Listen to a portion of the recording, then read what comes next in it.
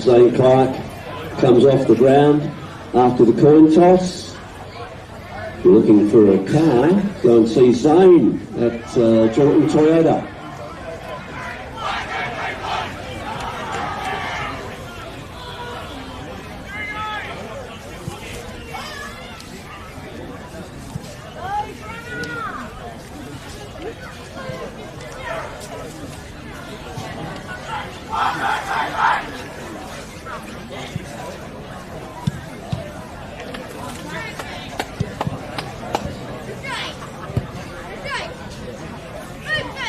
So this is the first one to start our day, final day of footy here in the Midwest.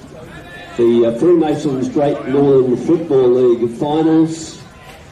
We start today with the grand final between the Railway Football Club and the Mullewa Saints.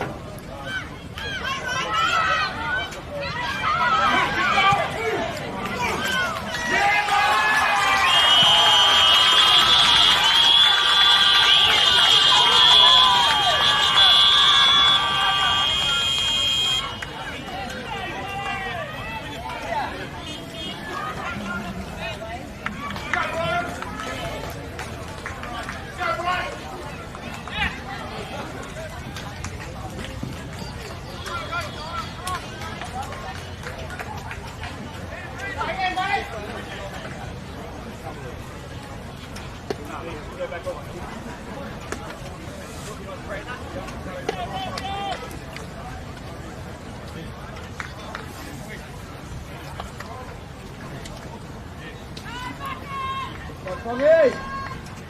Come, Rose. Come on, boys. Let's go here. Get it out.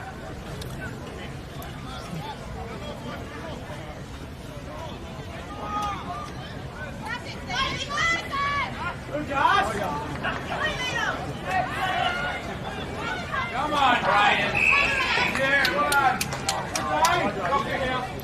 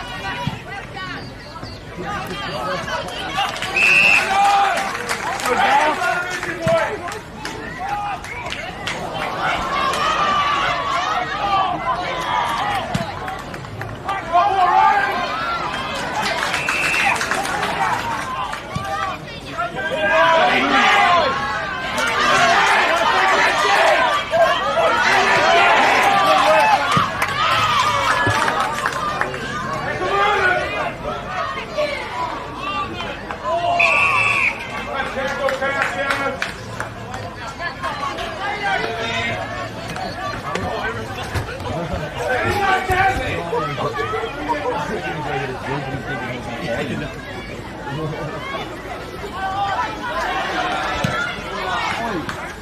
on, boys!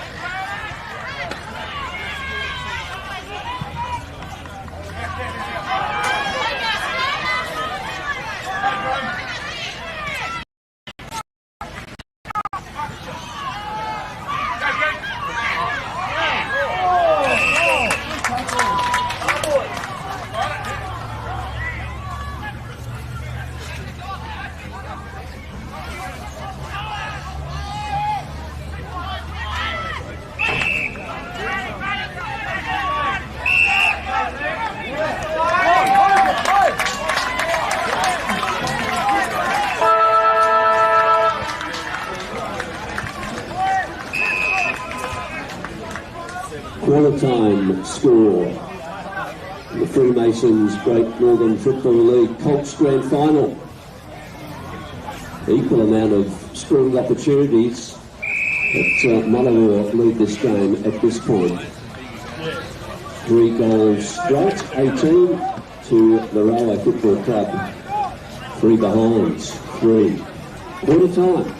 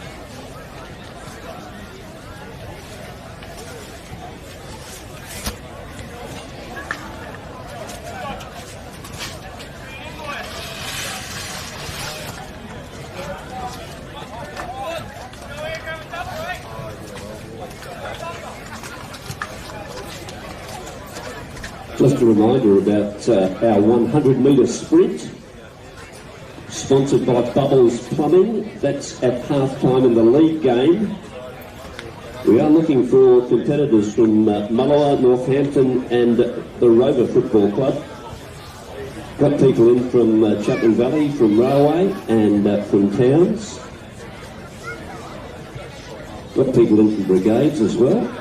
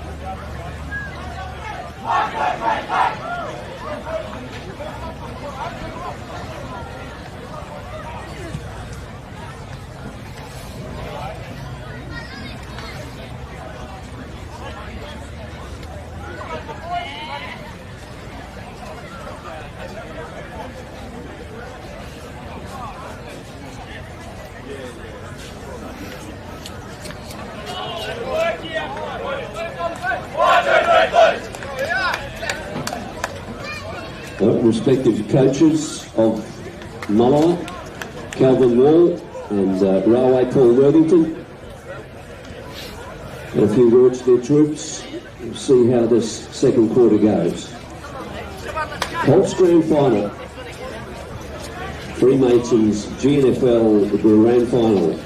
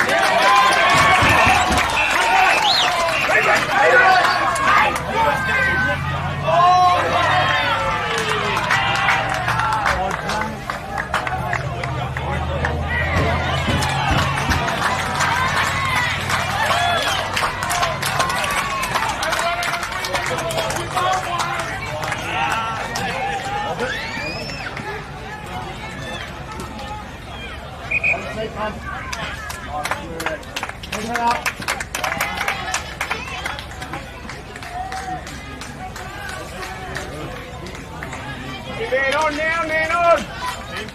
Stay ready!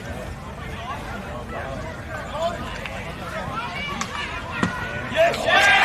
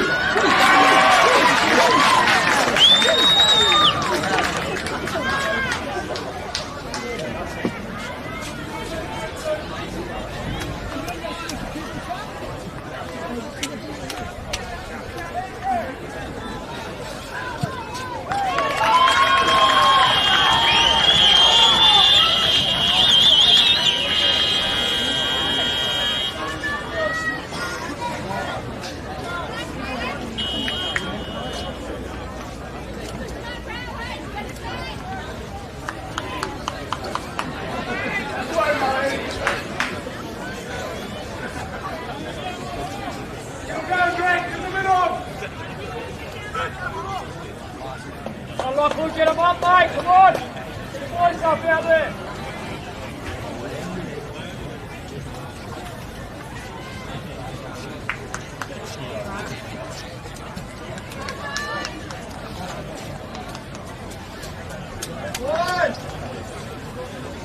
Get up, Drake!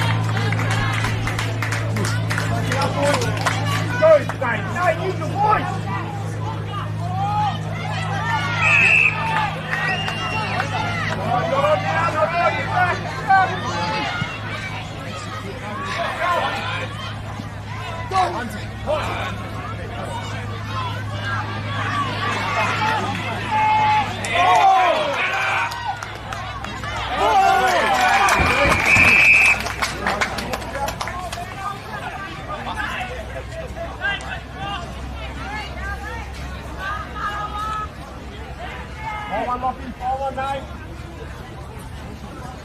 Go, you stay, Nate, you go.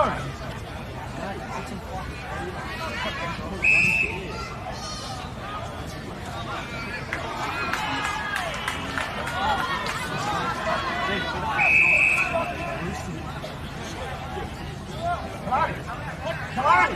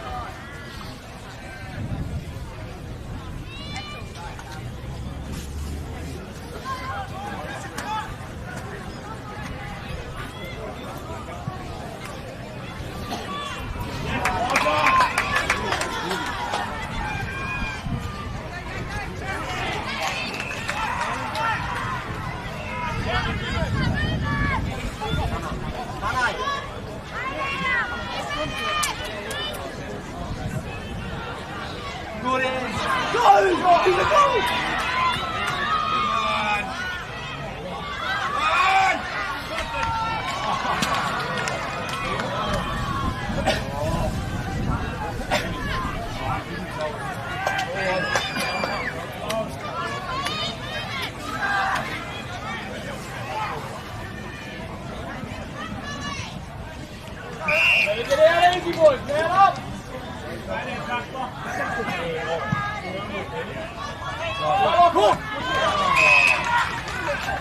Go, turn around.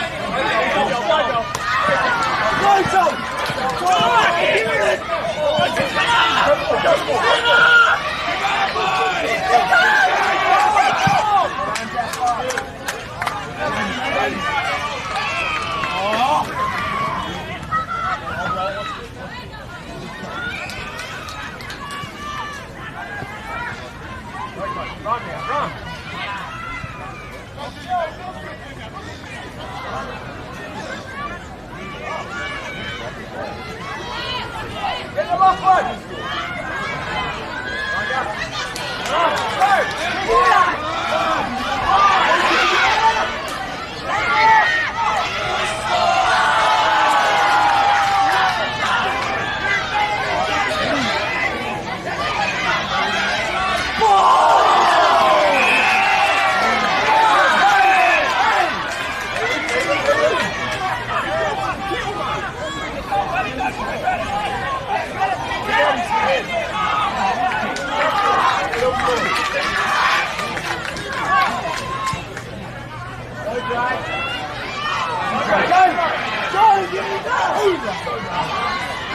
Jeopardy!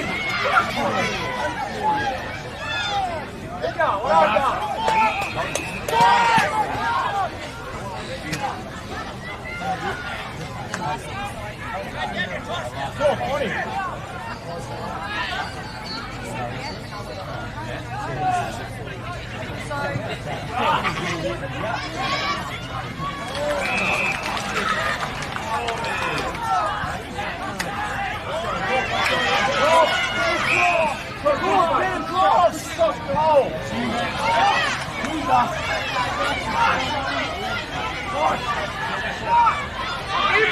Give it!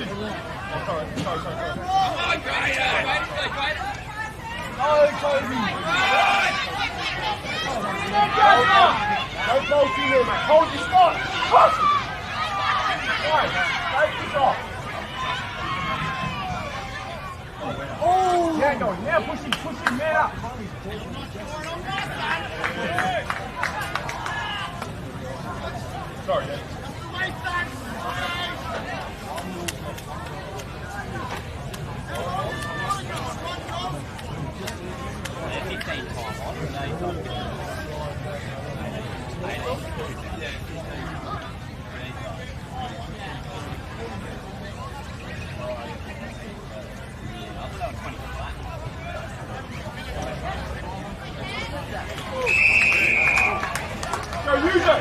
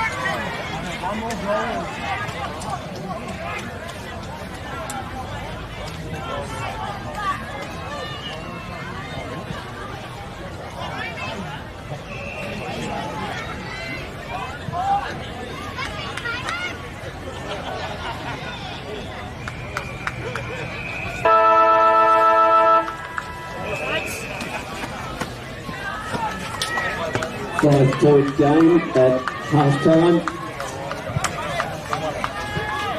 Mullera 4 straight 24, Railway 2-7-19 in this Colts Grand Final. Half-time break.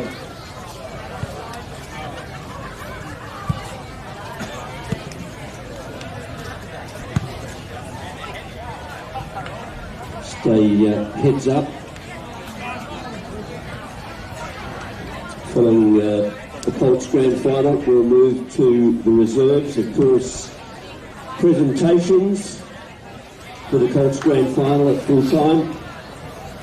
We're about 10:30, a little bit after that. It'll be the Alan Cox medal for the best on ground. Also, East Fremantle Football Club medal will be presented. Good to see the boys from East Fremantle up here. Thank you for your support of the GNFL.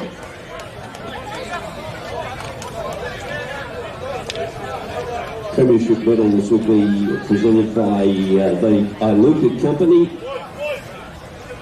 And then we head to the Reserves Grand Final, which today is a game between the Town Football Club and the Railway Football Club.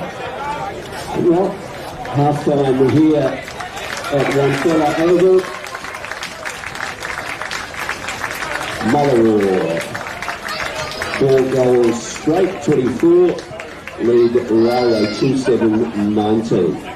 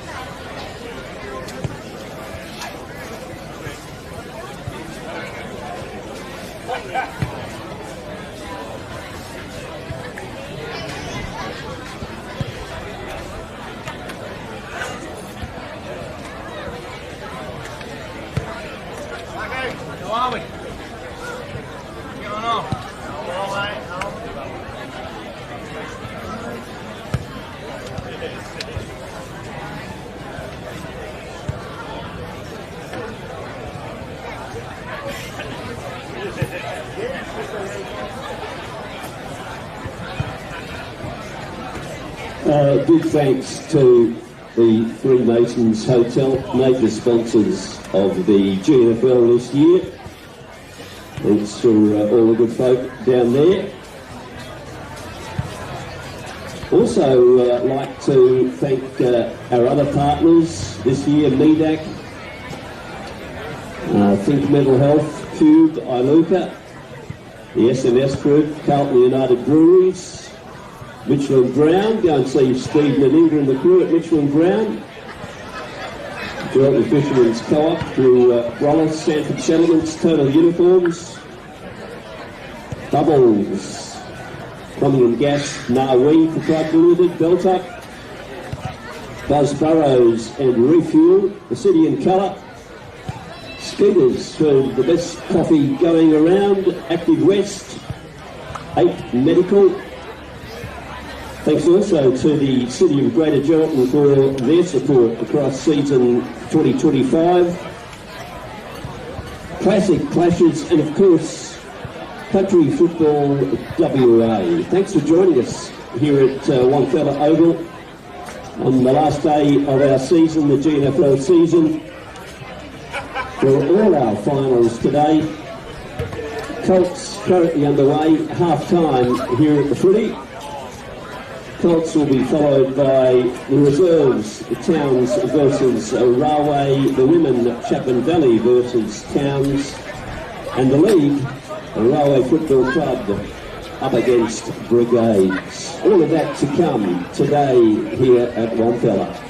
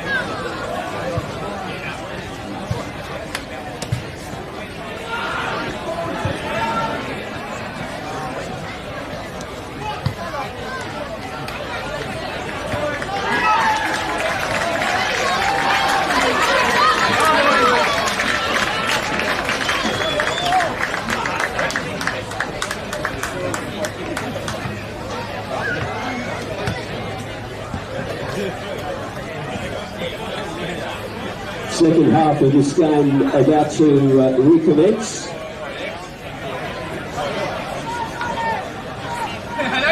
Colts Grand Final, Mullawall and Railway.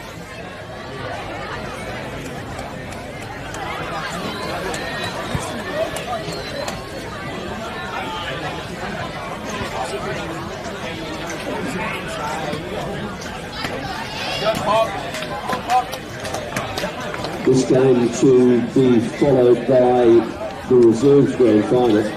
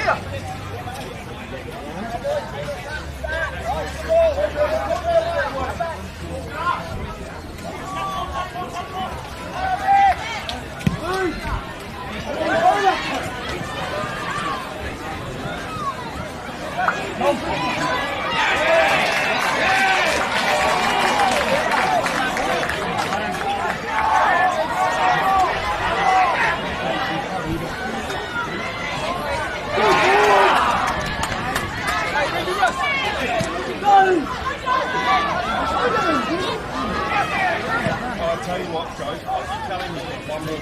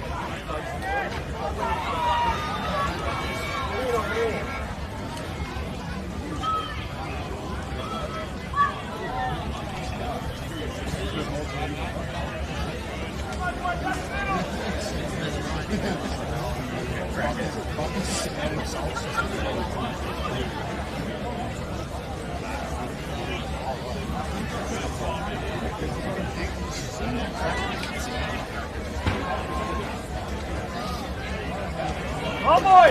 Go Angus! Boy!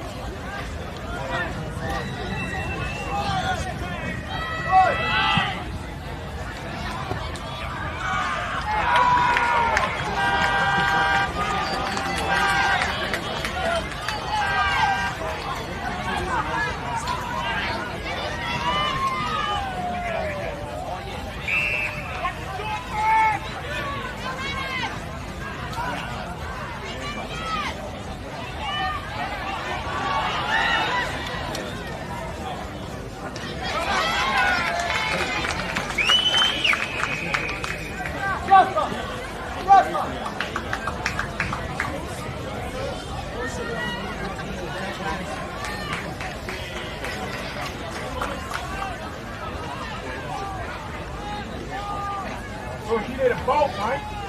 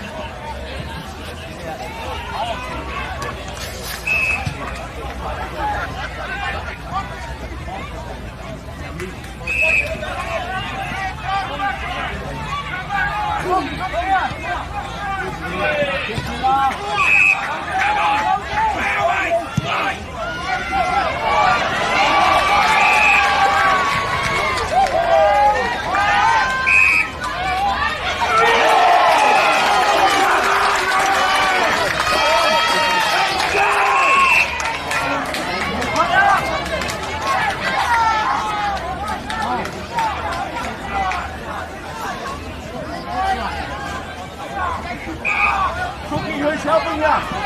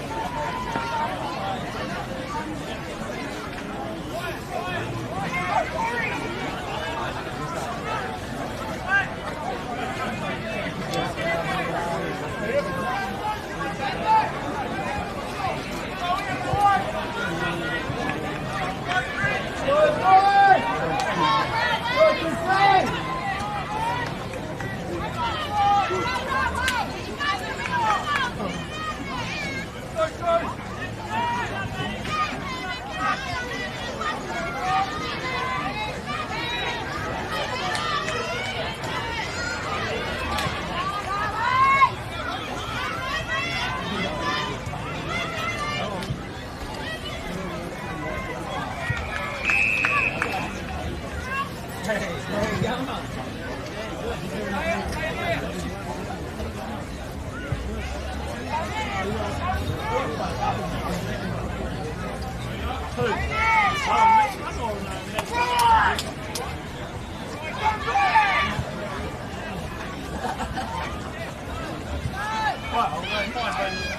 like they all already. No, they wouldn't be.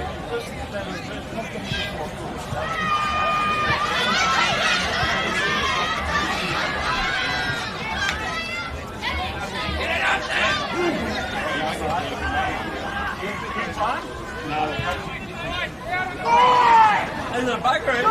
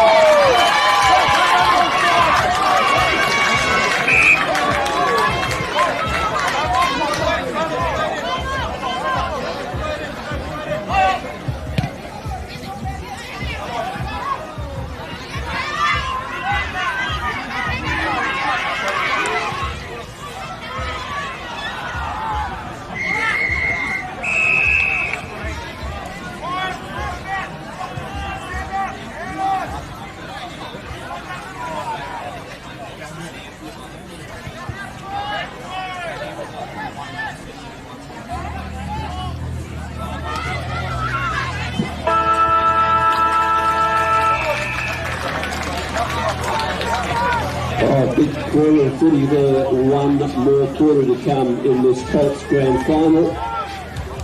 For those of you who can't see the scoreboard, Mullawar at this point 7-2-44, leading Railway 4-7-31. One more quarter of football to come for both these teams. presentations immediately after the final siren on this one.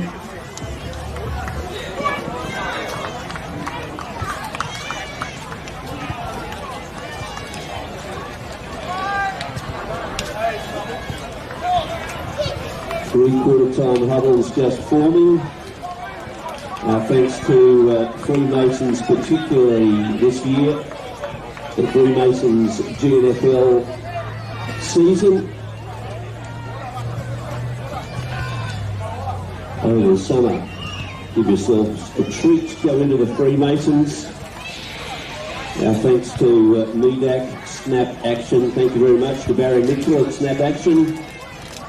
Think Mental Health, Q by Luca, the SMS Group, Carlton United Breweries, Mitchell and Brown, CBH, Stanford Settlement, Jordan Fisherman's Co-op, Total Uniforms, Bubbles, Plumbing and Gas, Belt Up, Narwee, Proprietary Limited Refuel, City and Colour, Skeeters, Active West, 8 Medical, City of Greater Geraldton, Classic Clashes, and Country Football WA. As I mentioned earlier, good to see the boys from East Fremantle here. Conclusion of this game will be presenting the Alan Cox Medal, the East Fremantle Football Club Medal. Con Trippy will be doing that for us. And Premiership Medals presented by Ryan Campbell from Iluka.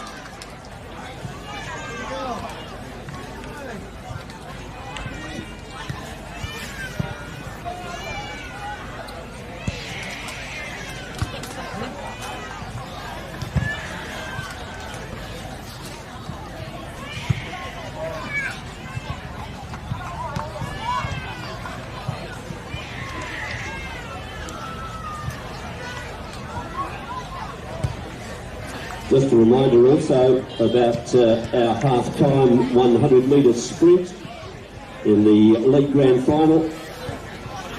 Looking for competitors from Mullawai, Northampton and Rovers. I think we're pretty well covered for towns, railways, Chapman Valley and brigades. I think they all have members in, but we're looking for someone from Mully, from the Rams and also from Rover. Good news is that it's a $250 cash prize for both the men and the women in the sprint.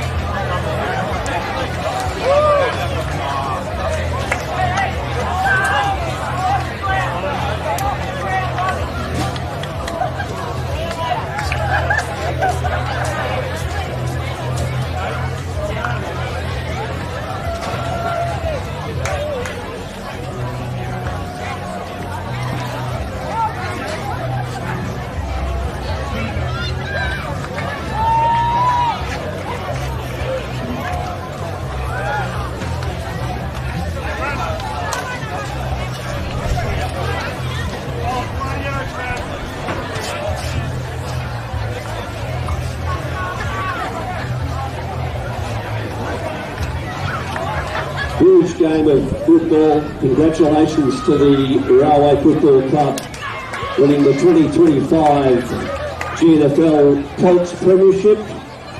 8-9, 57 to Mullawar 8-2-50.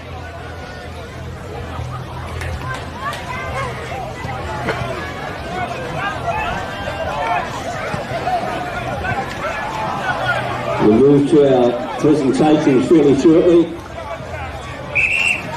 Shyla Morris to present the Alan Cox Medal for the best on ground.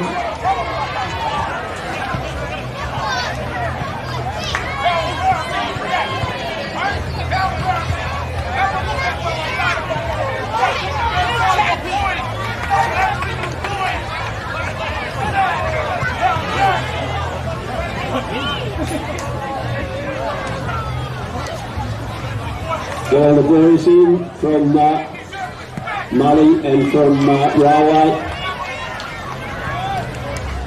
Congratulations to the umpires. A fabulous game of football, a real showcase of Colts football here in the GNFL. Couldn't have hoped for a better game.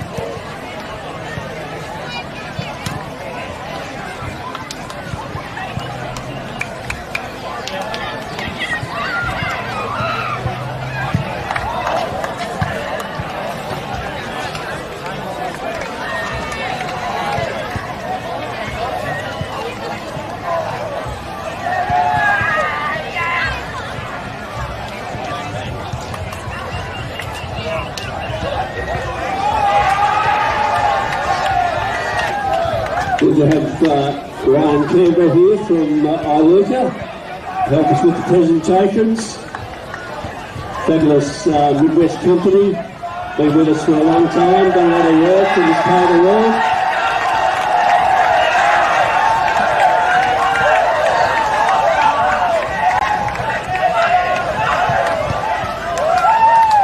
Brian, from the umpires, come up with us. Thanks very much. This is the Alan Cox Medal for best on ground, and Shyla Morris this is the umpire medal. We'll get Shyla up here as well. But the umpires medal, Brian, over to you. Okay. Brian Baker.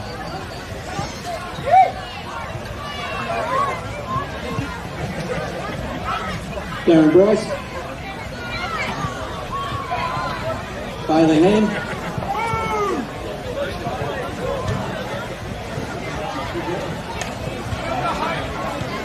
Jack Brown. Colin. Hey. Jack Reynolds.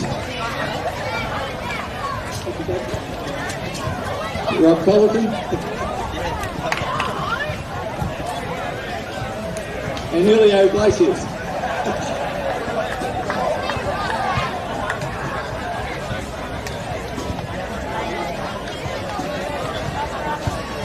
Thank you very much, Brian. We'll try and move pretty quickly through this presentation.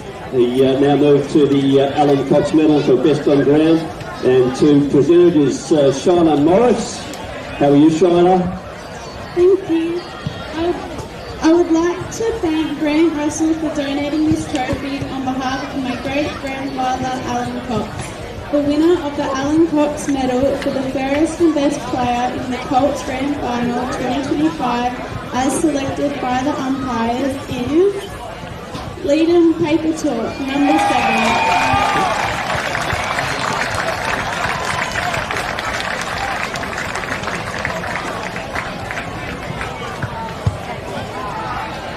Leading Paper Talk comes up. Winner of the Alan Cox Medal.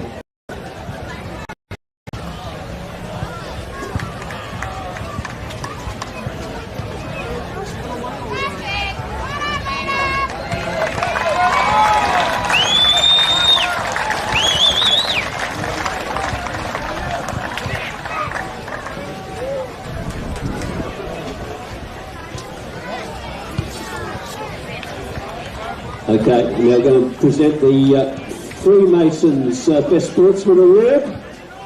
You're going to do that, Carissa? And the winner of this award goes to Gus Osborne from Ireland.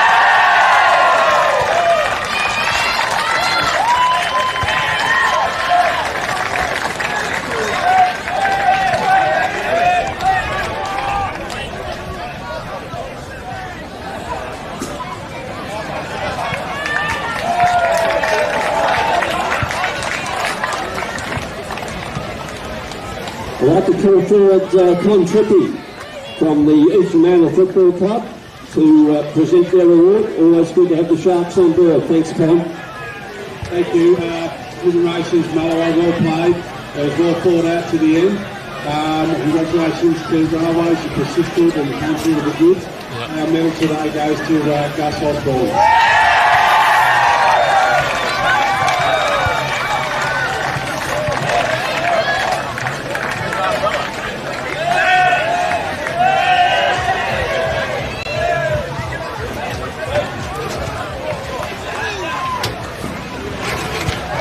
Thanks very much, Con. Ryan Campbell. I'll get Ryan Campbell from Iluka to present all the premiership medals. Paul Worthington, where are you? I'll get you to call up your balls, Paul. Premiership winning coach, Paul Worthington. If you want to take the mic and clear your balls through. Thanks, Paul. First of all, I'd like to thank Cal, Jerome and Greg. You boys have been the best parts for so many years. Hold your head up high, because I'm sure you'll be back here in this time next year. So well done to you boys. I'd like to thank TFL and Thames Football Club. It's not the greatest of weather, but it's always a good day here, full day of footy. First, quickly just to our Colts sponsor, M&B. They stuck by us all year, so I hope we did you proud today.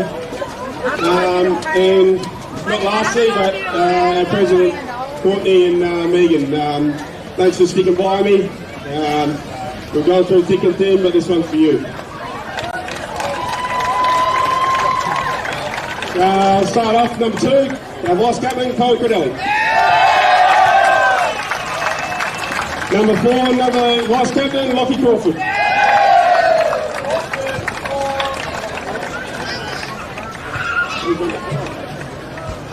Number 5, Jasper Rucci. Number 6, Gus Sporting.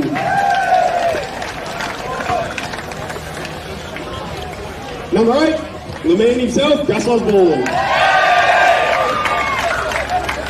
Number 9, Karate Man. Number 10, Bryson Pinelli. Number 11, Eli Grigsby.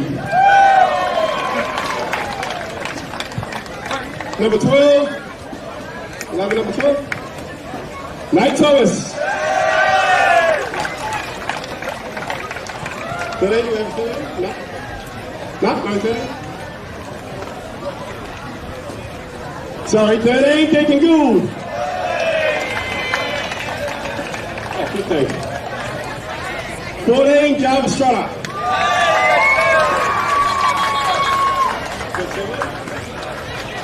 Get in line.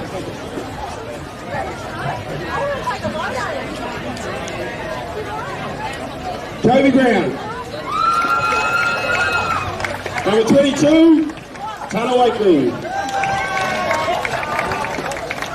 Number 21, Dre Mingo. Number 26, Angus Creeks.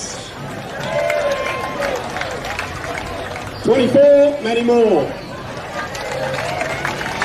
Number 20, Joel Ashworth. 25, Elijah Bellotti. 27, Lewis O'Malley. 23, Riley Fong.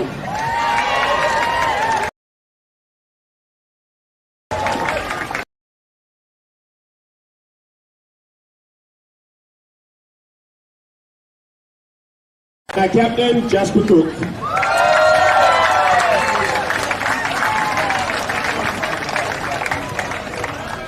My right hand man, Pop Normie.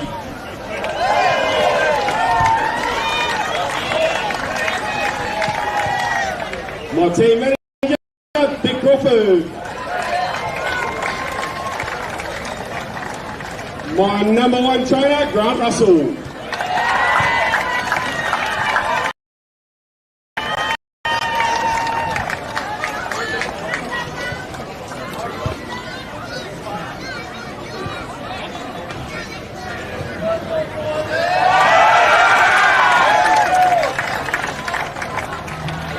Thanks very much, Paul. Congratulations to the Lowe Football Club.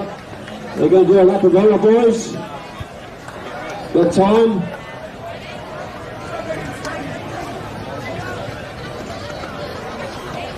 Up next, our reserves grand final. The Lowe Football Club out here again against Towns in this one. Thanks very much to Ryan Campbell from Inuka.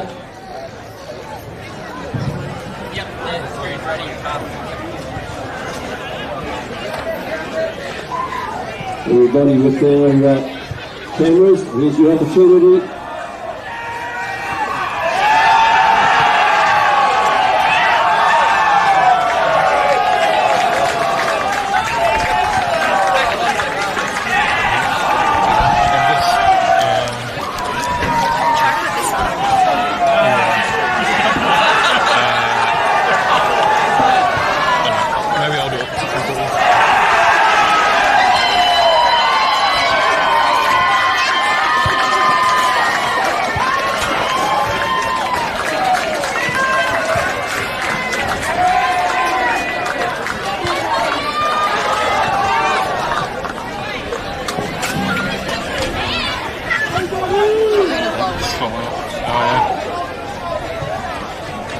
Might have to deal with the umbrella. I don't know.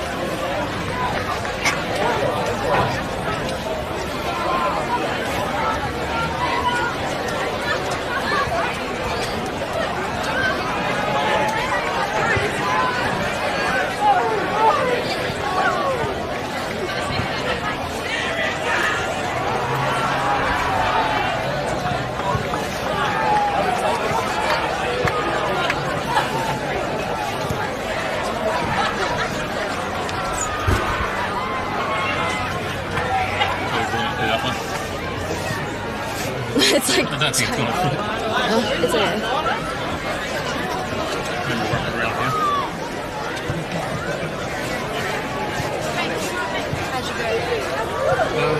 Yeah, good. Told me to get here about 2 hours early. So.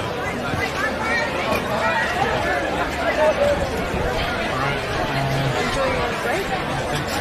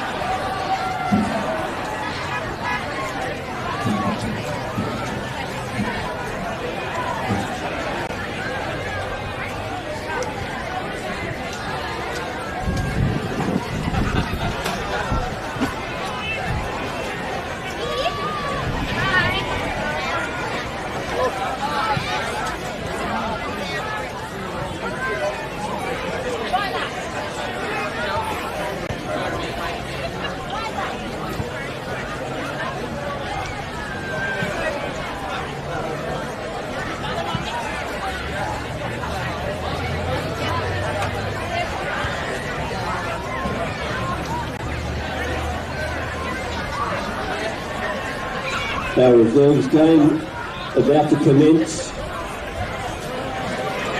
Coin toss to be conducted by Daniel Tyler from Bubbles Plumbing and Gas.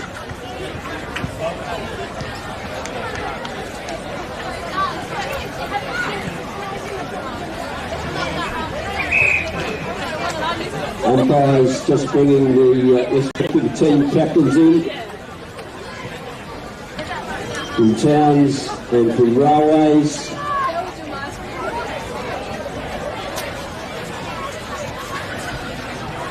Half time in this game, we'll have the Toyota Cavalcade of football. Quite a few of our award winners from 2025 will be in that cavalcade. Thanks to Toyota for providing the opportunity. Coin toss, I think it's like railways, I think my towns might have won the toss. See which end they're going to.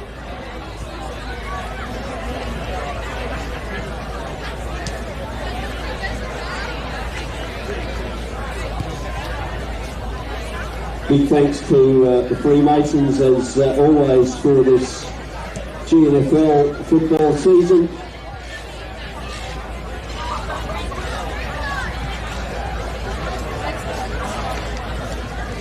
On time at the moment, which is good.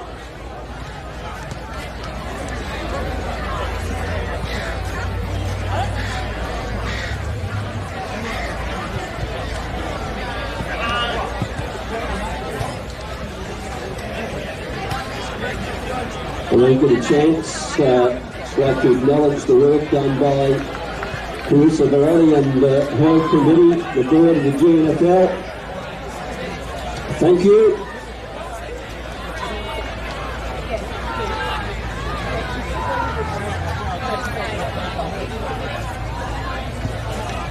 Reserves Grand Final about to get underway.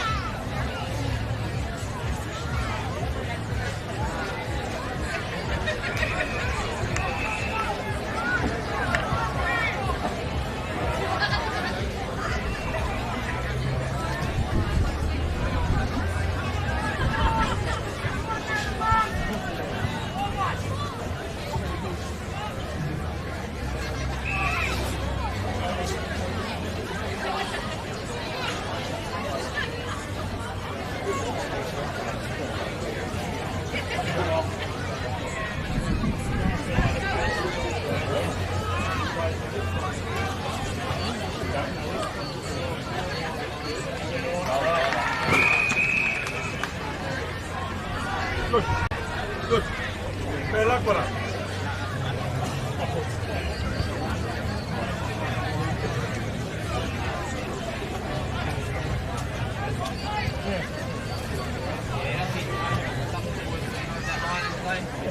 Yeah, that's what I said, John.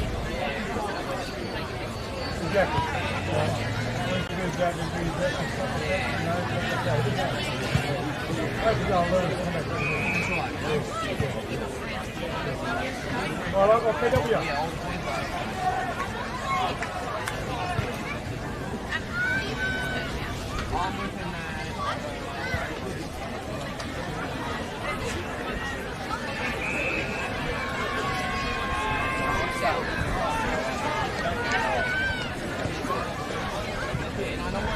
Pick me up with an email and then, yeah, I don't have any cards.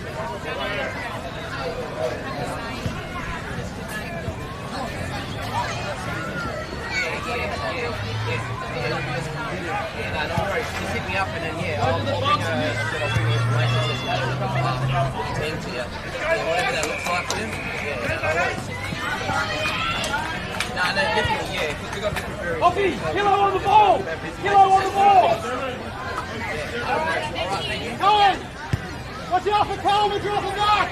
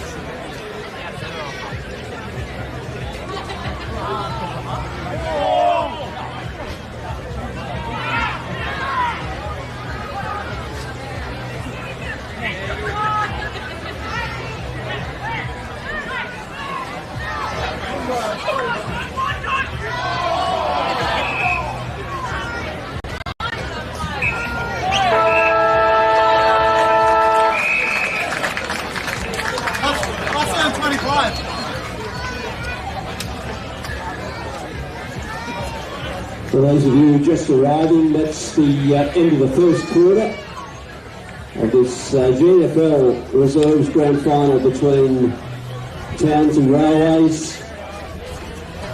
You can't see the other side of the oval. The score, Towns 2-1, 13 Railways, one behind, 1 point. As a reminder, half-time in this game, our Toyota Cavalcade of football. Quite a few of our award winners across the year. JJ Medal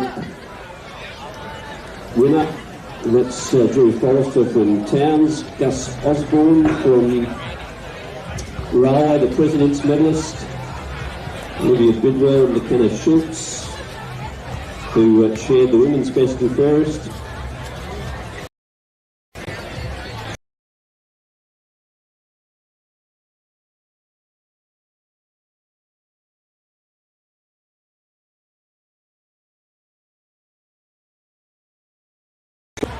And the GNFL Umpires Awards also. See all of those at half-time in this game in the Toyota Cavalcade.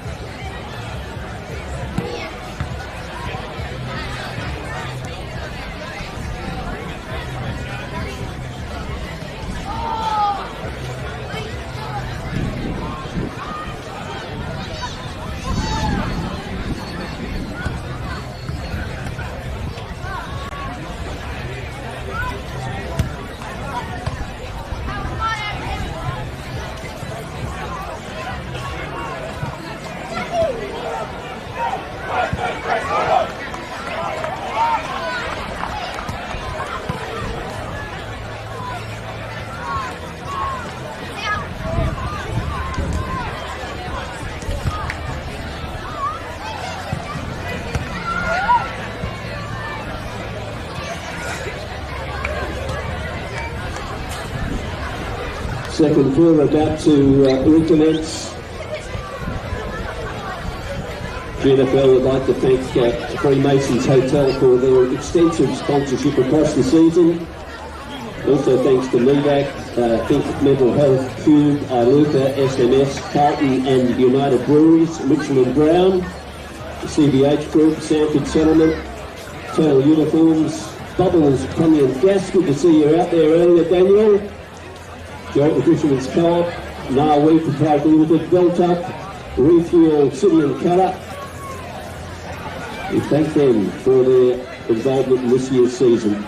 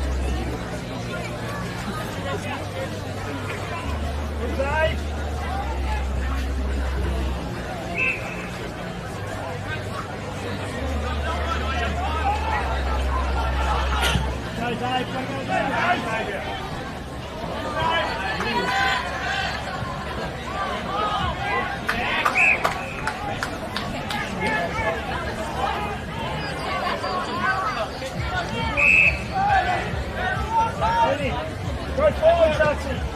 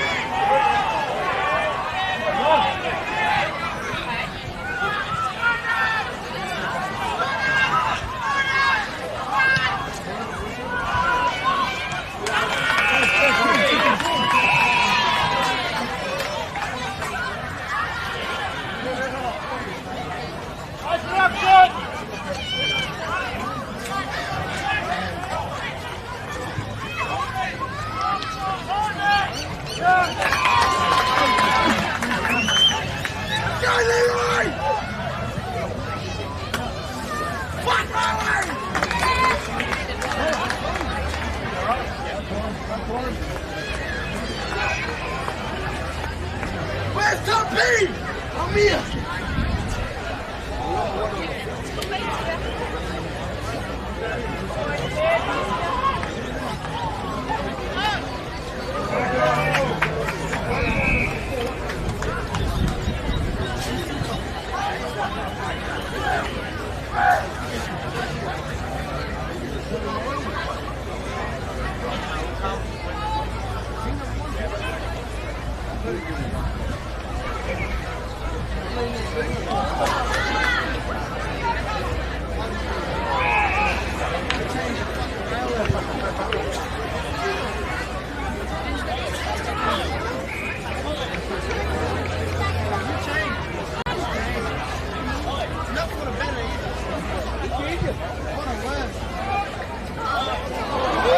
Just a shout out to our award winners, those taking place in the Toyota Cavalcade. Drew Forrester, Gus Osborne, Olivia Bidwell, McKenna Schultz, Tracy Campbell, Blake Taswell, Violet Sherrington, Lockie Rowe and Craig Carson. If you could go over to the race where the big red Tundra is, just inside the entrance, that's where we'll start our cavalcade. If you could assemble over there now, folks, it would be appreciated. Drew Forrester, Gus Osborne, Olivia Bidwell, McKenna Schultz, Tracy Campbell, Blake Taswell, Violet Sherrington, Lockie Rowe and Craig Carson.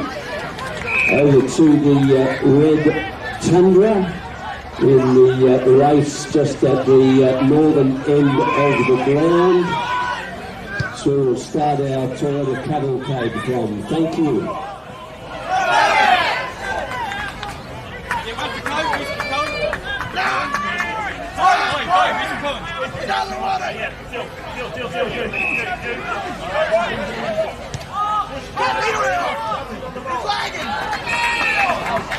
got 250 pins. Look at him by himself in the middle. Wow! Get Leroy off, he's on the highway!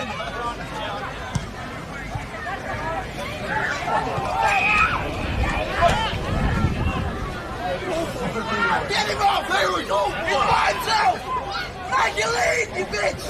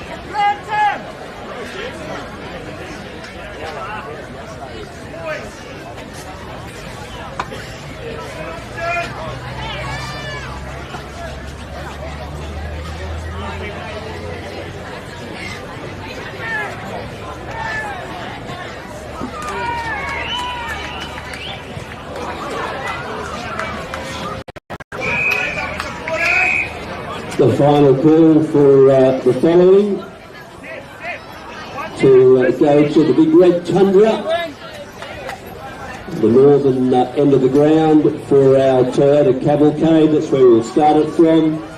Drew Forrester, Gus Osborne, Olivia Bidwell, McKenna Schultz, Tracy Campbell, Blake Taswell, Violet Sherrington, Lockie Rowe and Craig Carson, please.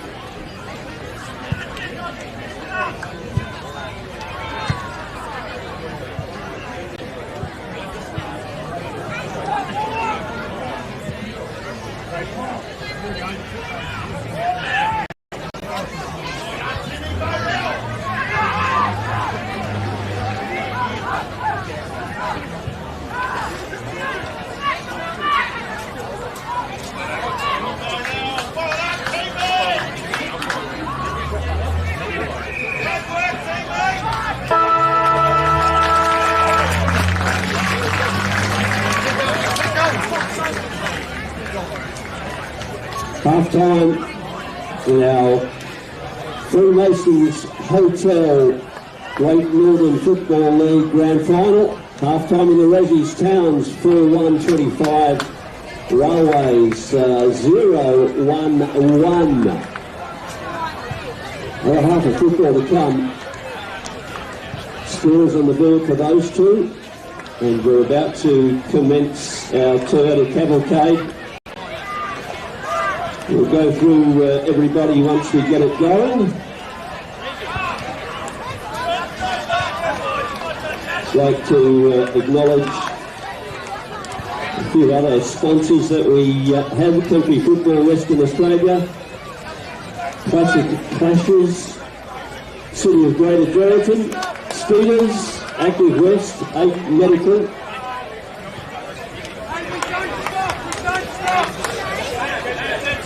up after the reserves grand final, we'll move to the women's game, which today is between last year's grand finals. It's a repeat, Shotland Valley and Towns. Plenty of football to come before that.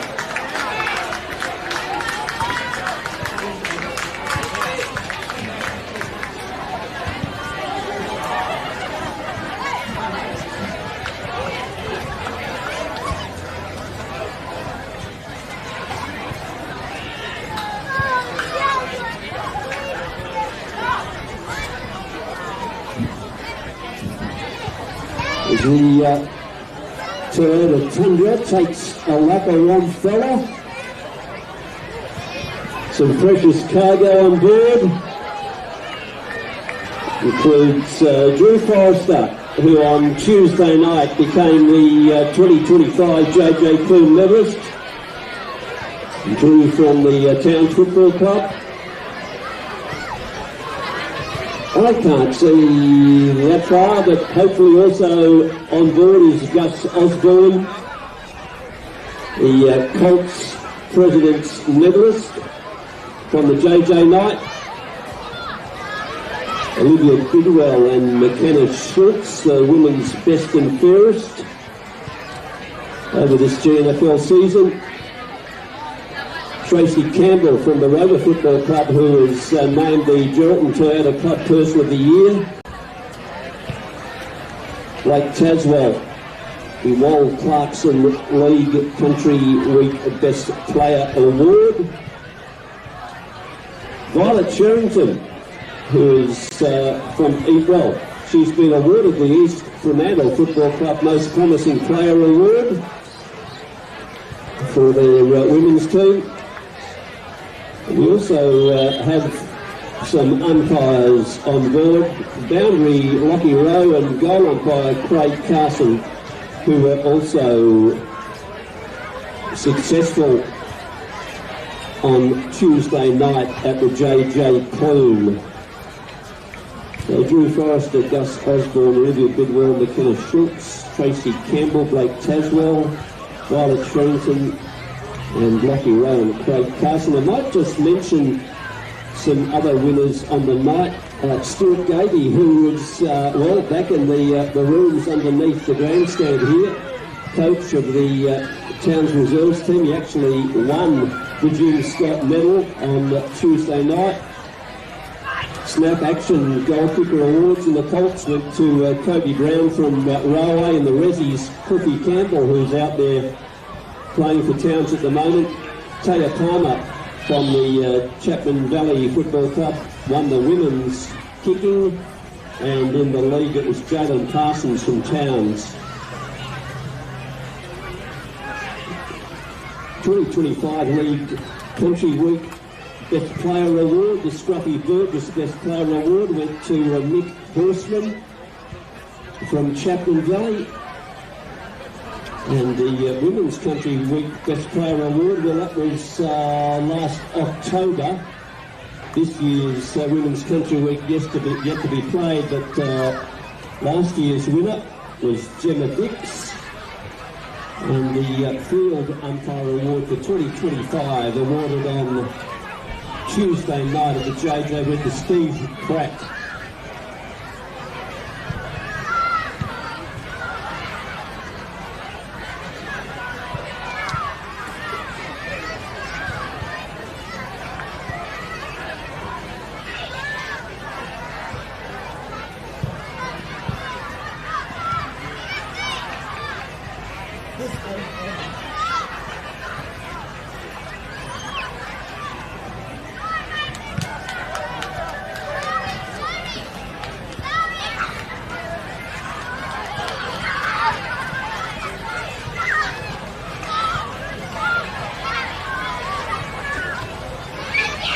As they come past the grandstand, giving a big round of applause. So award winners from Tuesday night: Drew Forrester, the JJ Queen medalist, Gus Osborne, President's medalist, Olivia Bidwell, McKenna Schultz, Tracy Campbell, well done Trace, Blake Taswell, Violet Sherrington, Lockie Rowe, and Craig Carson.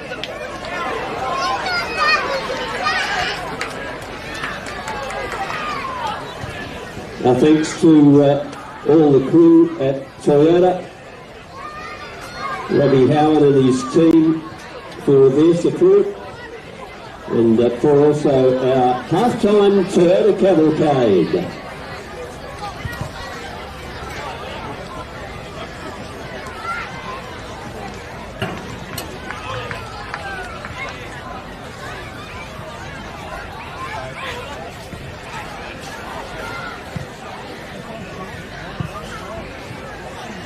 Conclusion of this game, the reserves grandie will have the best on-ground medal. It's presented by GSAC.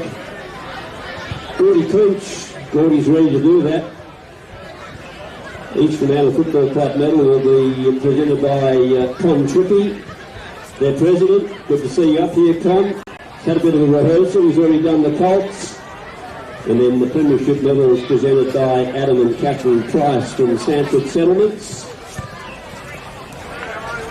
All of that to look forward to another half of reserve football grand final.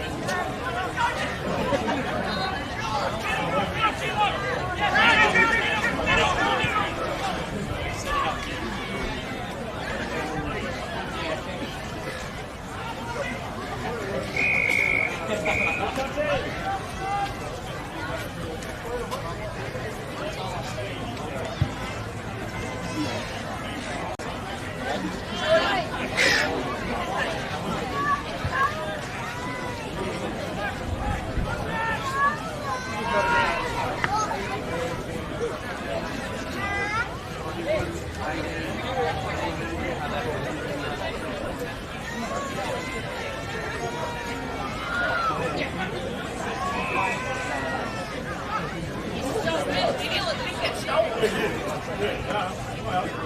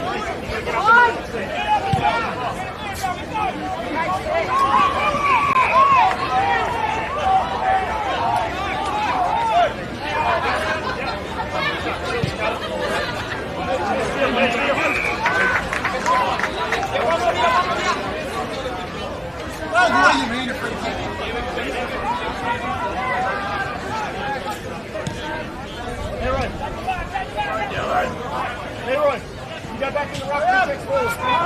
Next ball.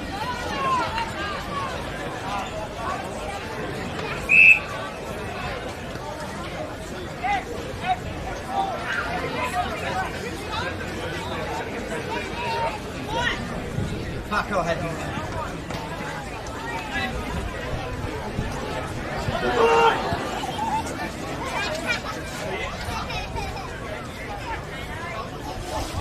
Pick it up! Right, Kano. Still. Can you get coordination while you're in there? Keep the kids.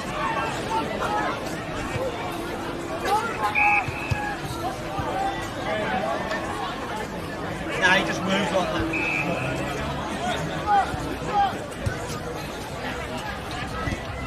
How long was that last ball to go for?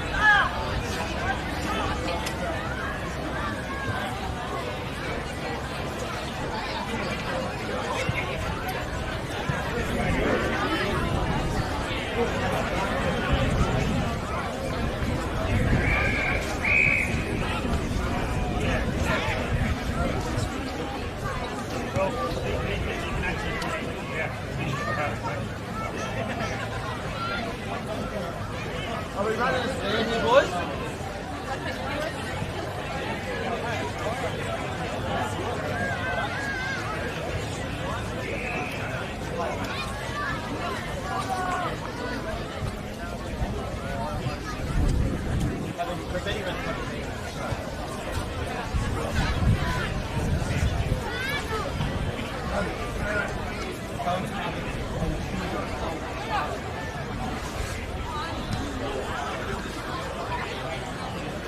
Make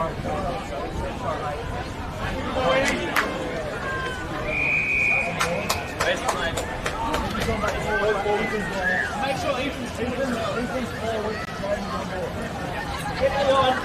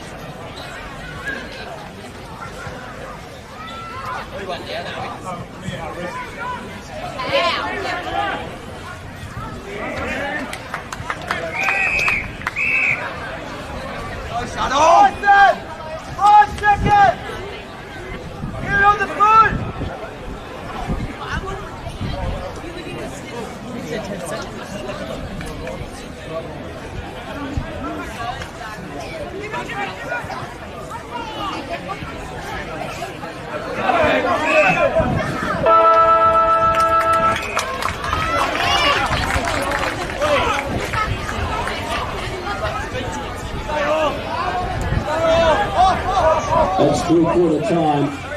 One more quarter of reserves football to play in this GNFL season.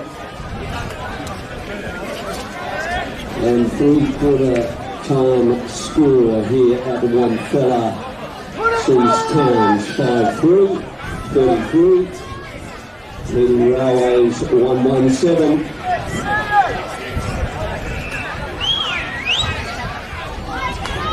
Kick to come.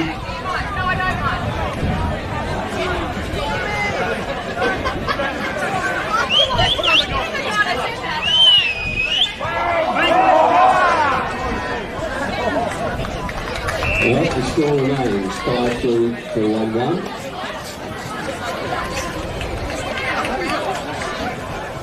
season brought to you by Freemasons Hotel, the NFL.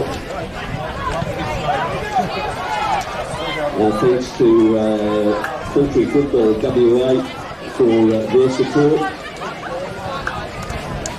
Also MEDAC, Think Mental Health, Snap Action. Good to see Barry Mitchell here, taking some photos. Baz, Cube, Iluka, Great Southern Fuels, Carlton United Breweries, the SMS Group, Mitchell and Brown, Sanford Settlement, CBH Group, Double Plumbing and Gas, Brass, the Geraldton Christian Spot, Total Uniforms, Marwee, Proprietary Limited, Refuel, Belter, City and Colour, Speeders, Active Rest, 8 Medical, City of Greater Geraldton, and Classic Clashes. Organisations and people who brought you this year's GNFL season, and we sincerely thank them. Conclusion of this game, we'll have our presentations, the best on ground medal, presented by GSAC's Geordie Clinch, the East Fremantle Football Club medal. Good to see them in town and involved in our GNFL Grand Finals. The East Fremantle Football Club medal, presented by their president, Con Trippy. And the Premiership medals in Flag and Cup, presented by Adam and Catherine Price from Stanford Settlements.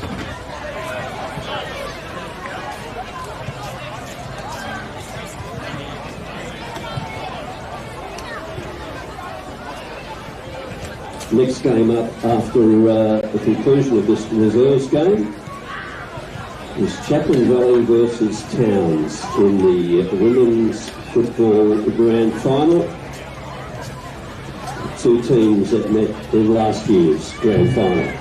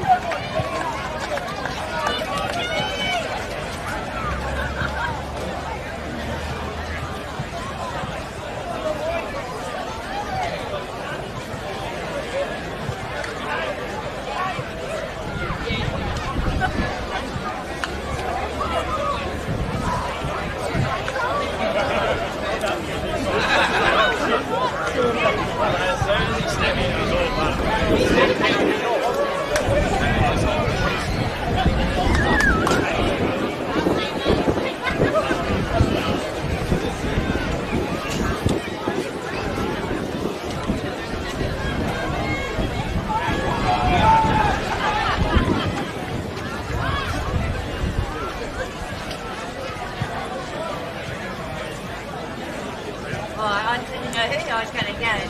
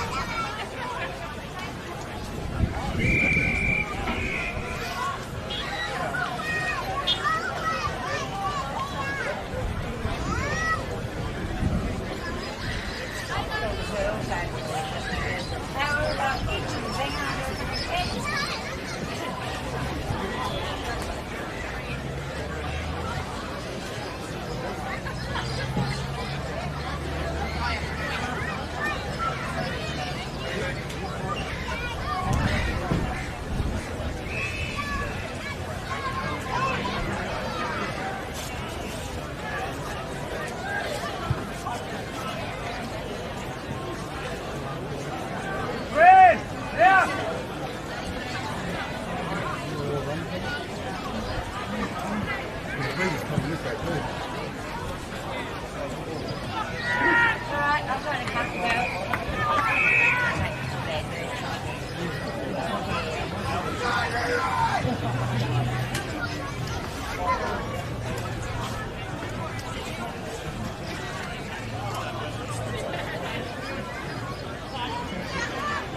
Reese's got to make the contest in.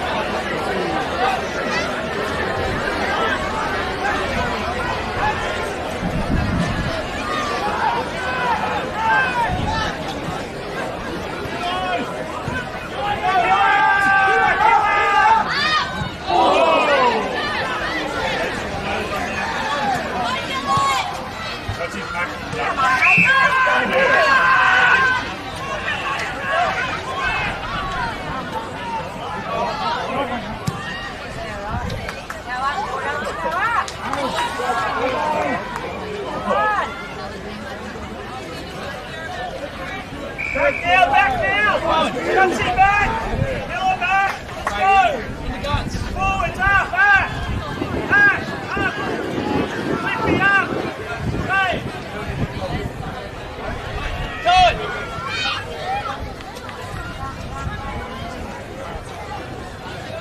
Up. Get up there.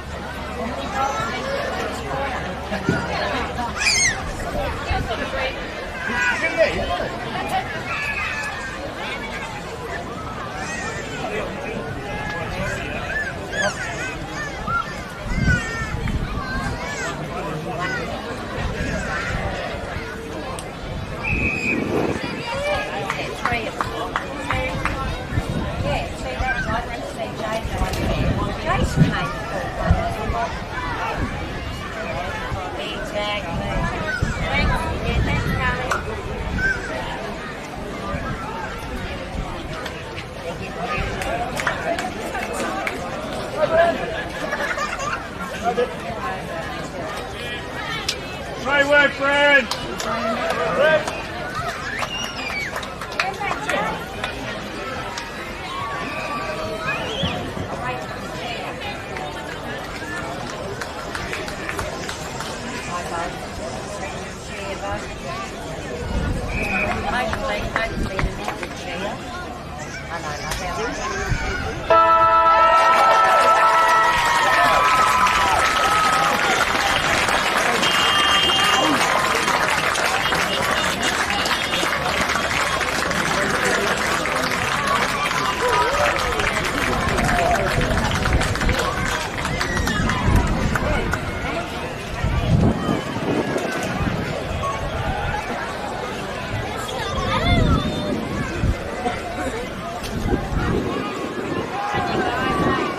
Very shortly, our presentation of the reserves grand final winners.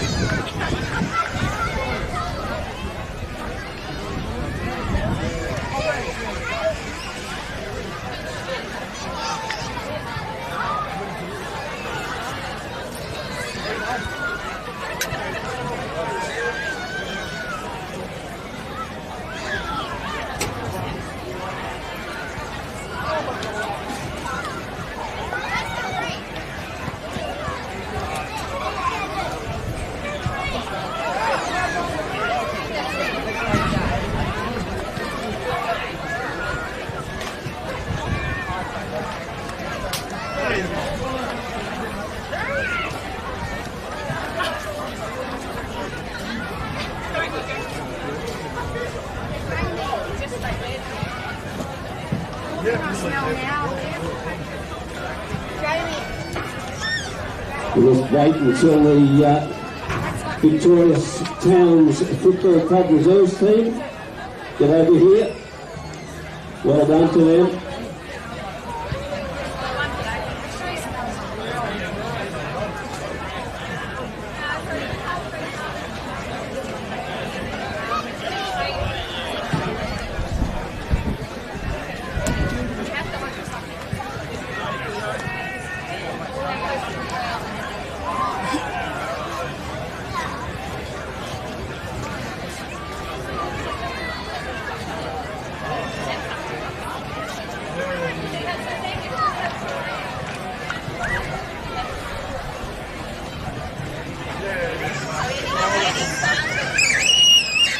Well-fought game. Weather conditions did change a little bit through that. One stand earlier on, the wind's blown through and dried things down a little bit. Better than that. So we'll run the cable out. Presentations to come shortly. They'll have audio for the women and the men. Rudy Clinch, Alan Price. Pricey, you should be running in the 100 metres. Good to see you.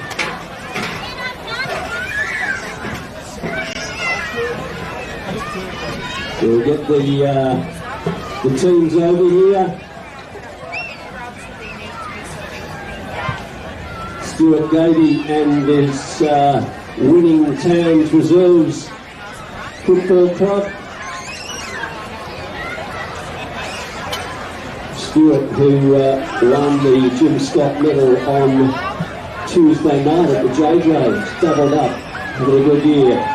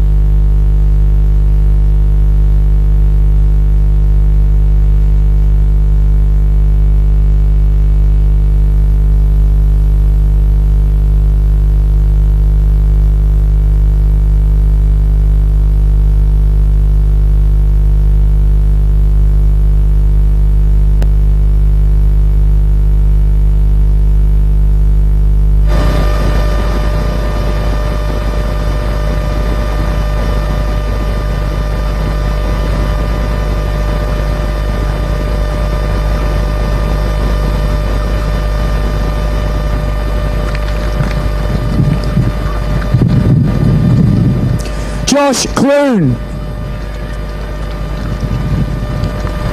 Right, mate. Gordon Bogan.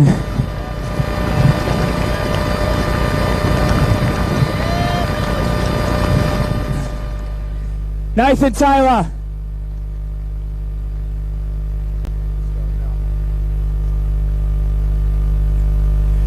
Mitch Dip.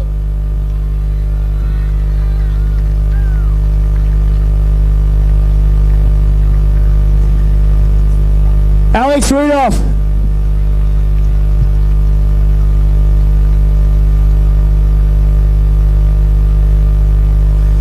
Mitchell Marsh.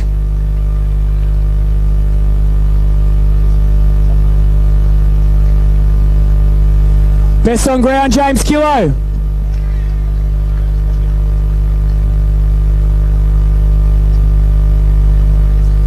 Matty Albanus.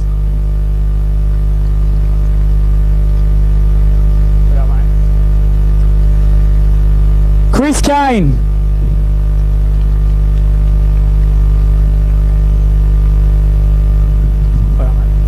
And I think I've left him till last, my assistant coach, Tim Bodell.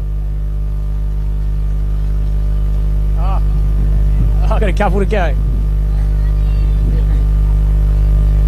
Sorry, full forward, Cliffy Campbell.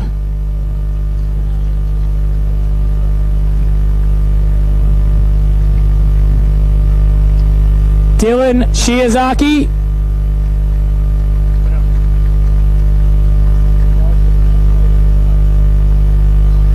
Xavier Cottrell.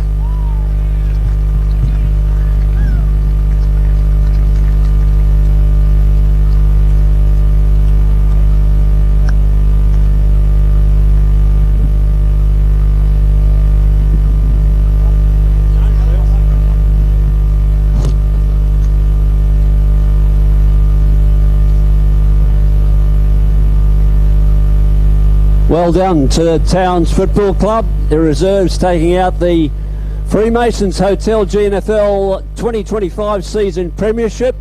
Well done to them. Now Adam Price to present the premiership trophy to Stuart and his boys.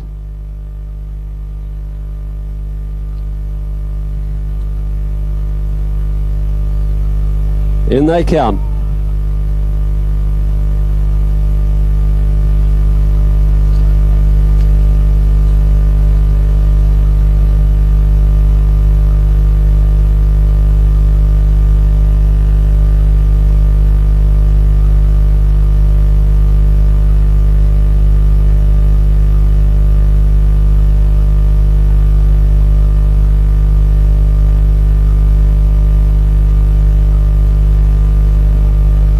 Thanks to Adam and Catherine Price from Sanford Settlements supporting us on this grand final day, doing the presentations for the reserves. A few minutes away from the women's grand final. We'll see last year's contestants, Chapman Valley and Towns, going around again.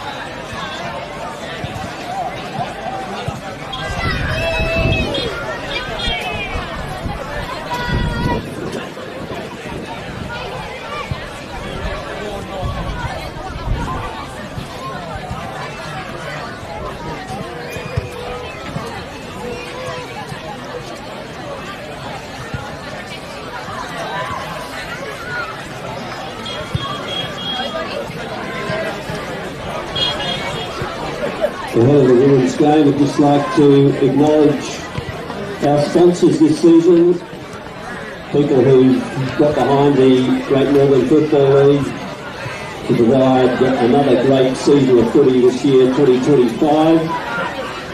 Especially like to thank the Freemasons.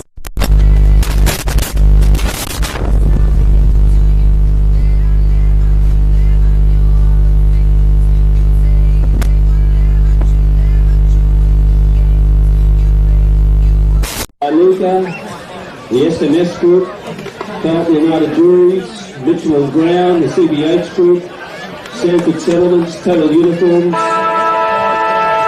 the Gerald Fisherman's Co-op, Bubbles Plumbing and Gas, Narwee Proprietary Limited, Beltup, Refuel, City and Colour, Steelers, Active West Real Estate, ATE Medical, the City of Greater Geraldton, Country Football, Western Australia, and Classic Clashes. Without the support of those organisations, it would be a very tough year. So thank you very much to all of them. Folks, ladies and gentlemen, if you can do business with any of those groups, we would sincerely appreciate it. Start of the women's grand final is scheduled for 5 minutes past 1. Pretty much on time here at the Longfellow Oval. We look forward to these two teams playing Chapman Valley and Towns, who met last year in the grand final. Towns, the defending premiers, Chapman Valley, their opponents.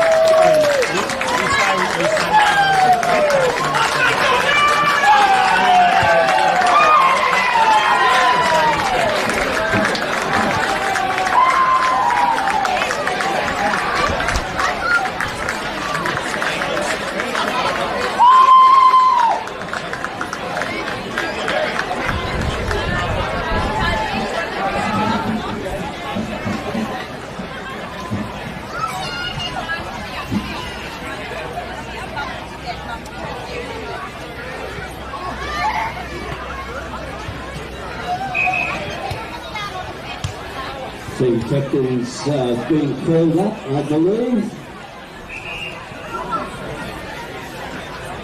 Grant Russell, who is the WA Volunteer of the Year Award for the Midwest.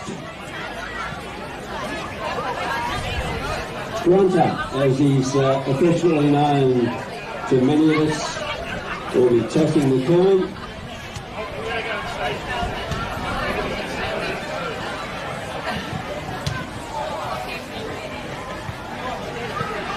The two captains about to take part in this coin toss.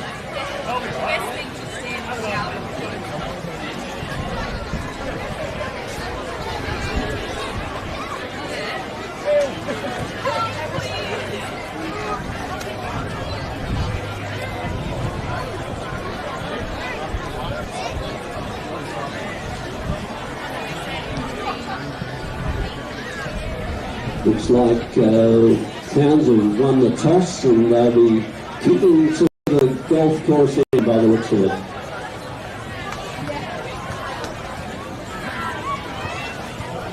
Thanks very much to Grant Russell, WA Volunteer of the Year Award for the Midwest. Thank you for all you do for the game, Grunter. Much appreciated.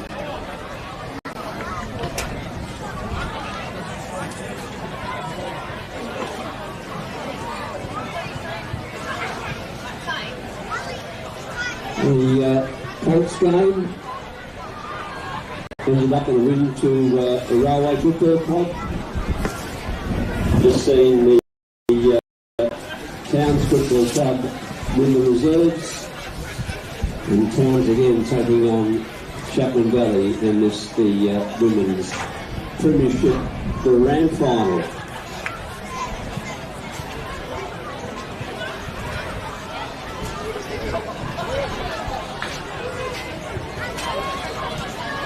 To clarify a few questions.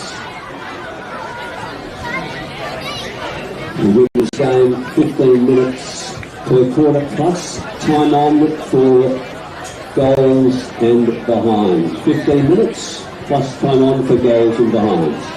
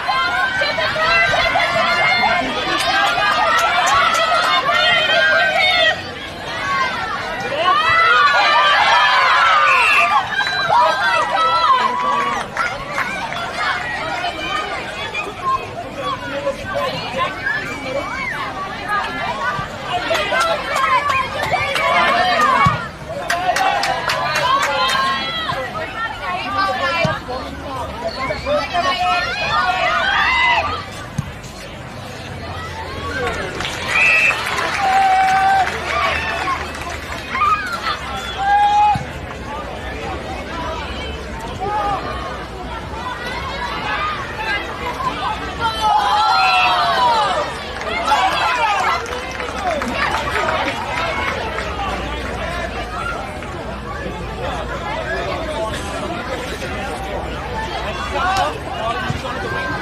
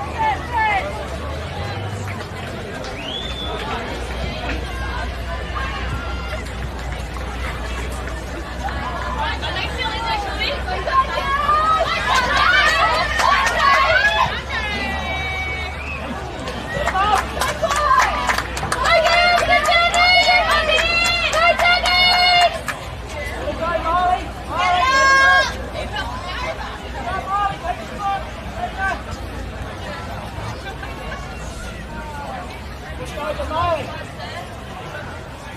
Push over.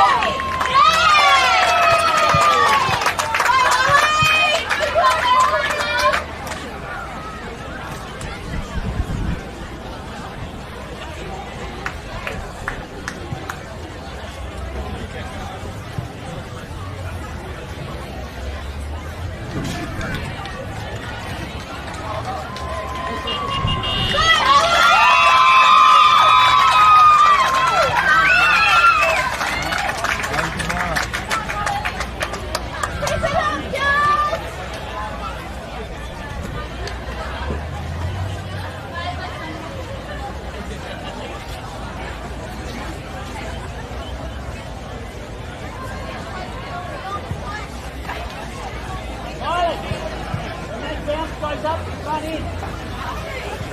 Yes.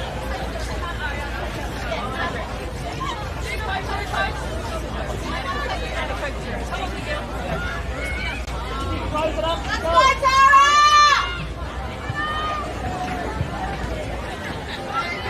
Go, go!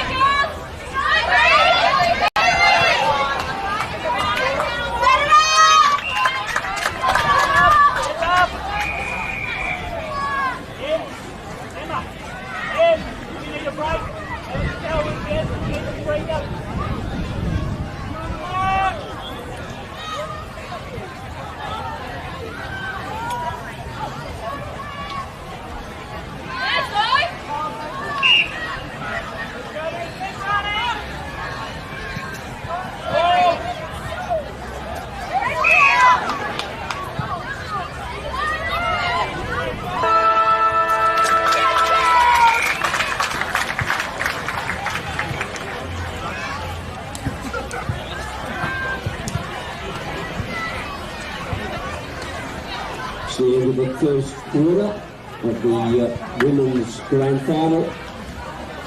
The score, Towns 2-2-14 leading Chapman Valley, 1 goal straight 6.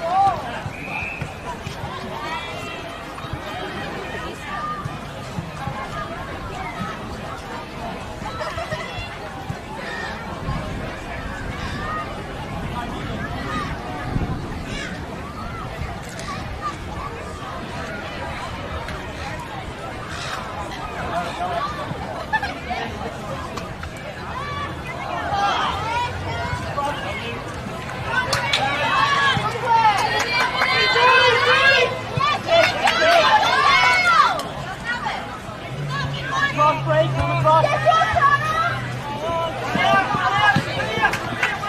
Straight through, Bree. Straight through.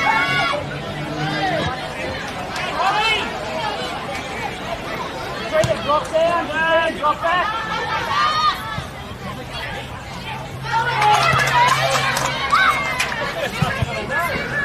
One back, one back.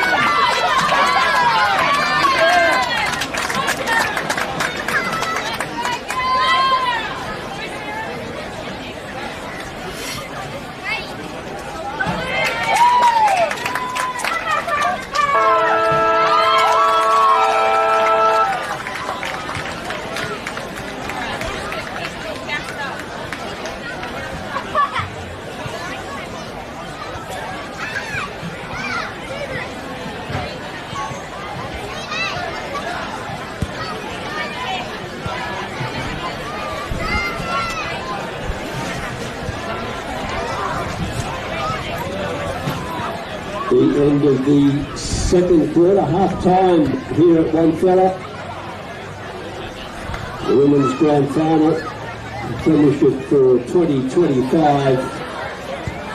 At the moment, half-time, 3-2, 20, Towns, 1-4, 10, Chapman Valley.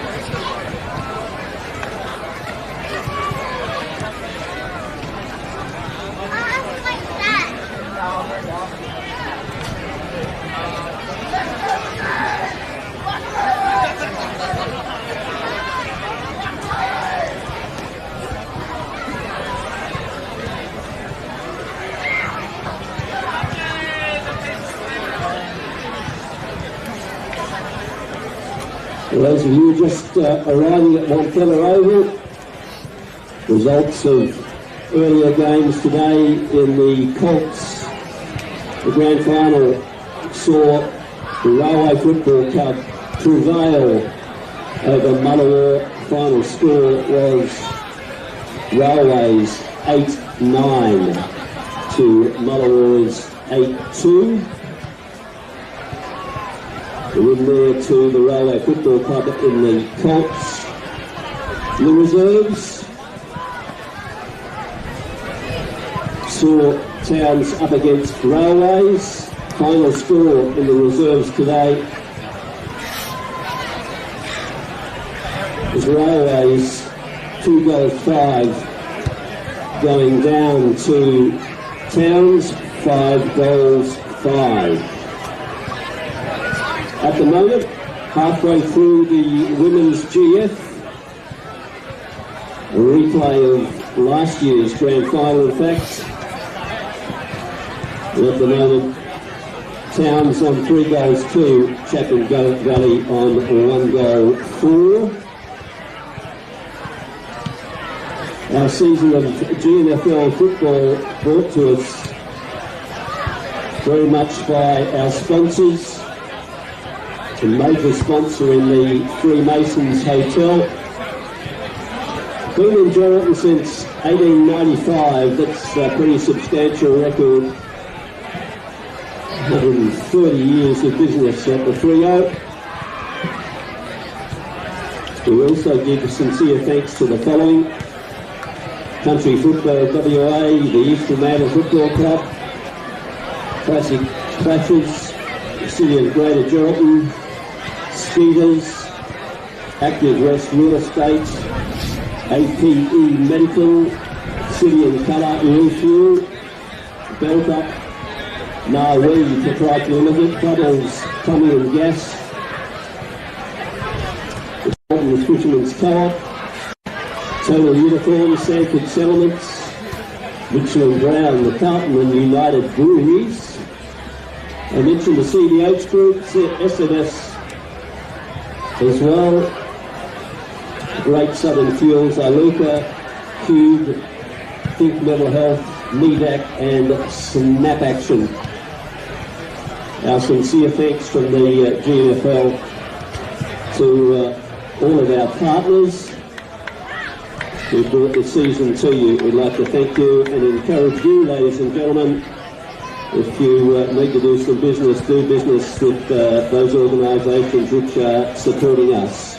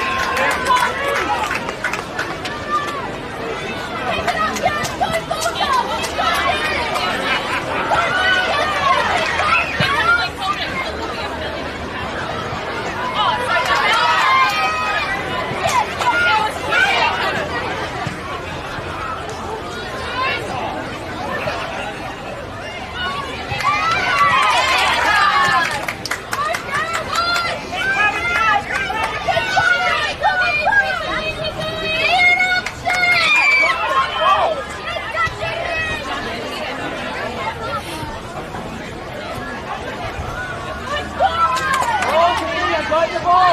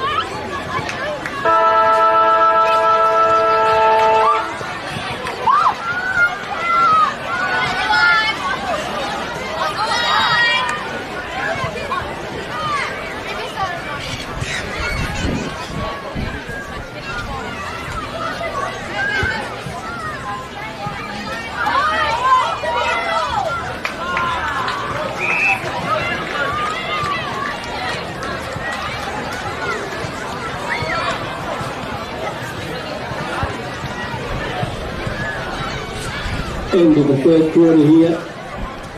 The women's grand final, Towns versus Chapel Valley, and the three-quarter time score sees Towns 3-2-20, leading Chapel Valley 2-6-18.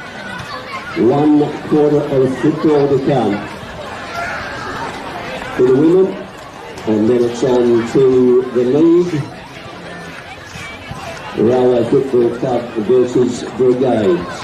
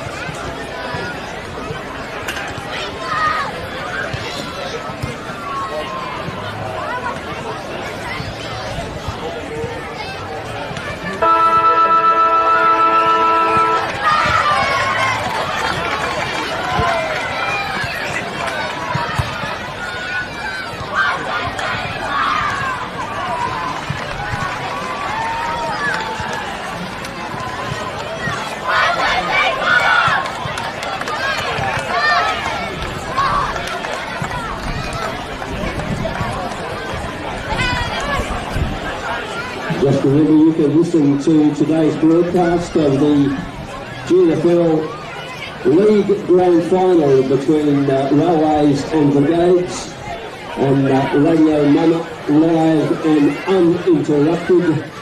Pete Fiorenza, Glenn Bond, and join us here at One Fella Oval for the broadcast of the game, coming up after the women's final.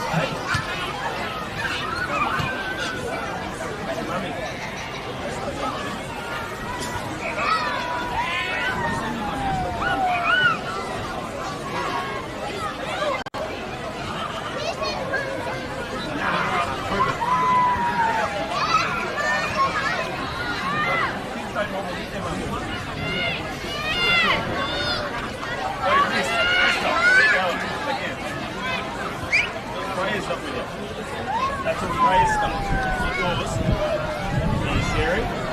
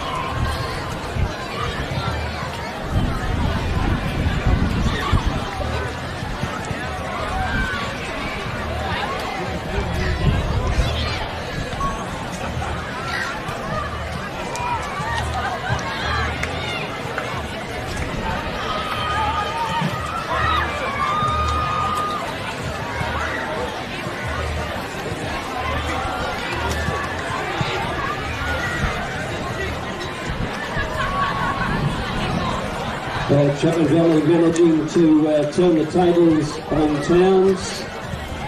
The replay of last year's grand final, this time Chapman Valley turning out victorious. Congratulations to the Valley girls. We'll have winning coach Matt Reid to present the medals. Get ourselves set up in the middle of the ground here. I think got a few special guests this afternoon.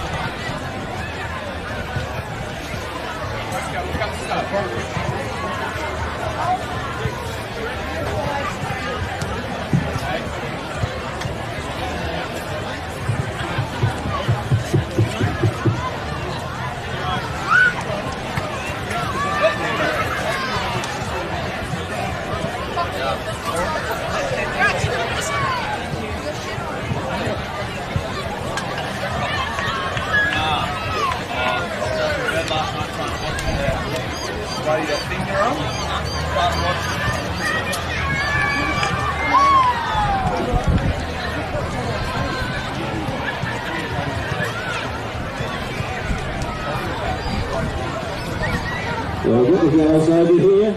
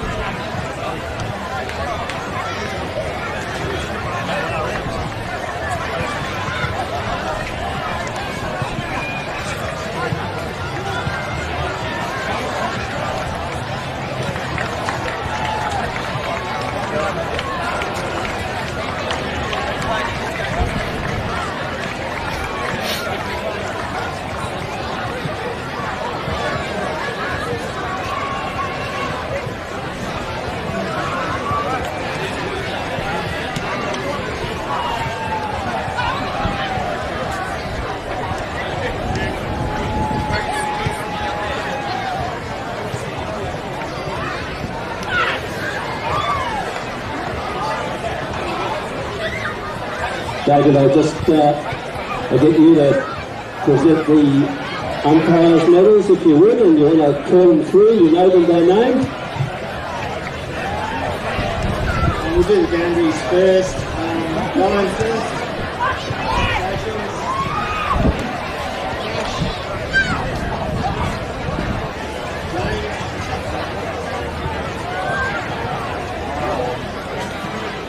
And Levi.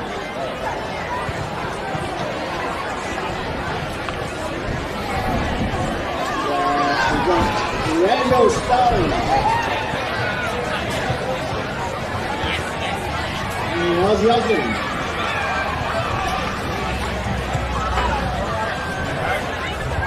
Katie.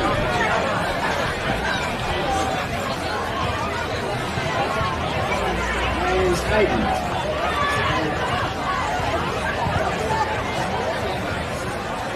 And myself.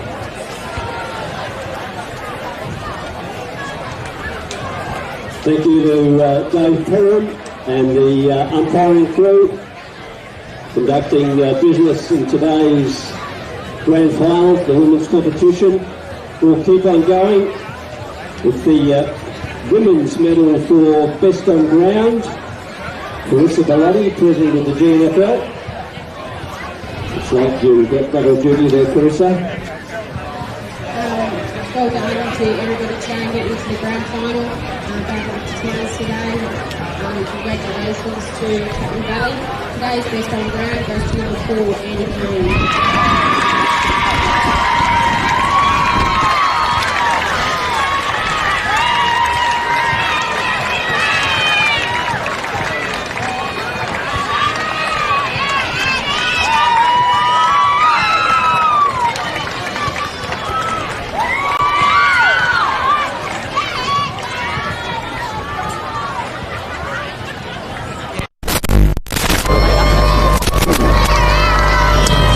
Congratulations, Andy. Job well done. You're a Freemasons one, or you want to do the East Fremantle? We'll move to the East Fremantle one. And welcome up, well, I won't call him an old shark. He's certainly a shark. That's Mark Stewart. Thank you. Congratulations to both the teams today. It's magnificent to see where women's football's going, and everyone who's involved, congratulations. The East Fremantle Award goes to Eva Campo.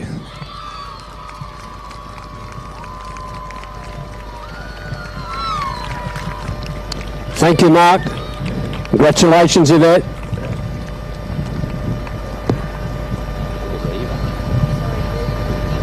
You're right.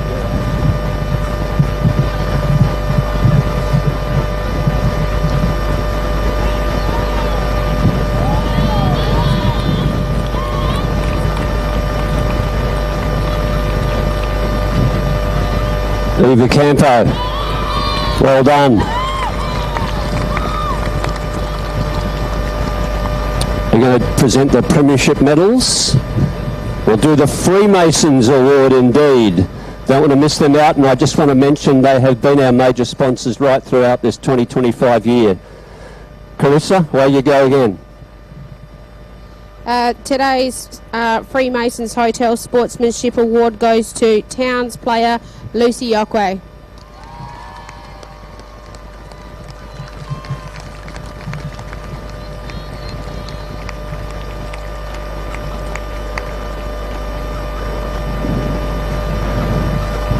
Well done, Lucy Yokwe.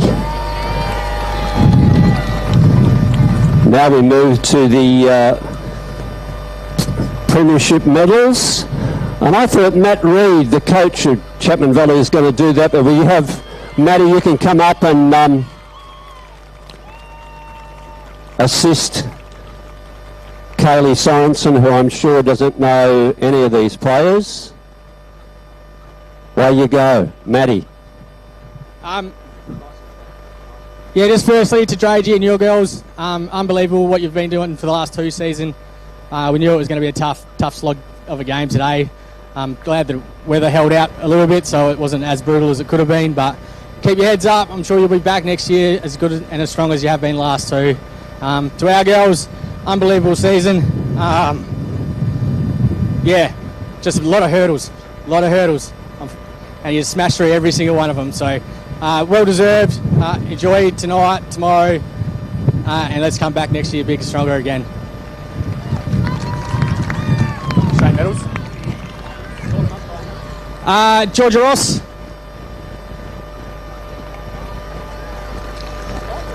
Yeah. Jess Jones.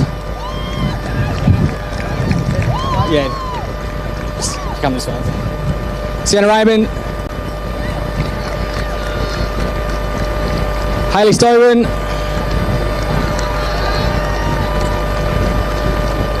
Ella Palmer.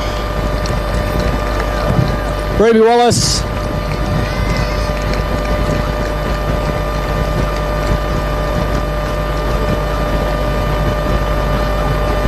Rach Crusoe.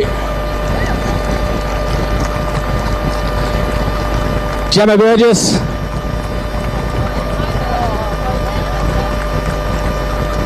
Yasmin Venmore. Grace Foley.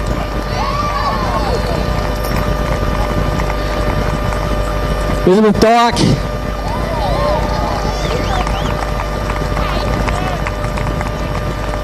Nell Eastoff.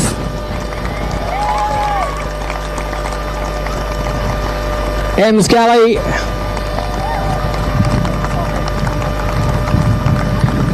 Cassie Green.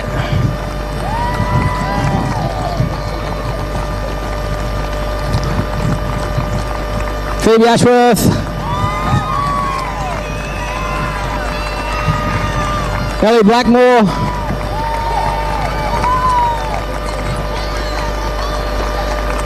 Lucinda Rouse.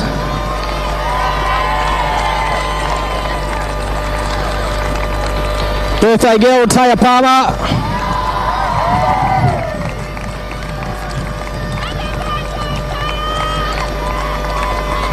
Chloe Spence. Casey Roy.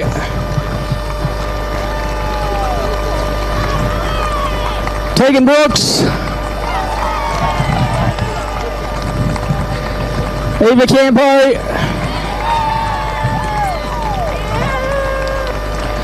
Andy Payne.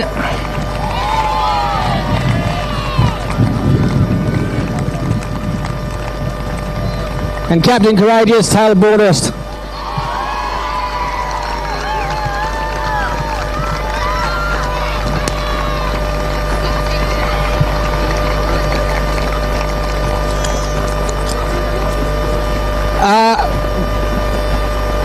Talon August. Annabelle Pemberton. Imogen Resta. Takes Fairhorn.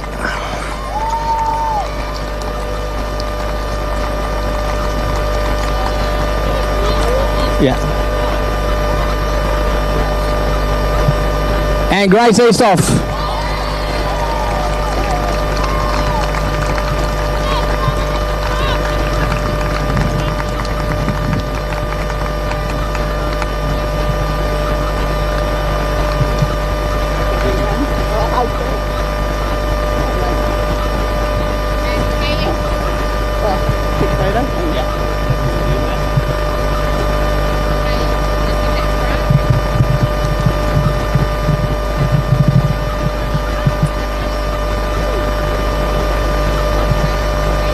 Going to get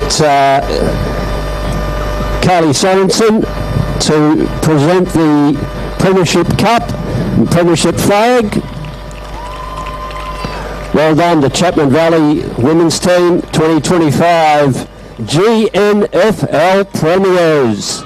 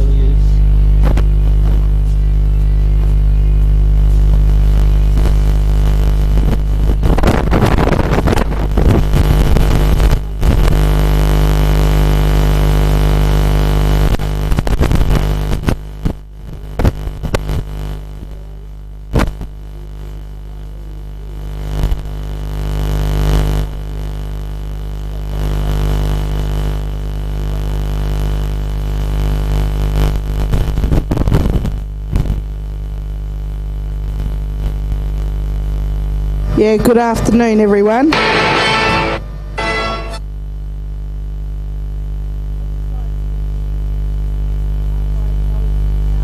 Ancestors, elders, past and present, and our youth who will be our future leaders. And I'd just also like to acknowledge a significant loss in our community as well. Dr. Charmaine Green Paper Talk Smith, a trailblazer in our community, and I'd just like to honour her family today. Inida Minangu, Iningu Antarita Ilyumara, Iningu Amida Winara Yolyala, Iningu Amida Winara Yolyala, Iwera Thrui, Mulangara, changing of the season, Willanyu Uturu, our coastal country, Tei Muruli Buru. This one was planning for the day to be cold, but it's absolutely beautiful right now. Iningu Wujinu, welcome to all our visitors. And Nadia Yalanyu, sleeping tongue. The words I've spoken is a revival of our language. Amangu Yamaji, from north, east and south, Nanagari, Nagaja, Nanda, Mulgana, Ingara, Wajari, Parimaya, Wiri, Watandi, and Yuit being the most southern Nyunga neighbours. Today we celebrate the endurance of all our teams, and we all know the Midwest has produced some pretty deadly footballers. Today I can't choose, as I honour my uncle Reuben Dan, who also played for Railways, and they won a Premier about 61 years ago, and that was in 1964, I believe. So 61 years ago. And he played for Railways. And he was up there with the best of them. And brigades who many family have played for and are still here today. So today, may the best team win. And as my nan would always say, Ora Banangayay, thank you, welcome everyone. Talk to you, see you later. I'll see you later. Thank you very much, Donna.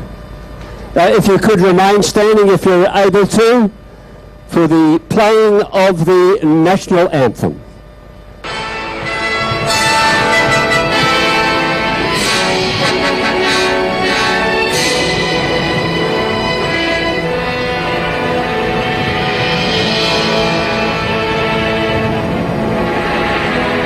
Australians, oh let us rejoice, for we are one and free. We've golden soil, well foretold, our home is good by sea. Our land abounds in nature's gifts of beauty, rich and fair. In history's page, let every stage advance Australia fair. In joyful strains, then let us sing, advance Australia fair. In joyful strains, then let us sing, advance Australia fair.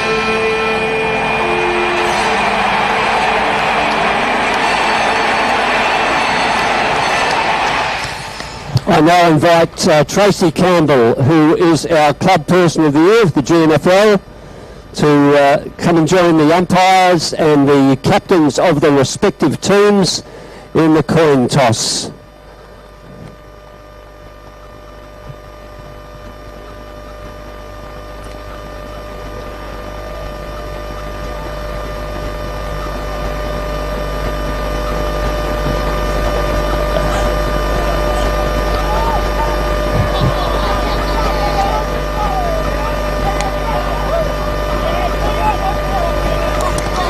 The Brigades have won the toss. They're going to kick to the golf course end. Thank you very much, Tracy. Didn't get to keep the coin. Real pity.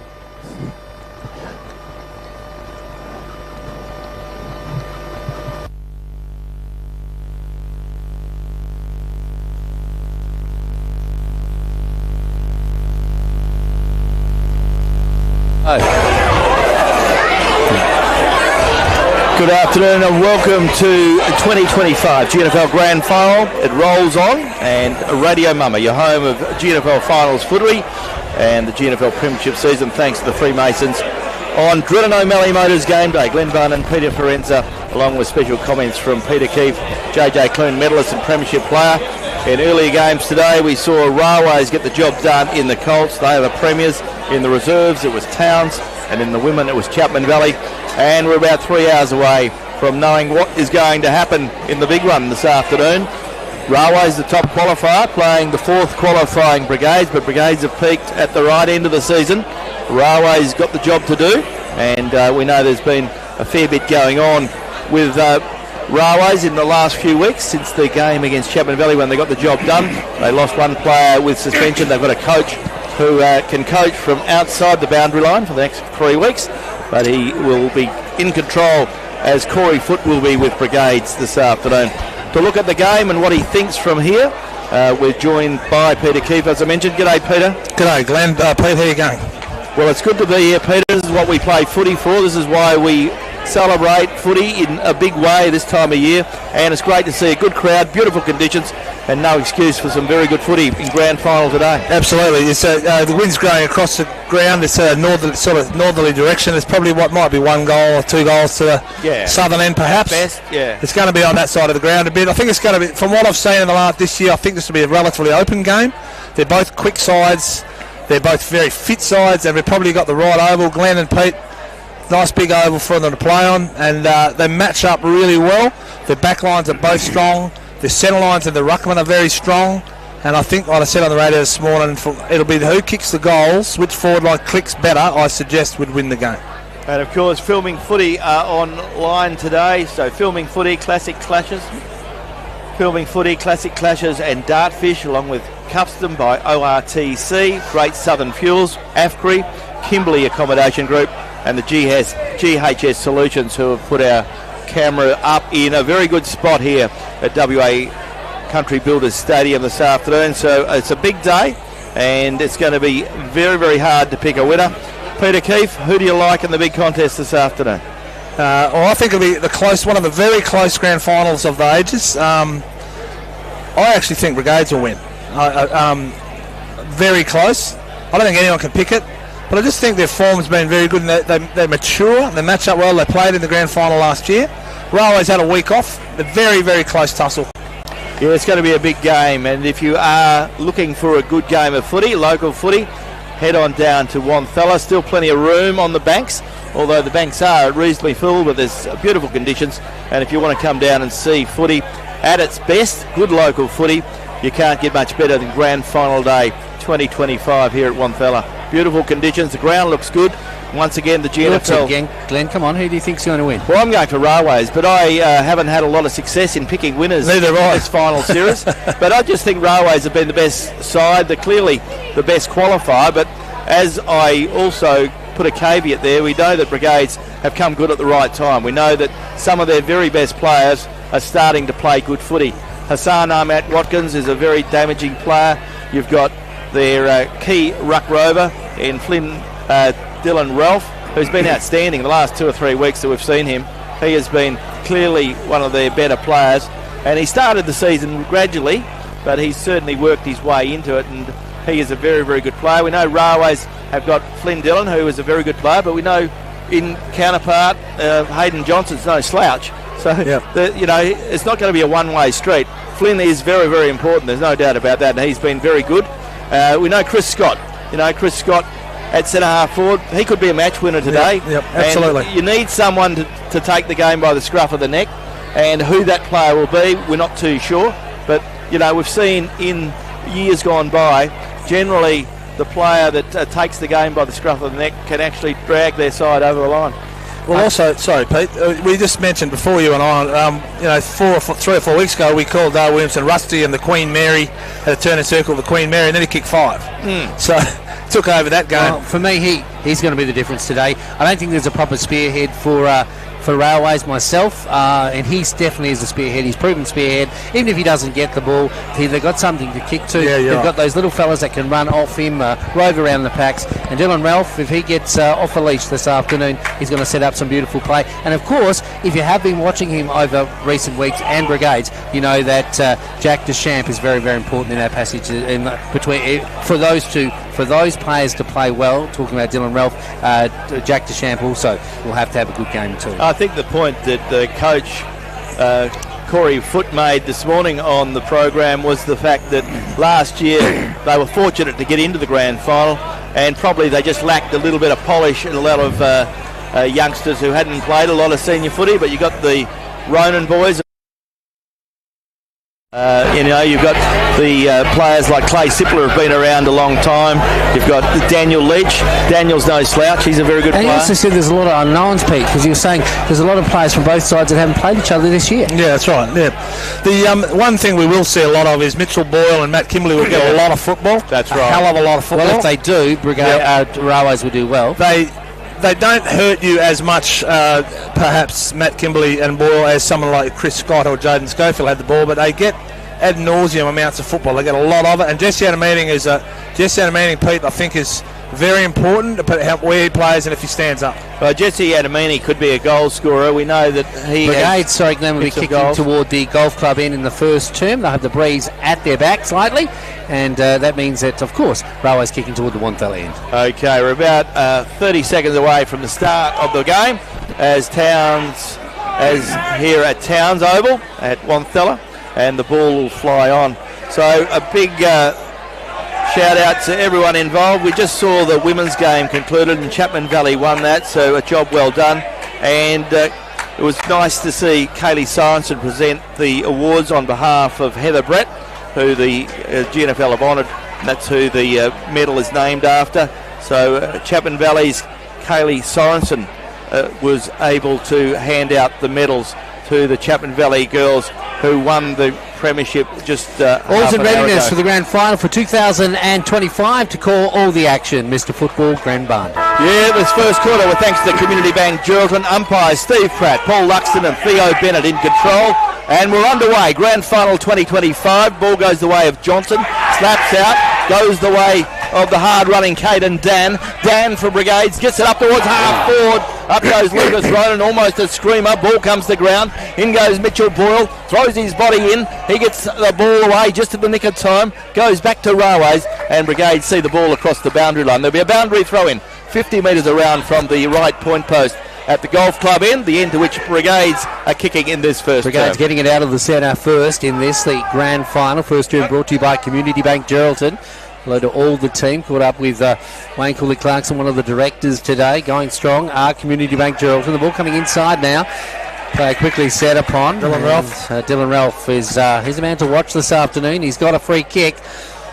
And a bit of treatment. He has had a bit of treatment, as you'd expect. Dylan Ralph sizing up his options. He puts it into the full forward area. Players setting themselves out toward the post it goes. That is the point post. It's twisted away and over the boundary. Just a couple of matchups, key matchups. Joel Patrick's gone up to Chris Scott, which is a good move. They're about similar size, and Isaac Ronan's gone on to Jordan Williamson. And just for the record books, I'm tipping Brigades. Okay, so 2 for Brigades, 1 for Railways. A very entertaining game of football ahead of us. Grand final day as Railways have the ball.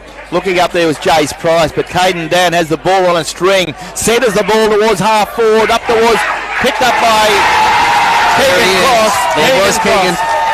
Gets it on his left boot, and Keegan Cross read the ball off hands and gets the first goal of the afternoon. 1 minute 40 gone in this first term. And on the Freemasons scoreboard, it is Brigades. 1 goal straight, and the opponents are Railways yet to score. Peter Bucket Key for special comments. Caden Dan, an unsung hero, really, isn't he? Yeah, he's had a couple of touches, good touches already. And like you said before the game, Pete, you've got a 6'5" full forward, doesn't have to mark the footy. Exactly what he did then. Ball to the ground, Keegan Cross, bang goal. Ball back in the middle. First blood to the Hawks, and of course Dylan Ralph involved passages of play leading to that goal, that's for sure. And he's looking very excited out there this afternoon, and the crowd has come to watch him and others in the ultimate game of the season. Back in the middle, players setting themselves. Oh, no one wins the ruck tap on that occasion. Going in is Deschamps. He's quickly set upon, but there's Ralph again. He goes quick hands. He gets it away to a teammate, but a free kick has been awarded to Flynn Dillon. Backward of play. Gives it away to Adamini to the outer side, going the way of a player there who sends it inboard in Matt Kimberley. Kimberley in turn gets it to a teammate. Adamini gets it back.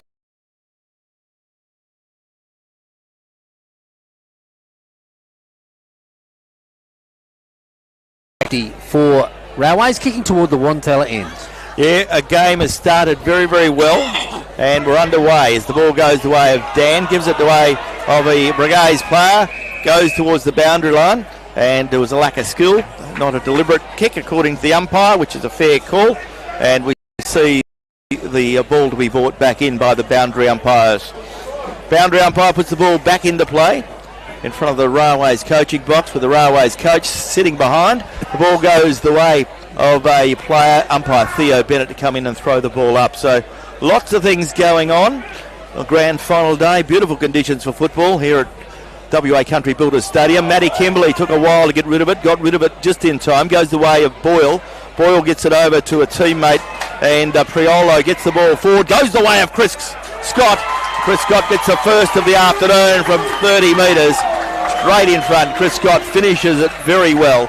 And on the Freemasons Hotel scoreboard, it is 1 goal apiece. We've got a beauty here at Wantella. As we said, Mitchell Boyle 4 touches already. They get a lot of footy, these guys. And they certainly know what to do with it when they get it as well. There's a good battle in the ruck. Hayden Johnson and Flynn Dillon having a good little bash up at the moment.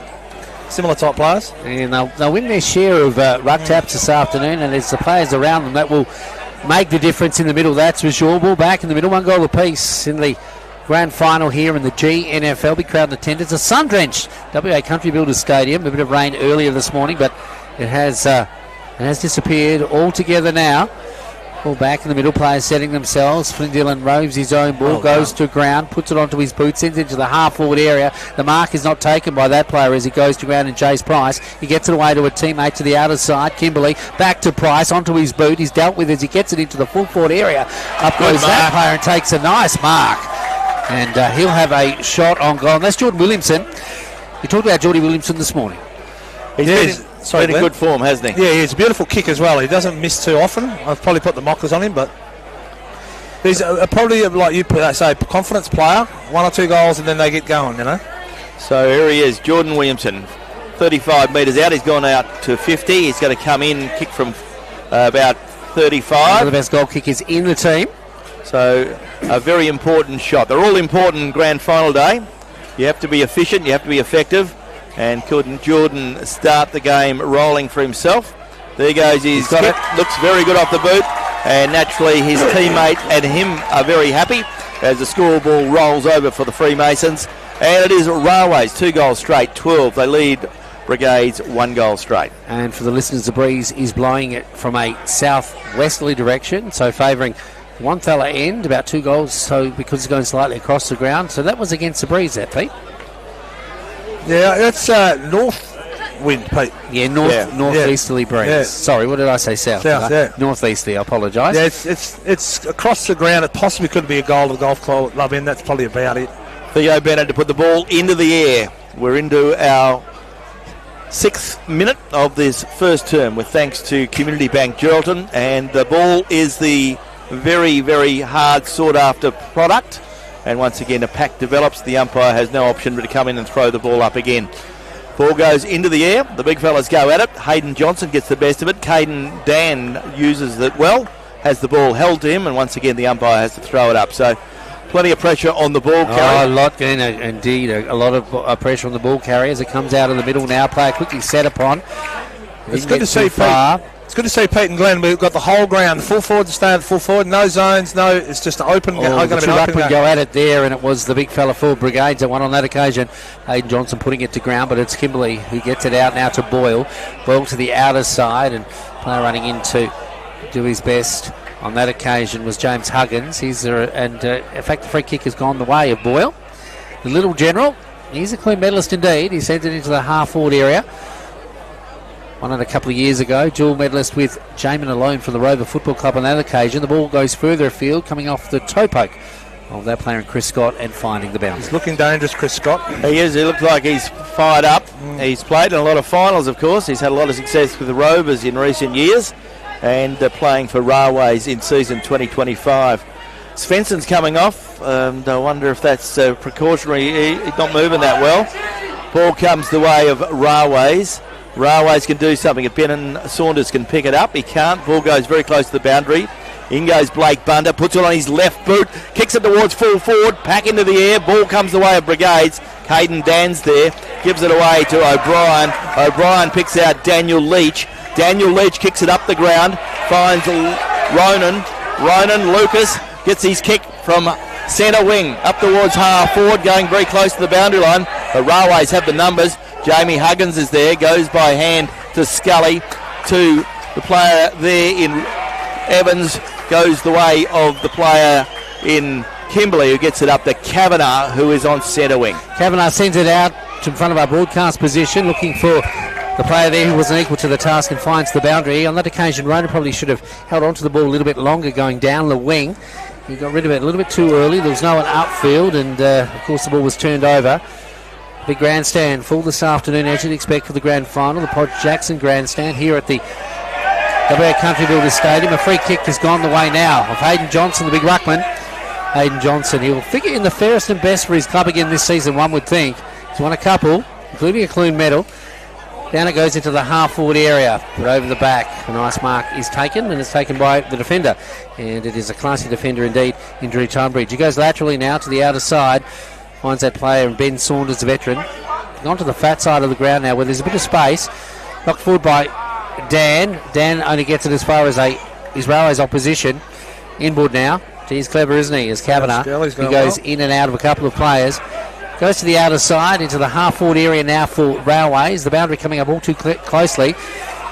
There he is, Castleton.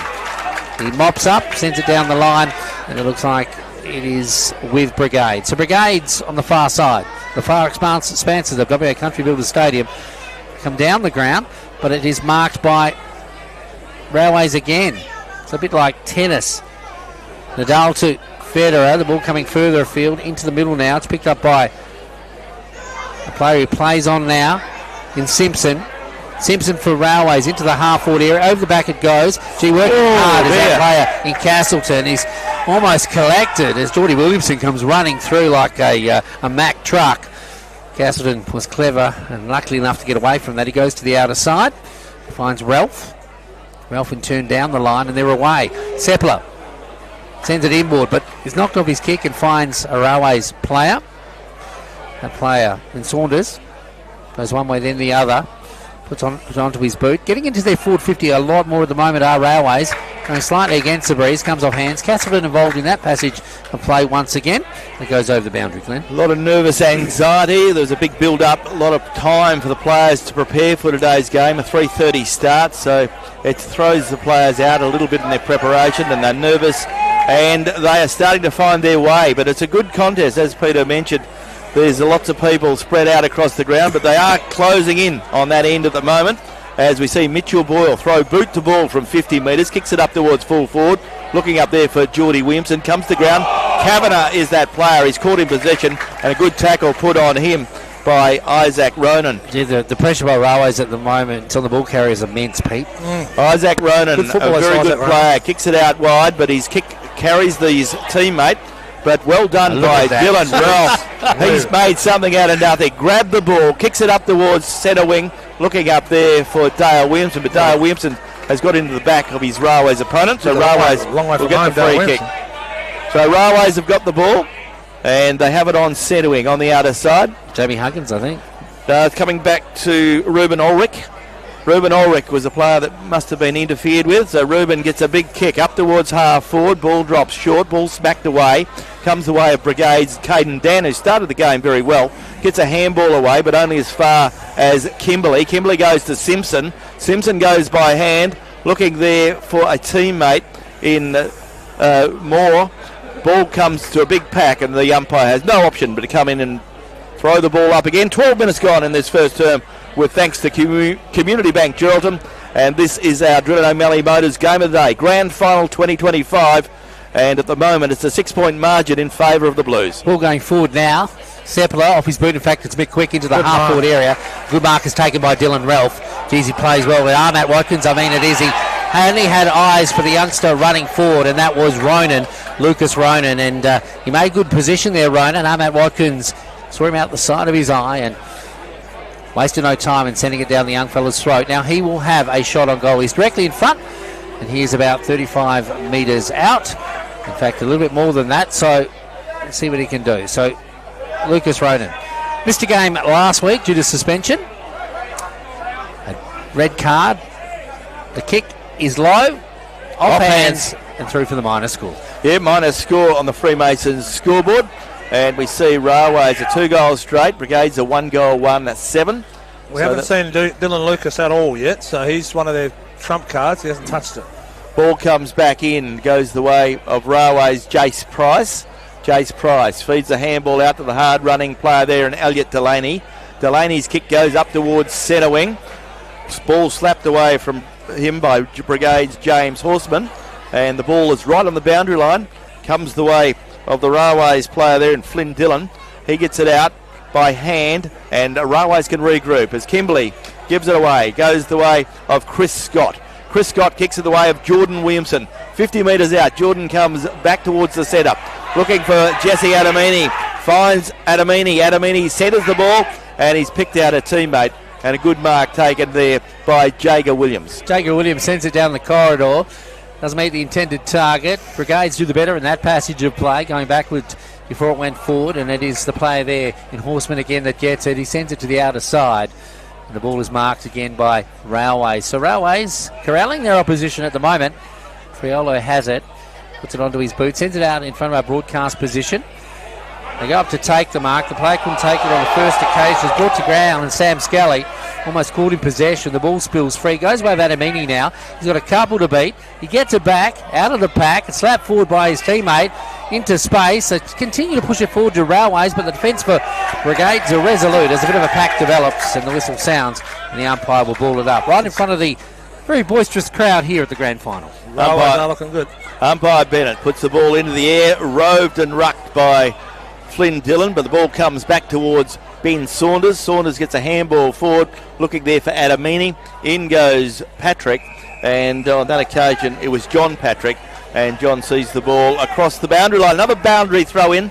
Time ticking by, a tight contested game as you'd expect, grand final day.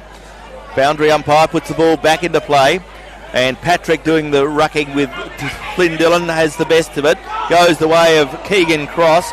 Picked up now by the Brigades player, gets a handball away, goes the way of Railways player who gets a kick forward in Seth Farmer.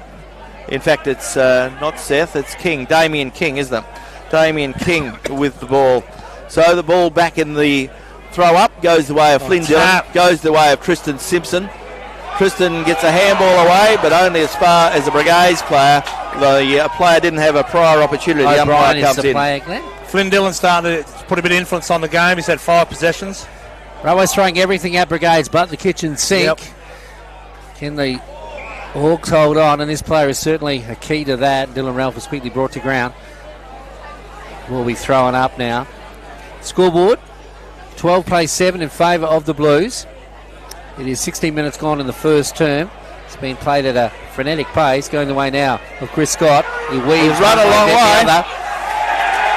And the umpire has found that is exactly what has happened, Glenn. And a free kick will go the way of Deschamps. Yeah, he had nowhere to go. He was looking for an out and he couldn't find one. So the free kick goes the way of Jack Deschamps on half back. Kicking it up towards half forward. Looking up there for Keegan Cross. Ball carries that player. Keegan Cross goes back in. Went past the ball. Comes the way of Sam Scully. Scully gets a handball forward, looking there for O'Brien. Railways player is tackled, had no prior opportunity. The ball held to him. And once again, umpire Bennett puts the ball into the air. And the big fellas go at it. Roved by the player there in Dillon. Flynn Dillon. Ball is roved again by Dylan Ralph. Ralph kicks it up towards half forward. Taking up there for Svensson. Svensson's back on the ground. Svensson gets a handball forward. In fact, it was Lucas. Ronan gets a handball, but it's picked up by Jace Price to Sam Scully. Picked up by Damien King. Railways have it on centre wing. Jesse Castleton put his arm in the air, goes the way of Joel Patrick. Picked up by Bradbury. Bradbury kicks it back. It finds Flynn Dillon. Dylan Lucas. No. Dylan Ralph. Got him in the end. Dylan Ralph. Dylan's messing around on the ground out there today, Glenn, and Dylan Ralph is one of those. He gets it to a teammate there. You're talking about Bradbury. Bradbury sends it further afield. There he is, the man you're talking about. He goes up into the air in Lucas. Couldn't take the mark. He's shaving his head for this game, Pete, as the ball goes further afield now to this player. And we're talking about Sampson. Mitchell Boyle. Mitchell Boyle sends it into the half-forward area. It's picked up now by Williamson. He puts it onto his boot. Comes off hands, but ricocheted through for the minor score. End-to-end football here in the grand final. See, Sam Scully's having a good game. That's 8 possessions, solid possessions, handballs, intercepts, going really well. He's being hit hard and he's hitting hard, is Scully. Ball comes out very quickly, so the ball running on half back. Bradbury misses the ball, but he goes back in, retrieves it, goes the way by hand to Johnson. Johnson back to Bradbury, goes forward, but his kick is a poor one. Picks out Jace Price for Railways, and Railways can regroup. Jager Williams goes by hand. Tristan Simpson from 60 metres out, kicks it up towards the goal, and there's a very clever mark, or he was interfered with, tackled high. It was a tough one for the defender there, Glenn. Now both the same size. He was a little bit taller over the back there. He's trying to spoil was Seppler, but came off second best. So Jesse Adamini, a very good goal scorer. We spoke about it prior to the game. If Jesse has a day out and kicks 3 or 4 goals, he'll certainly help his side get across the line. So Jesse Adamini is 35 metres out, a very good shooter at the goals. And Jesse Adamini sets sail for home. The ball fades away, so he's had a sighter now, and 1 point only on the scoreboard for the Blues on the Freemasons Hotel scoreboard. Railways go to 2 goals, 3-15, and Brigades are 1-1-7. Ball coming out of defence now for Brigades. It is with that player in Seppler. He'll try to make amends on this occasion. He sends it in front of the broad grandstand. I've got a couple of players. Big and Dan got high into the air there. Caden Dan, I should say, and finds the sanctuary of the boundary. Time ticking away, getting to that quarter-time break. The players will need it. They've really pushed themselves in this, the first term. So it's 2 goals, 2-14 to 1-1-7 in favour of the Blues. Ball coming in now. The shadows of the grandstand coming out of the pack, going the way now of Albie Dean down the line. He's looking for Keegan Cross. He couldn't meet that target, and it comes through his hands and out on the full. Sam Scully's come right down the ground. Scully now measures his kick inside the full forward area, but straight down the throat of this man who's picked up umpteen kicks in the first term, and I'm talking about Jesse Castleton. Jesse Castleton gets a kick forward, not a good one. Lets Jager Williams in, but he turns the ball over with a handball to Cockman. But in goes Daniel Leach, and Daniel Leach cleverly steadies things down, sees the ball across the boundary line. So there'll be a boundary throw in front of this very, very good crowd here at WA Country Builders Stadium. Grandstand side, ball to be put back into play, and a great contest between the 2 ruckmen. Flynn Dillon gets the best of it, goes the way of Ben Saunders. Ball spills, comes out. Once again, a pack develops, lots of players around the ball. 5 or 6 players from both sides. In goes Mitchell Boyle, gives it away of Matthew Kimberley. Kimberley goes in, so too does Saunders. Ball does spill out, goes the way of Cockman. Cockman has the ball, centre wing, kicks it up towards half forward. But there's 4 Railways men, they could have raffled it. And Elliot Delaney said it's my turn. He goes out wide and finds centre half back at the moment in the big man in Chris Scott. Playing well. The Brigade's back line's breaking down at the moment. There's not a lot happening there. Okay. Let's see they take advantage of it, Railways, because they need to make that difference on the scoreboard as the ball comes further inboard. Now there's Flynn Dillon. Makes an easy mark. He goes laterally now, finds this player in Chris Scott. Chris Scott, the tattooed Scott, sends it down in front of our broadcast position. Up goes Elliot Delaney. He sends it inboard now, sees the lead by, or it was a lead, we thought it was a lead by Adamini. Misses that target, going back the way of the veteran. He gets it to Adamini. He in turn gets it to a teammate who shoots on goal, and geez, he's knocked off the ball, and gee, it's hard stuff. It's tough stuff. This is the grand final, going the way of Castleton. He's played superbly in defence. He's working really, really hard as it comes away of Mick Quick now. Out of defence, come Brigades. Going back the way of Lucas now. Lucas to the outer side. Going the way of Ronan. Ronan onto his boot. That's a nice kick into the half-forward area. Williamson Can he run onto this? He knocked his opponent to ground, but the ball doesn't bounce kindly for him. Goes back the way of Railways now. Railways have it. Backward now of the centre square in front of the scoreboard, which sees them leading by some 7 points. And this is the first term. The ball to the outer side. Railways slowing things down a little now as they know they'll have a lead going into the first break. He's got a big kick, this boy, if he lets it go. He certainly has, as he sends it inboard now. Finds this player. He plays further afield. We're talking about Flynn Dillon.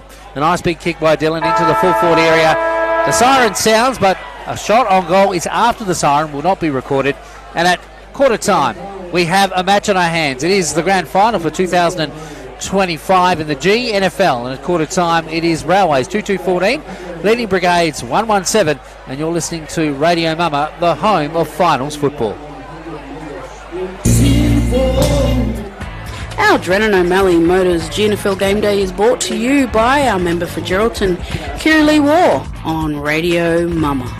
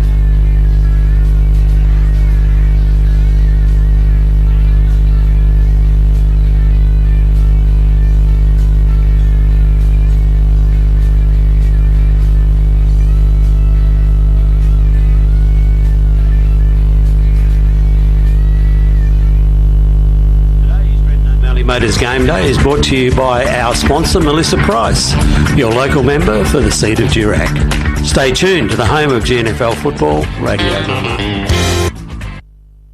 It's quarter time of the football. 2025 GNFL Grand Final Day rolls on. Radio Mama, your home of GNFL Finals footy. Glenn Bunn and Peter Forenza and Peter Keefe as we look at our quarter time summary with thanks to the City of Greater Geraldton and Kirralie War, the member for Geraldton.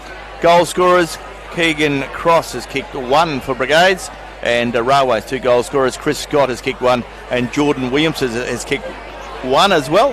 For his thoughts on the first quarter and where he sees the game from here, Peter Keefe. Just very quickly, the Brigades forward line was a little bit dysfunctional, and their back line played well under mounting pressure. Railways should have kicked another 1 or 2. Best players, Cam Steller is superb with 10 possessions, Flynn Dillon 7, Kimberley 7, Adam 87, Ralph 6, Caden Dan 5, Castleton 5. We're underway in the second term with thanks to Melissa Price, the member for Durack. Umpire Bennett puts the ball into the air. Railways, Flynn Dillon, beautiful knock, goes the way of Mitchell Boyle. Boyle kicks it from centre ground up towards full forward. Looking up there for some drive from Williamson. Railways player was held while not in possession, and Railways will have a shot on goal. Brigades was held while not in possession. So the ball goes the way of the player there in Patrick. Goes up along the outer side and finds Caden Dan. Dan gets his kick up towards centre wing, ball very close to the boundary line. In goes young Matthew Kimberley, and Matt was tackled high, and a free kick will go the way of Kimberley. Goes with a short pass, finds Tristan Simpson. Tristan Simpson on centre wing, outer side, kicking towards the golf club end. Big kick, goes the way of Patrick. He slaps the ball to ground, picked up by Jace Price for the Blues.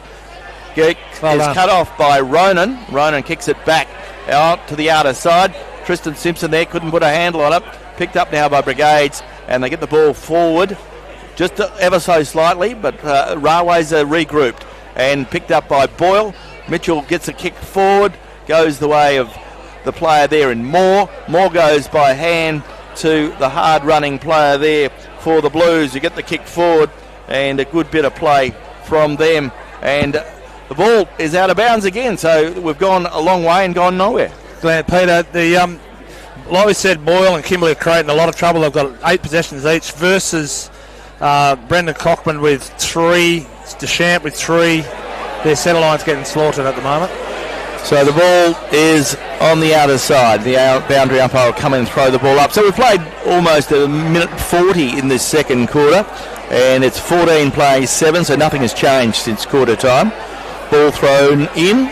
Once again, Flynn Dillon slaps it forward, goes the way of Saunders. Saunders gets it to Williams. Williams kicks it up towards full forward, looking again for some movement from the Blues. But as you say, the Brigades defenders, Peter, are keeping them in the game at the side. Castleton is one of those. So too is Sipler. And also Patrick. The ball comes back in, and this time John Patrick slaps it forward, but only as far as Williamson. Jordan Williamson throws boot to ball, but he's offline. And the ball's still running around, and it's out of bounds. It didn't go through for a a lot score. of the attacking being done by Railways in the early stages of this, the grand final. Probably haven't had return for effort. The ball coming out of defence now. This fella still has had a lot for Brigades. We're talking about Flynn Dillon. I should say Dylan Ralph. He can't do it all himself, can he, Peter? No, exactly. The ball on the half-back line now. He sends it down the line. There's a long way to go, though, Pete. And the pendulum could swing at any time. The ball coming out to the wing now. Deschamps is there. Going to take his long sleeves off. Maybe that's a good or a bad thing. Down the line it goes. Looking for Ronan. Up he goes. Oh, geez, he was dealt with as he went down. And he'll be the recipient of free kick. So he'll play on it out cleverly, but has he got his eyesight out? And he does. And he finds Dan. So Dan will have a shot on goal. He should. Yep. And he's got a few people in the goal square, and that bloke's the bloke he wants. Yep. Comes out. Williamson takes the stock standard mark. So that was a clever passage of play by Brigades. Good. And as I said, the pendulum can swing, Pete, and maybe it has swung a little. Yeah, we need in their favour. They need this forward line to fire. It's paramount importance that Watkins or Williamson or Lucas get on top if they want to win. And if I told you Williamson is a confidence player, if he nails his first one, look out. So Dale Williamson kicking toward the Wanthella end. Against a slight breeze. Oh, it's not the best of kicks. It's going to drop short. Up into the air it goes. Going to ground. It's all Brigades. They need to do something with it. And Svensson is caught in possession. Held to him, I think. And it was held to him. The ball will be thrown up in the shadows of the goals for Brigades. Williamson just couldn't get onto the kick there. There's a bit of a brick actually. Up they go, setting themselves. It's flicked away by Flynn Dillon.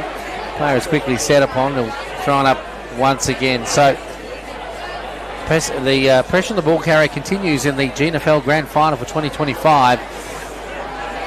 Big crowd in attendance. Flynn Dillon slaps it away, and Railways do the better as Williamson comes down the ground to collect, and he puts it onto his boot. And a player is dealt with backward of play. In fact, it'll come down the ground in favour of Railways. Was Leach involved in that? And yeah, certainly was. The free kick goes away to Seth Farmer. Seth Farmer switches across the ground. He's looking for a player, then finds him. That player is Chris Scott. He gets it to a teammate, and the teammate does well on this occasion in Ben Saunders. Good goal. The full forward area. And I think it was the player there in James Bowett. Ben Saunders. Ben Saunders, he did it on the run. Ben Saunders scoring a goal for Railways, and really sees Railways take ascendancy in the grand final. Against the Tide too. So a good goal there to Ben Saunders and Railways. So Railways seem to be getting their goals. Not that they've scored a lot, but they seem to be getting a little easier on the Freemasons Hotel scoreboard. It is Railways 3-2-20 to Brigades 1-1-7. Ball returns to the centre, and big call out to the Poynton families, Clint, Nicole, Isla and Felix. They're watching the game from Bright in Victoria Snow Country, so nice to hear the Poynton family enjoying the coverage on Classic Footy this afternoon as part of filming footy, and of course Dartfish and Radio Mama. All good stuff. Ball back in the centre. Goes the way of Flynn Dillon, slaps it to ground, but it's rowed beautifully by a man who's in very good form this afternoon, Caden Dan. Oh, good mark. Caden Dan gets it up, and he gets the man, Dylan Lucas. Haven't seen a lot of him. This is their X factor. They need him and Keegan Cross to come into the game. Dylan Lucas puts it on his left boot, kicking it up towards full forward, looking for the big man in Dale Williamson. Ball slapped away from him, goes very close to the boundary line, and there'll be a boundary throw in deep in the right forward pocket at the Wanthala end of WA Country Builders Stadium.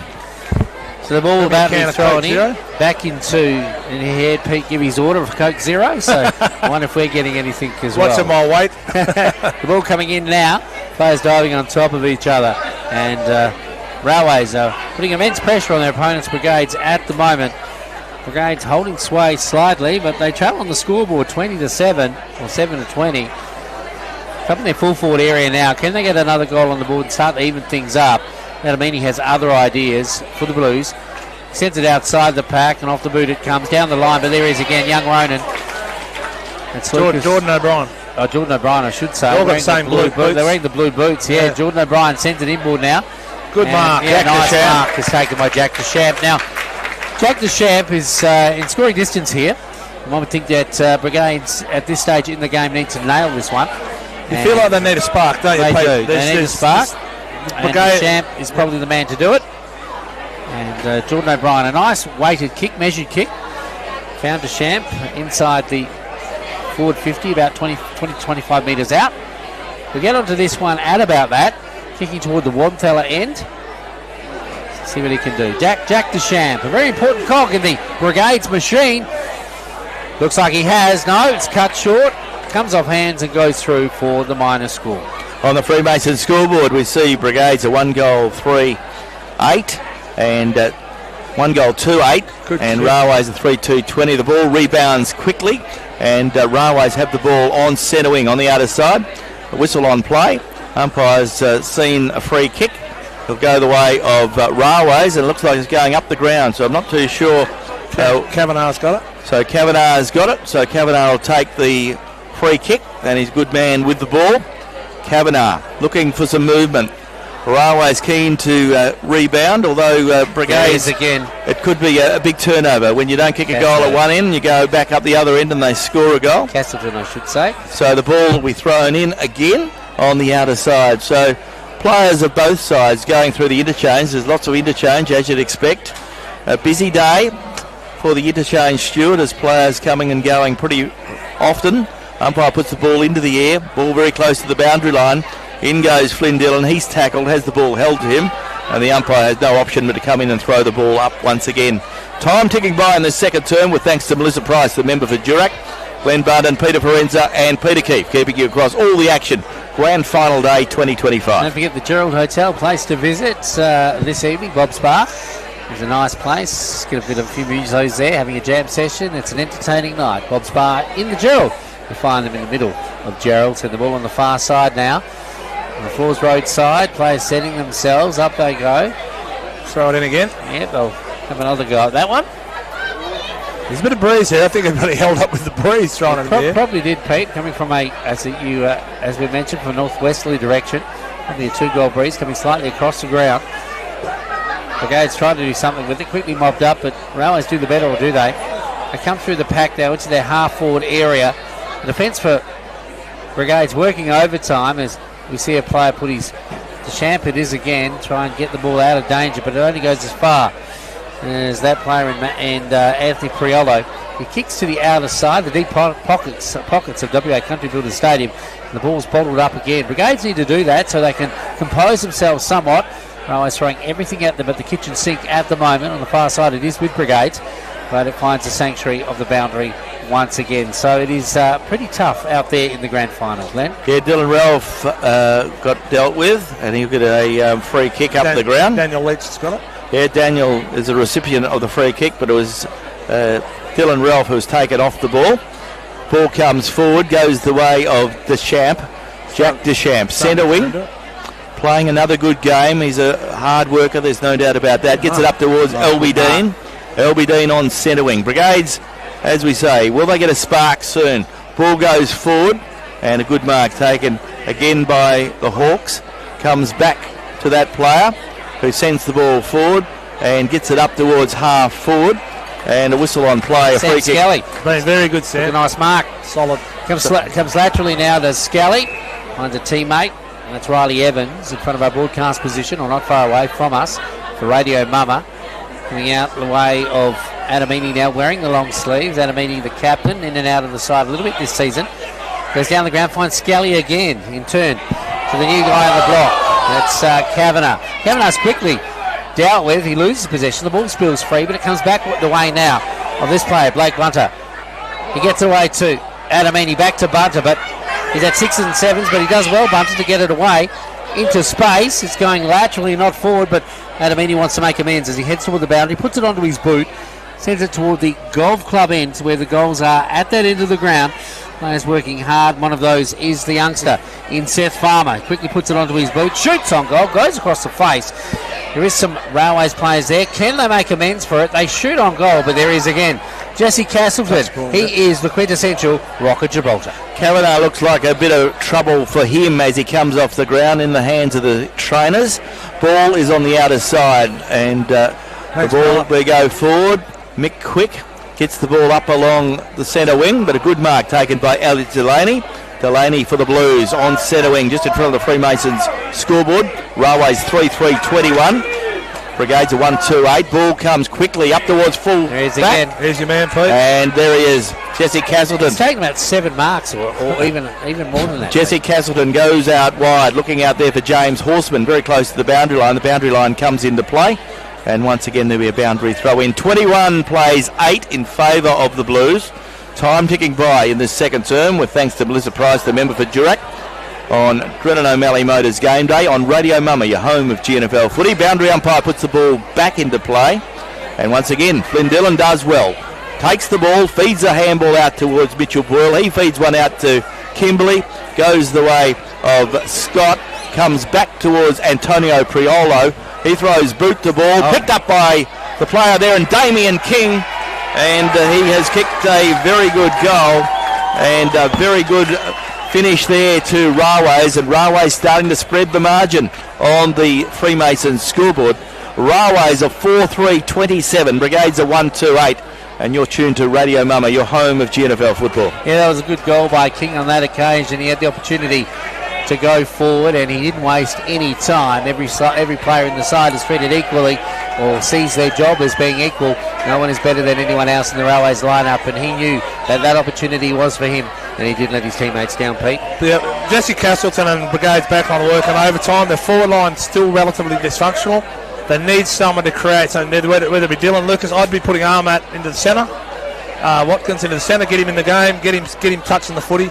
27 plays 8 in the grand final as we head deeper into the first or second term and half time. Ball coming out in the middle through Dylan Ralph. A nice kick into the full forward area. There's Williamson. Gee, he was almost pushed off the ball, almost took the mark. There's Ahmad Watkins. Goes back the way now with Cross. Cross is looking for Watkins again. He spins around a couple of players. He loses possession. Gains it back. There's Cross. He shoots on goal. Gee, that was not a bad shot by Cross, but on this occasion, inaccurate and through for the minor score. Keegan Cross is the only goal scorer for the Hawks, and it looked like he was almost going to pull off a miraculous second goal.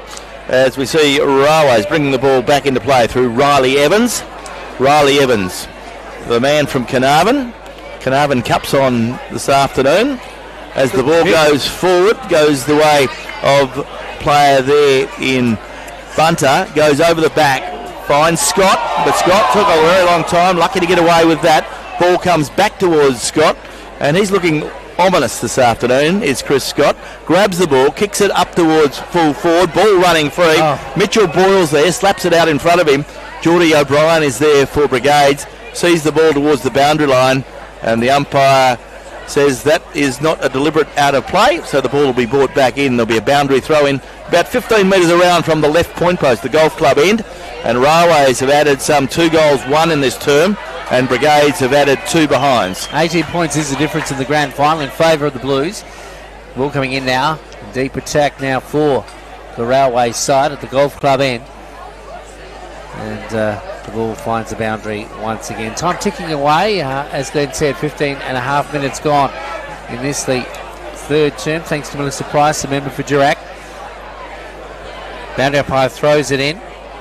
Railways, or the Brigades player tries to gobble it up, but is quickly set upon. The umpire will relieve the pressure once again. So, Brigades really have, Railways have really owned the first half here in the grand final, and the scoreboard indicates that, but the pressure they put on has been pretty unrelenting as Railways Brigades get the ball now. He's the best on ground here at the moment. Sam Skelly working hard. He does the simple things and he does them well. And the kick into the full forward area.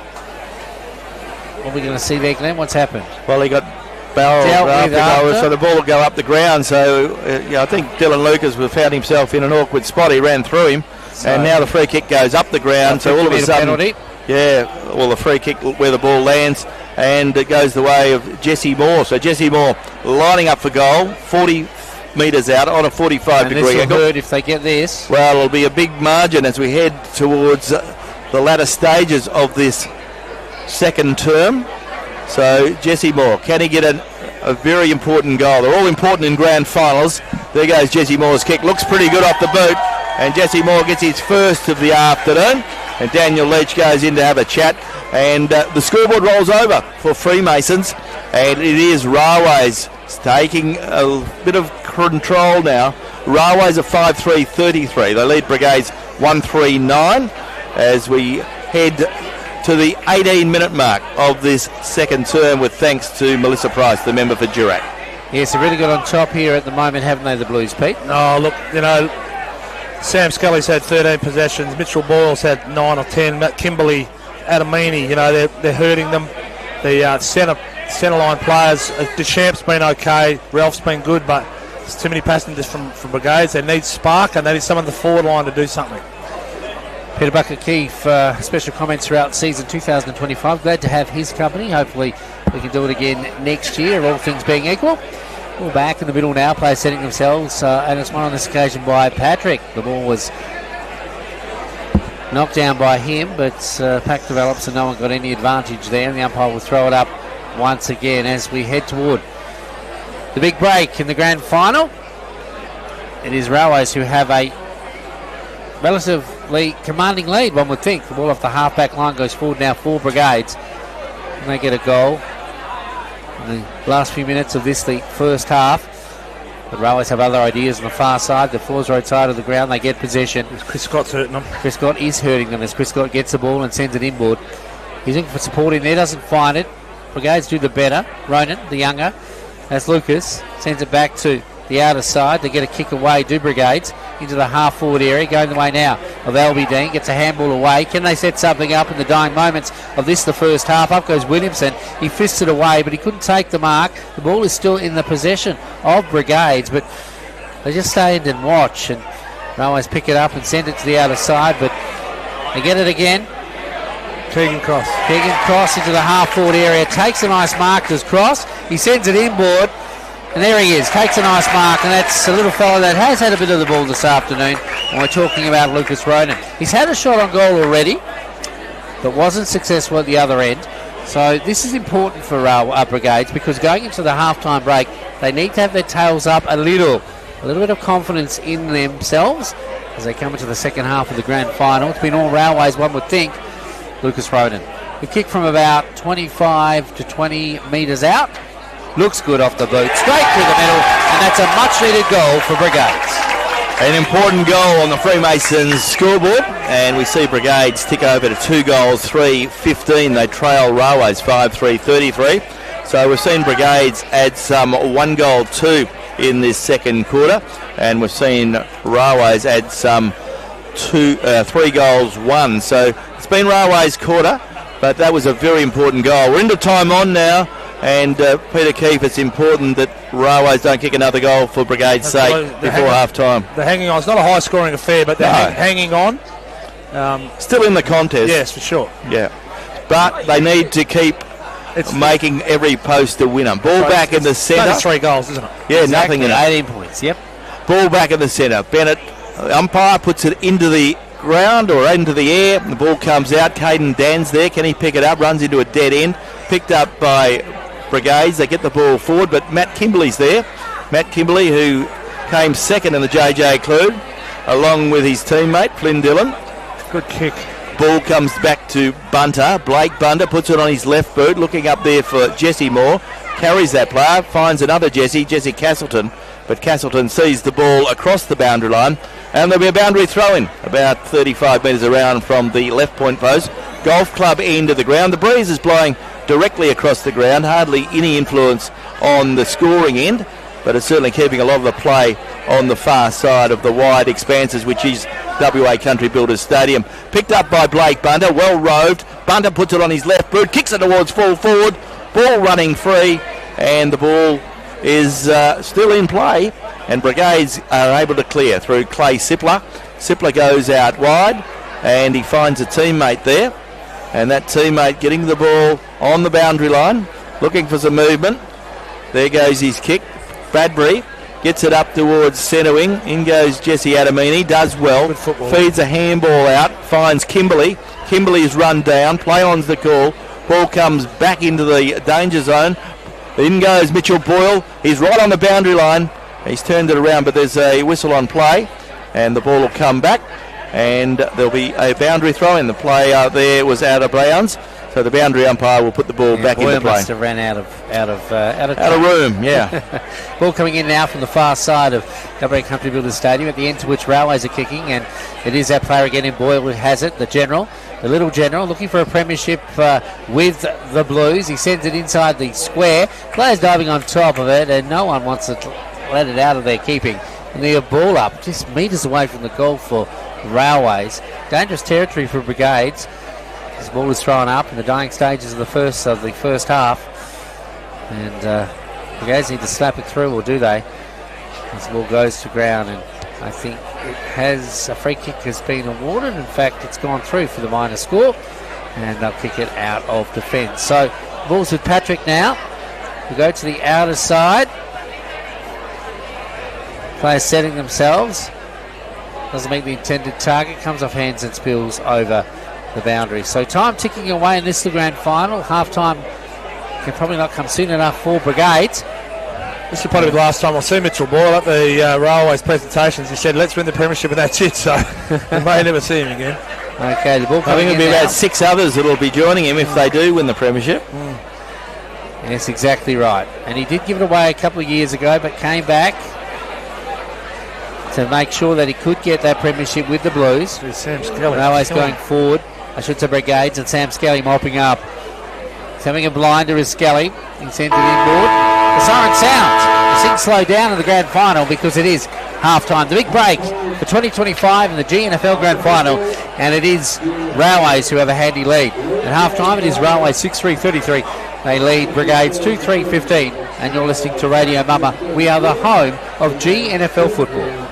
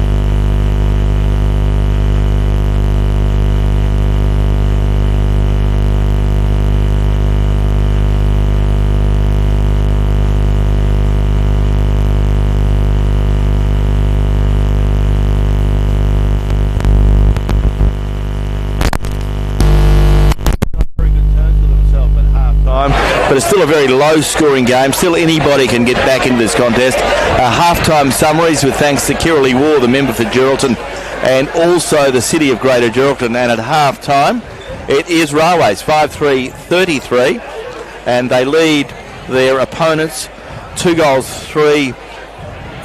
So 2-3-15 to 5-3-33. So that's the scoreline at half-time. Our goal scorers, Railways have had 5 single goal scorers: Chris Scott, Jordan Williamson, Ben Saunders, Damien King and Jesse Moore.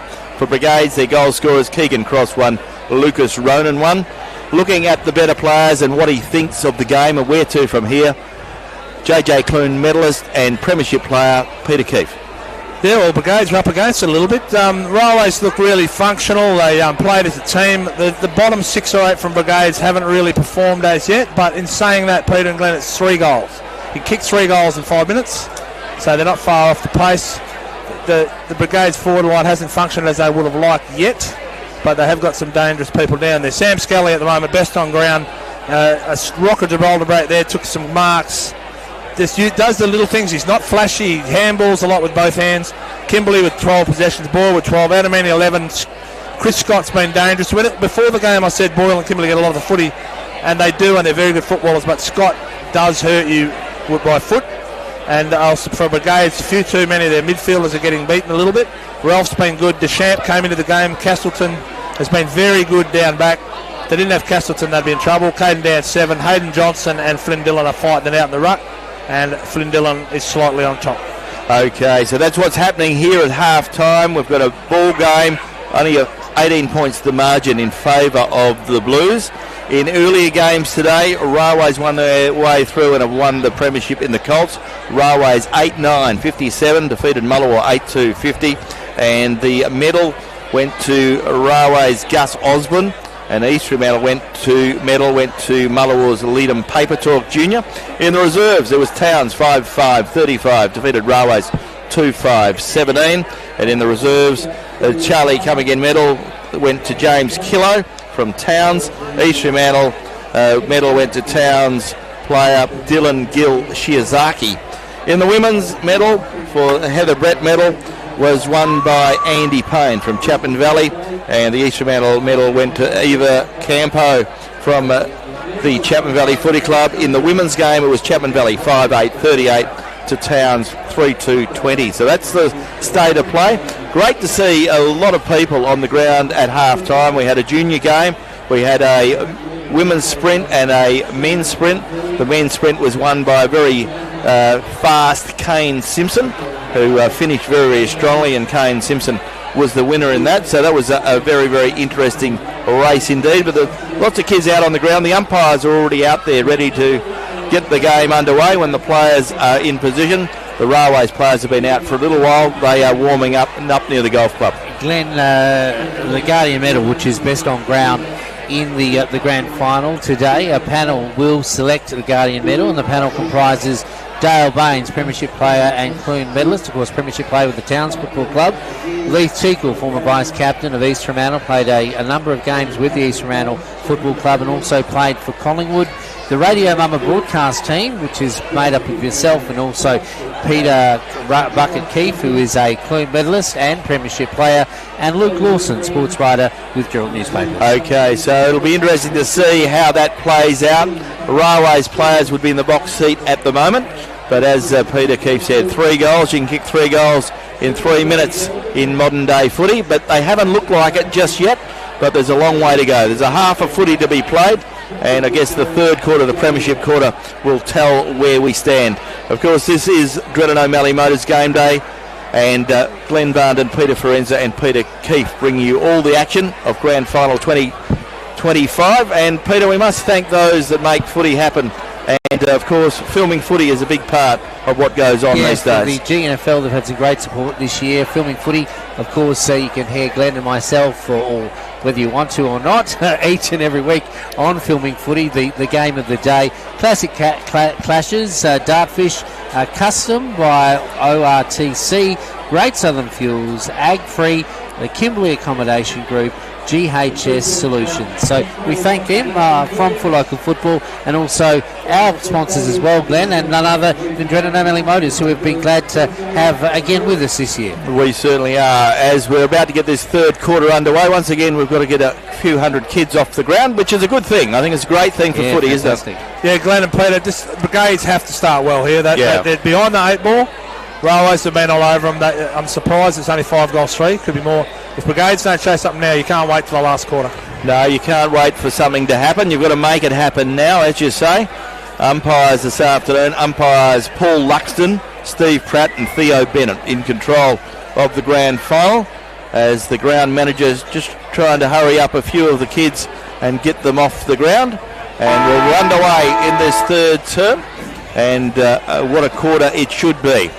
Ball in the centre. Flynn Dillon doing the rucking, and he gets the best of it. Knocks it down towards Mitchell Boyle. Boyle gets a handball away, but it's rowed by Dylan Ralph. In goes Matthew Kimberley. Soccers the ball forward. In goes Mick Quick. Over the top goes Kimberley. Kimberley gets a handball forward. Picked up now by the hard-working Chris Scott. Chris Scott goes back in, throws boot the ball. Ball smothered off the boot, though. Ball comes the way now of Brigades through Brendan Cockman. And they regroup. The ball goes forward, but only as far as Drew Tunbridge. Tunbridge steadies the ship. Short pass to Kimberley. He goes with a short pass and finds Flynn Dillon. Flynn Dillon goes laterally now inside the forward 50 for his side. And the mark is taken by this player who's been good today, Ben Saunders, a veteran. Could be his last game, you would think, for the Railway side, especially. They win the premiership this afternoon. Has been a very good player for the club over many years. Saunders sends it inboard looking for Dillon, doesn't find that player, goes the way of Moore shoots on goal. Gee, that was a pretty good shot by Moore in the end, but it comes off hands and spills through for the minor score. So lucky really for Brigades that he was offline.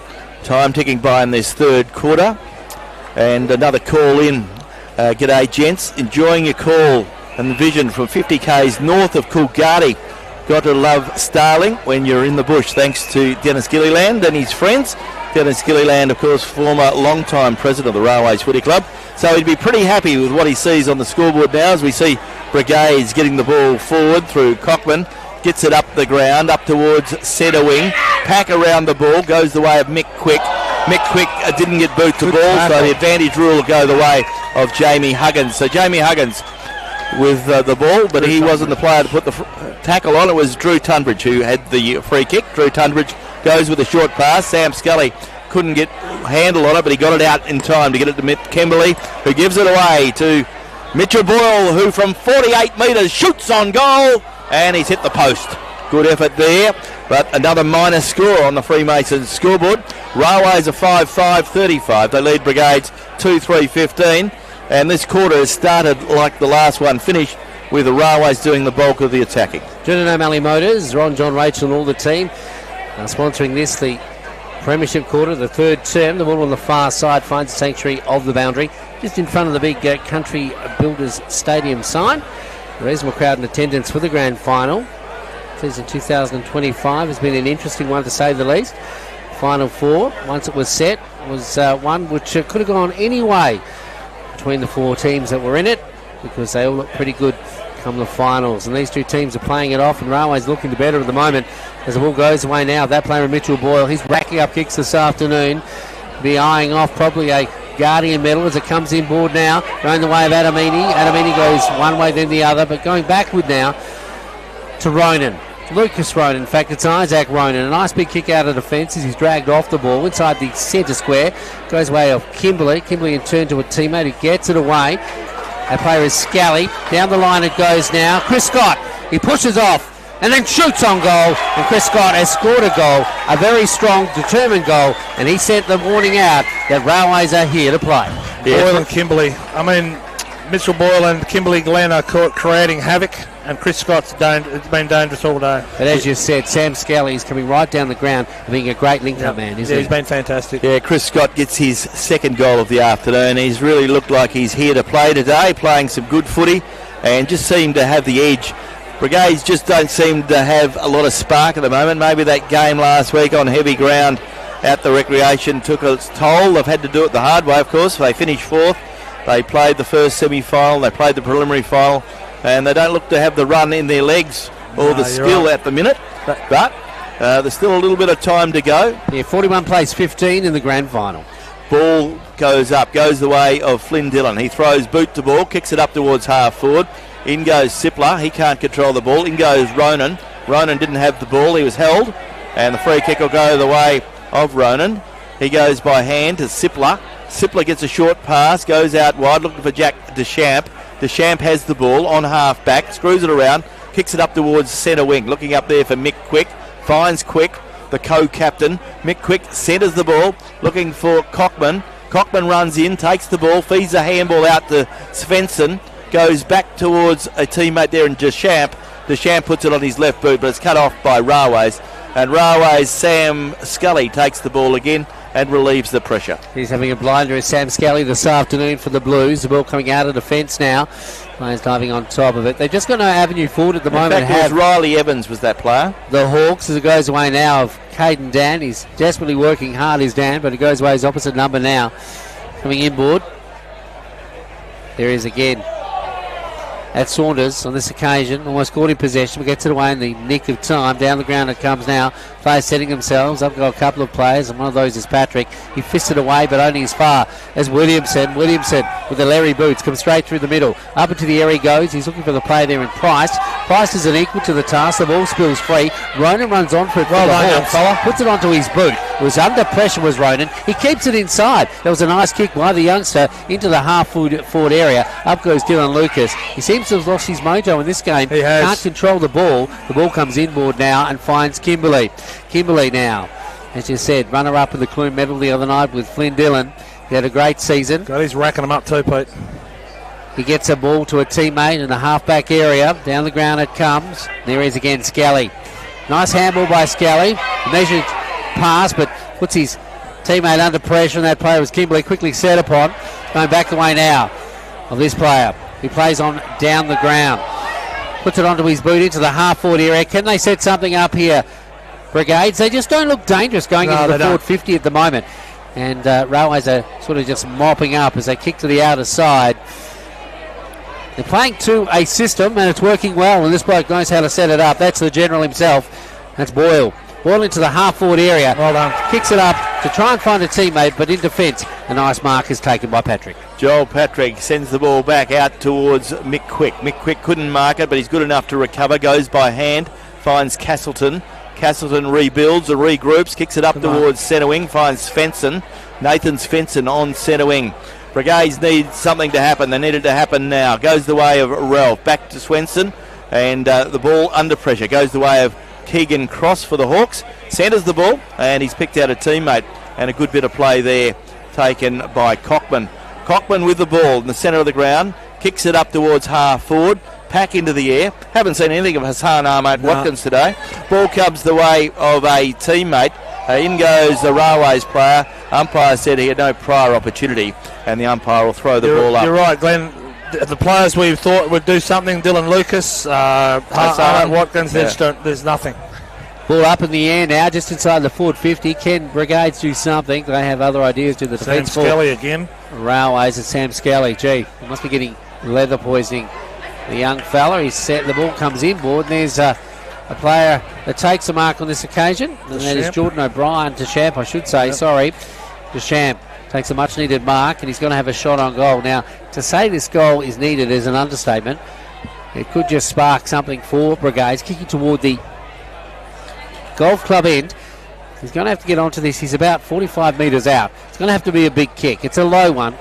It's going to drop short, and it's going to bounce through for the minor score. So on the scoreboard, it ticks over here at the grand final, and it sees Brigades 2-3-16. They trail Railways 6-5-41. A very low-scoring game in conditions like this. A beautiful day for footy and a low-scoring contest, so that's keeping Brigades in the contest, but the margin is still quite a sizable one when you've kicked 2 goals to the 8-minute mark of the third quarter.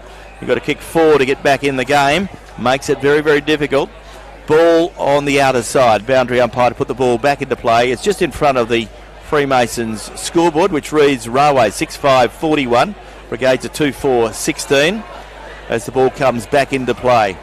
Goes the way of Flynn Dillon. Slaps it down. Roved beautifully by Quick. for Brigades, gets it away of a teammate who shoots Dylan on Ralph. goal, and Dylan Ralph has made something out of nothing, and maybe that will spark the Hawks. A beautiful goal from Dylan Ralph, and he was 45 metres out, screws the ball around the corner, and the Hawks get their third of the afternoon on the Freemasons scoreboard. It is Railway 6-5-41, Brigades a 3-4-22. Yes, Peter Bucket Keefe. That was a much needed goal, and as Glenn said, because the game hasn't been seen a lot of goals, it actually keeps Brigades in the hunt. Yeah, it does. Look, it's three goals, and it's not a lot of goals, but they just don't seem like whether they're a bit flat from last week, I don't know. Look, they could get another goal quickly and be in it, but Dylan Roth had to go and do it himself. He certainly did, and he made something out of nothing, as Glenn Barnard said. Back in the middle, Flynn Dillon slaps it away and goes forward again for Railways. There's Mitchell Boyle. He's been good this afternoon, Adamini. So too this player in Simpson, done the bit part. He gets it to Scott, back to Simpson, but he missed the intended target. Off the half-back flank it comes now for Brigades. Brigades player into the back of his opponent, and that is... Oh, no, in fact, he's the recipient of free kick. Yeah, shepherding. Dan, one of the shining lights, few of them at the moment for Brigades. He sends it down the line. He's looking for that player in Spencer. Doesn't find him. Spencer goes over the boundary. The ball stays in. Brigades, or Railways, look under the pressure here as it goes away now of the quality defender, and I'm talking about the very quality Drew Tunbridge. Comes inboard now, slapped away by our player in Saunders. Back to Simpson. Pick up. But there he is again. Dylan Ralph gets it out to Dan. Dan onto his boot into the half-forward area. There's Williamson. Up he goes, and Go Gadget Arms, and takes a nice mark. Yes, so can Brigades force their way back into this contest? The kick goes up, looking up there for San at Watkins. Ball goes out of bounds, so there'll be a boundary throw-in some 35 metres around. Railways are on target to win a grand final. Their first is 2011. So it's been 14 years between Driggs for the Blues, and they're doing it very well. 11 and a half minutes gone in this premiership quarter for Drennan O'Malley Motors as the ball comes in for the boundary throw-in. Ball comes to play. Umpire asked the question. Umpire said, no, give it to me, I'll throw the ball up again. So still in the forward 50. Almost everyone's in the forward half of the ground, Glenn. There's one couple outside, that's all. Brigades need the next goal, and maybe the game can be rejuvenated, and they're trying their best as the ball once again is starting to close down again. And as you say, Peter, when you've got 20 blokes around the ball, it's very hard to get rid of it, isn't it? In a timely manner. So the umpire will throw it up. There's no one backward of the square at the Wanthala end. Everyone is in the forward 50, and only about 6 players outside the forward 50 arc. So the ball will be brought up again, thrown up. The umpires this afternoon doing a wonderful job. Steve Pratt, Paul Luxton and Theo Bennett. Ball comes the way of the Railways players. In goes a Brigades player who's tackled and didn't have any prior opportunity. So once again, not much room there to move, is there? It's tight as anything. Yeah, that's the trouble. It's getting very, very tight, and time starting to slip away as Railways get the ball forward. This time it goes out to the outer side, and Railways have it through Chris Scott. But Brigades do well. Keegan Cross gets the ball forward. Whistle on play. Brigades player there was Quick, who was dealt with. Mick Quick was dealt with, so the ball goes up towards the 40-metre line. Deschamp's got to get an SE. Yes, so this is an important kick. It narrows the margin, only a couple of goals in it. Could be a little bit out of his kicking distance, but we'll see what he can do. Well, he'll kick from about 40 metres out. Oh, no, not too bad. So there goes Jack Deschamp's kick. Looks pretty good off the boot, and Jack Deschamps said, that's how you do it. An important goal, and on the scoreboard for Freemasons, it is Railway 6-5-41. Brigades working their way back into it, 4-4-28. Pete, I was just about to say the window was slowly going up for Brigades, and they got it in just in time, didn't they? Yeah, well, you thought Railways might have kicked away a little bit. It's 13 points, and Railways have had probably 60 to 70% of the football today. So it's a bit of a strange one. But they're still in it, our Brigades, as we head to the middle to late stages of the third term, the premiership quarter. Railways are throwing everything at them but the kitchen sink this afternoon, and Brigades have almost capitulated, but not, because some players have stood up at the right time. Deschamp's coming good. He's now up to 11 possessions. Yeah, I think he's been working hard all game. Up into the air they go. Patrick in the ruck on this occasion. Puts it down the throat of Price is caught in possession. The umpire says nothing in that. Plays advantage, and here he is, Dan. He's been a bit of a catalyst. Something's happened. No, he's bringing the ball back, is he? Railway's kick. Oh, jeez. See, that's done. I think someone's turned it over, and I can see the player that probably has. Well, Daniel Leach asked the question. I think it was a fair question. So the ball will come back, and they're on a run then, Brigade, so it has stemmed the flow somewhat. Yeah, this could be critical. Yeah, so Jace Price, who was caught in possession, now is a recipient of a free kick. So he's backward of centre square, right backward of centre square, right on the line, in fact. He kicks it out this way towards our broadcast position. Players setting themselves up. They go. Ahmad Watkins does well to spoil. There's Scally. He uses his brute force to get out of a passage of play there. Gets it to Simpson. Simpson onto his boot into the half-forward area. And there's Williamson. Through he comes, just like a Big Mac truck. He turns around, puts it off the inside of his boot, but he sends it down the throat of one Jesse Castleton. Jesse Castleton at the last line of defence. He's been very good this afternoon, as he has been all season. Kicks the ball up the ground. Picks out young James Horseman. Good young player is James. Stepped up to the plate, hasn't he, this young bloke? Yeah, well, it's We're a tough starting game. to get a bit of stuff happening now. There's a bit more in the game now. James Horseman kicks his up towards half forward, looking up there for Caden Dan, but he couldn't handle the ball. Ruben Ulrich does well, kicks it up towards the centre wing, where Flynn Dillon takes a very good mark. Flynn turns around, kicks it back to Wensa. There's again. How many marks has he taken, Pete? I haven't done much, just kicks. Jesse Castleton gets a short pass and finds Sorry, Glenn. the player there in Dylan Ralph. Didn't have him, they'd be in trouble. Dylan Ralph with the ball. And Dylan Dylan down the line. Ralph thought about going across the face of goal, but he decided to kick it up the ground, looking up there, but there's nobody there. LB Dean feeds a handball out to Daniel Leach. He needs to produce something now. Goes the way of Caden Dan. Caden Dan deep on the boundary. Sets sail for home. Big kick up towards full forward. Looking up there for Dylan Lucas. Lucas couldn't mark the ball. He's pleading for the free kick. The umpire said nothing in that. 1 point only. And Brigades are 4 goals, 5-29. They trail Railway 6-5-41. A man running down the ground. It looks like it's young Lucas Ronan. So Lucas Ronan has ran into a ball coming out of defence, and he'll now send it back to where it came from. Too far out. So we can see he's in the goal square, and if anyone's there to take a mark, Williamson is waiting, lurking. We also have, I think it is LB Dean, and also the man who can do something out of nothing and kick and cross. It's a big kick. Good effort. effort. Hands. Is it over the line? Point. That's been touched and through for the minor score. So suddenly, Brigades have had a spark. Pete? Yep. Well, they needed to. They were a bit steady for a fair while there, weren't they? On the scoreboard for the Freemasons, 30 plays 41 in favour of the Blues. They've got it so again. 11 points. So here goes Brigades. Caden Dan. Dan shoots on goal. He won't miss him. And that is a marvellous goal. And Brigades have worked their way back into this contest when it looked all but lost. It's a point, Glenn. Well, it was a good point. A very good point. One of the best points I've seen all day. Yeah. So Caden Dan kicked a point. So another minor score, but the Brigades are tipping it away. 10-point ball game. 4-7-31. Plays Railway 6-5-41. Still a quarter to go. Plenty of time. But We've only played 18 minutes. This is what we wanted, didn't we? We didn't want to have a blowout or a 6-goal loss. We wanted to see. I reckon Dan is the man that could really turn things he around has for played Brigades. well. Yeah. And there's players like Dylan Lucas who hasn't really touched the footy, and LB Dean, Armand Watkins, and nice Dean. big They're the kick players are going to have to lift into the full forward area. Williamson at the fall of the ball, running onto his arm at Watkins, as you mentioned. He's quickly brought it in, almost caught in possession, one would think, but the umpire was unsighted. And the ball be thrown up just metres away from the goal for Brigade. So this is the most attack we've seen from Brigades in succession in this game. As the ball comes out of that passage of play, and Railways do the better. Chris Scott, big man, straight down the ground he comes and gets out of that passage of play into space. Running onto it is Lucas Ronan. He's done well, this youngster. Isaac, I should say. To Lucas. Lucas to Isaac to Lucas. And they send it inboard. Over the back it goes. It is a Brigades player who has it. No, it doesn't. Goes away of Railways. A kick to the outer side, and there he is again. Deschamps. Wasn't paid the mark. Goes away of LB Dean. He gets it back to Deschamps. Ring around Rosies. They go around the boundary.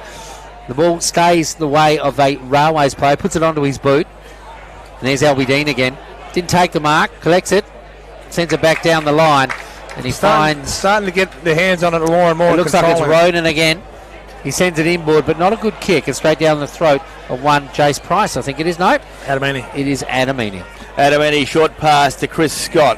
One feels like Brigades need another goal before three-quarter time, but they certainly lifted their work Big rate. game on if they do. They've kicked the last two. Can they get another one? They haven't kicked three in succession all day. Here's your man, Pete. Once again, Jesse Castleton. I reckon that's mark number 15. Jess Castleton plays on, short pass, and finds Clay Sipler. Clay Sipler on centre wing. Kicking it up towards the forward line, looking up there for the big man. Dale Williamson slaps it to ground.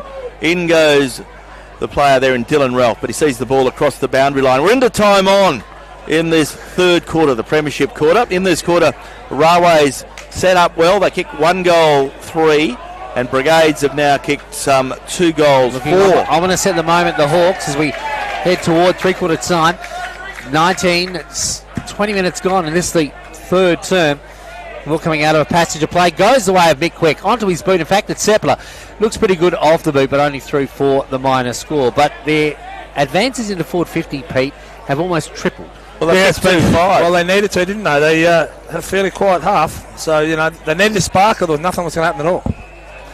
Ball coming out of defence now. It is with Railways down the line.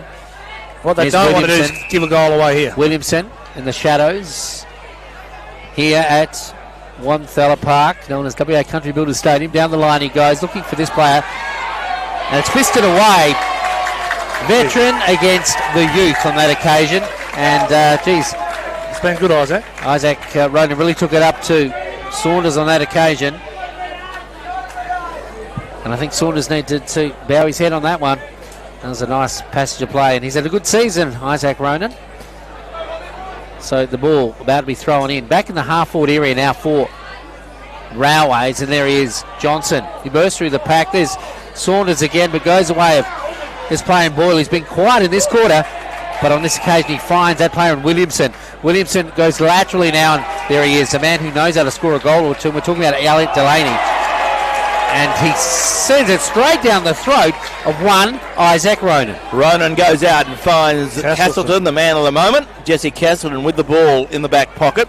Can Brigades manage a goal just prior to three-quarter time? The game would be up for grabs. Still is up for grabs, but would really put the pressure on the Blues. There goes the kick forward from the Hawks. Ball goes through everyone. Ball goes out the back. Goes the way of Ruben Ulrich. Ruben under pressure. Ball slapped out, goes the way of Brigades to get the ball forward through Johnson. That's dangerous. And finds the big man. Dale Williamson sees some movement. And there he's got Albie Dean in the centre, in the goal square. And Albie Dean, he hasn't kicked a goal today, but he's in the side to kick goals. He's Dale out of the game. 37 years of age, and he never loses it. 9, isn't he? 39. Well, he's getting up there. Albie Dean lining up for his first of the afternoon. And 3-point ball game here, as we're into 22 minutes in this third quarter, the premiership quarter, and Brigades have really rebounded. After the first 10 minutes, it looked like Railways were going to run away with the game, but now the game is very much on, and 22 minutes gone. This is where, sorry Glenn, but this is where we always talk with modern day football. Momentum is something you cannot judge. You just got to go with it when it's there, don't you? You could feel, after that first goal, you could feel a bit of a swing. They were getting their hands on the footy, they were controlling the football more. And a spark is what they need, and they got a bit of a spark. I mentioned the little general in Boyle. He's gone quiet in this quarter, hasn't he? He's still up to 20 possessions, so he's had a pretty good game. But yeah, Brigades have kicked the last 3 goals unanswered. So on the Freemasons scoreboard, it is Railways 6-5-41. They lead Brigades 5-8-38. 3 points the margin.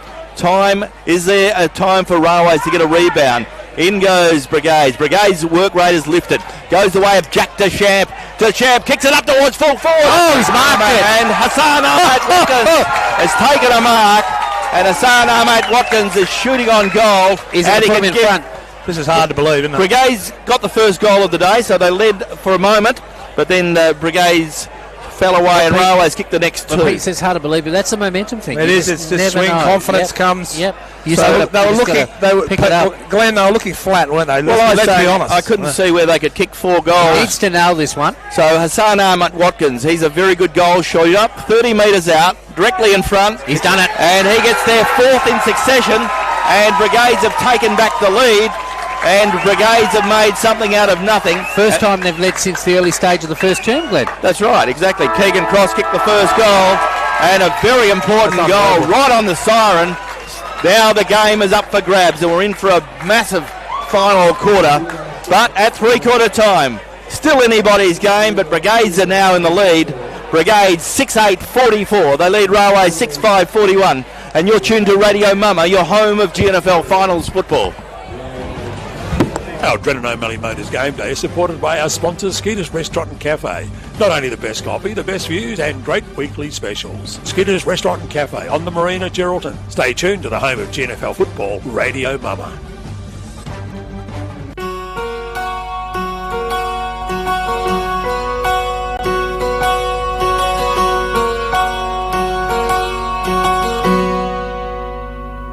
Tell someone to love me. I need to rest in arms. Keep me safe from harm and pouring rain. Give me endless summer.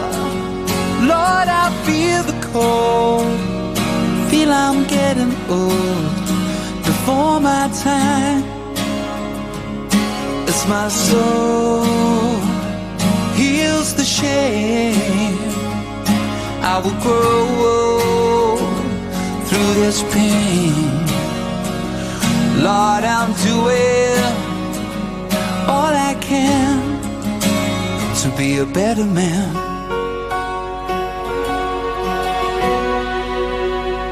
Go easy on my conscience, 'cause it's not my fault.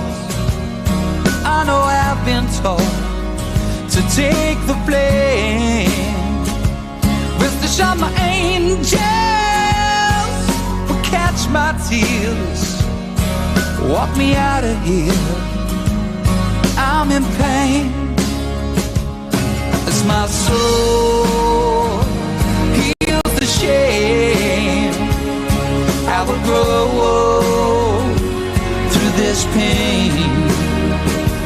Lord, I'm doing all I can to be a better man.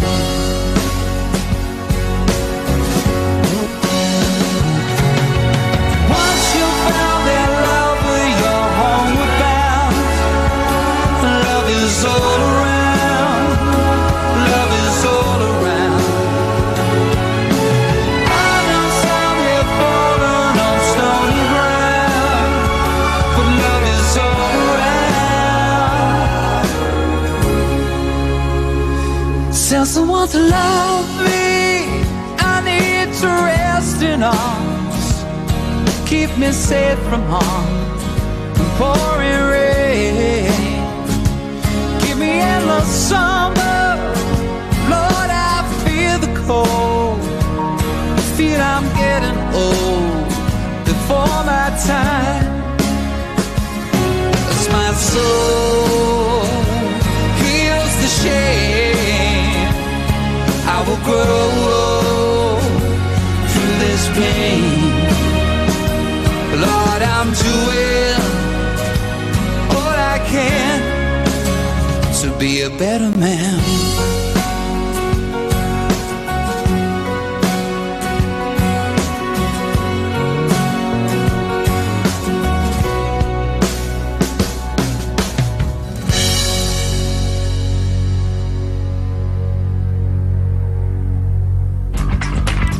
Today's Drennan O'Malley Motors Game Day is brought to you by our sponsor Melissa Price, your local member for the seat of Durack.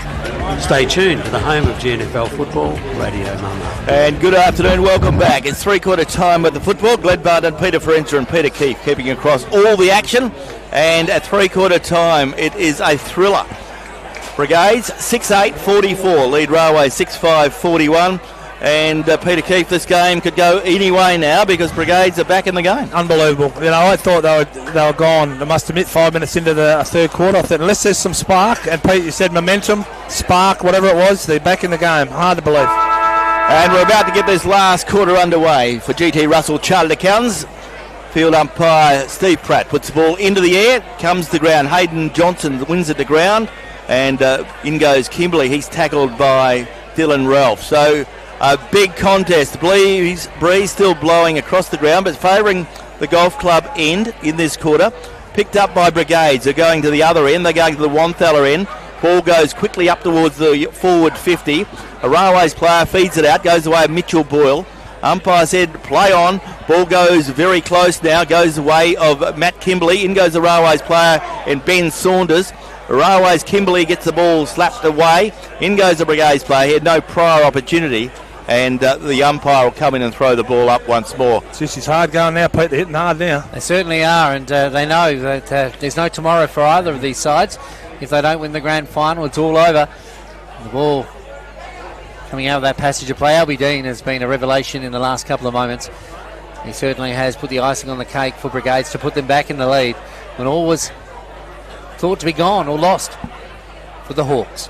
Back in the middle, Flynn Dillon puts it down the throat on this occasion to Deschamps. He's been good today, Deschamps. He's been good all year. Into space, going the way now of Mick Quick. And is Catalton going in to collect the ball? The ball goes to ground. Players dive on top of each other. Bit of a stacks on the mill. There'll be a ball up just metres away from the goal. Pretty contested now. There's not much room to move at the moment. Umpire Luxton to put the ball in the air, only 50 metres from goal. Brigades in. Can Brigades get a goal? They've kicked the last 4 unanswered, which hasn't happened all day. There's only been 6 goals scored. Brigades goal scorers: Keegan Cross, Lucas Ronan, Dylan Ralph, Jack Deschamps, Elby Dean and Hassan Ahmad Watkins. 1 apiece. Ball comes out from the throw up, goes the way of Flynn Dillon. Dylan Ralph, I should say. Dylan Ralph for Brigades. Kicks it up towards the player there in Hassan Ahmad Watkins. He's got 2 to beat. In goes the tackle. Ball comes to ground. And a good bit of pressure put on the Railways player there in Evans by the Brigades player in Caden Dan. Goal scorers for Railways: Chris Scott has kicked 2, Jordan Williamson, Ben Saunders, Damien King and Jesse Moore 1 apiece. The ball about to be thrown in now. Players setting themselves in the half forward area now for Brigades. Geez, they've had it in their forward 50 and their forward half for most of the early stages of the last quarter. You would say that there's been a reverse in proceedings now, Pete, because Railways are under siege. Yep, everyone's in the front half of the ground again. Defensive is going to be very hard to kick goals at the other end. Exactly. You've got to run it. Yeah. 7 or 80 metres without a person there. Like, the pressure's on. And players are tired. It was a relatively open game before. Now it's contested ball. Chris Scott breaks out of defence. Big kick up towards centre wing, outer side. Looking up there for a teammate in Jesse Moore. Ball slapped the ground. Tackle put on that player. And the players are not getting much time to get a free run because players are jumping on each other very, very quickly to try and curtail any movement quickly. Umpire puts the ball into the air. About 8 players from each club around the ball. It's a 3-point ball game at the moment in favour of the Hawks after they trailed by quite a considerable margin, 18 points at half-time. Ball comes up the ground. In goes Drew Tunbridge, almost a screamer of mark. Went back for a second grab. Ball picked out. Goes back towards Railways. Railways kick it up towards centre wing. Goes a Railways player going up high to try and grab the ball. That was young Seth Farmer, one of the youngest players in the lineup for the Railways side. And once again, the umpire will throw the ball up. Time ticking by. We've already played almost 4 minutes in this final quarter. As the ball goes the way of Brigades. Brigades' ball is cut off, and the Railways player does well. Deschamps gone down with cramp after kicking the ball forward. And goes the way of Jager Williams. Jager Williams, who's had another good year. Jager gets his kick forward up towards centre wing. Looking up there for the hard-running player in Matt Kimberley. Ball goes across the boundary line. There'll be a boundary throw-in on that far side. There's certainly been a lot of play out there, and those people lucky enough to be sitting on the bank out there have seen a lot of footy this afternoon. They certainly have. 44 plays 41. It's a 3-point ball game in favour of Brigade, who snatched the lead in the dying stages of the third term. This term brought to you by GT Russell Chartered Accountants. Hello to Grant and also Michelle. And now are in Chapman Road, moving from Marine Terrace. The boundary comes up all too quickly again. Good crowd in attendance to see a game that almost was a fizzog, but has turned around pretty dramatically in the third term. Brigades were looking down the barrel of defeat, but now they can look at perhaps earning another premiership medal. The ball going forward now. The mark is taken Free kick to Drew Tunbridge. Free kick to Drew Tunbridge. He kicks to the outer side. A lot of pressure being put on Railways now. Desperate to get another score on the board, but good mark, back Jordy. in the fence, Jordan O'Brien, the captain, co-captain. A lovely young bloke. Yes, he certainly is. He sends it down the line, finds this man in Keegan Dan, and he's been good this afternoon, Glenn. Yes, it's interesting to see the players have gone back into more structural positions, so Railways actually have got someone to kick to if they get the ball forward of centre. But it's slowed down to a very slow pace. But it's interesting to see who's going to be the igniting person for Railways, because we've seen Railways very good early and we've seen Brigades come back. Brigades still have momentum in their favour. Ball comes the way. Is Daniel Leach the player that can get the ball forward for the Hawks? Interesting to see that Brigades have kicked the last 4 goals. No one has troubled the scorer in this quarter. So we've played 6 minutes in this last quarter with thanks to GT Russell Chartered And it Accountants. hasn't been in the forward half for Railways to this point. They've sort of gone defensive instead of attacking an all-out attack like I they were think early. it's too early to go defensive. You've got to win a game and you've got to kick a goal. But early on they had control of footy. They haven't got control of football anymore. As I said, Mitchell Boyle, I think, has gone out of the game, and he certainly was a catalyst in the middle and getting the ball forward. So to Kimberley. There's just no room to move. It's contested ball, run their ball. race, and that's right. And that's it's got a bit ugly, actually. Yeah. But that's in favour of Brigades, one would think, at this stage. Ball thrown up on the far side now, going to ground. It's Brigades who come out of that passage of play, but it's gobbled up by Railways now. Sam The Skelly halfback again. flank, Sam Skelly. He sends it toward Castleton. Castleton toe pokes forward now into space, but luckily for Railways it bounces well for that player in Jace Price, and there's a bit of a push and shove in the middle here as some retaliation comes in, and they're important begin to flare here. Jesse Moore has the ball just outside the centre square on our broadcast side, looking for room up forward, and it's fisted away by Patrick. Patrick into space, finds Deschamps. If they're going to run on here, things could be pretty special for the Hawks as it comes away of this player. We're talking about Svensson. Svensson down the line. Almost a great mark by that player in Ronan, but he misjudged it. But he goes back in to collect it. Push and shove, getting pretty tight. There's Deschamps again. Takes a mark right Coming in into front the game of now. our co-commentator Glenn Bunton. And Deschamps goes in across the board, finds Dylan Ralph. Dylan Ralph goes out wide, finds Caden Dan, who's been a revelation today. Caden Dan gets the ball forward, looking up there for Mick Quick. Mick Quick has the ball, screws it around, but he kicks a poor one. Goes straight to the arms of the Railways defender in Sam Scully. Scully comes up the ground, finds Jesse Adamini on half back. So Railways are mounting a challenge. And they get it up towards Tristan Simpson. Tristan Simpson on the backward side of the square.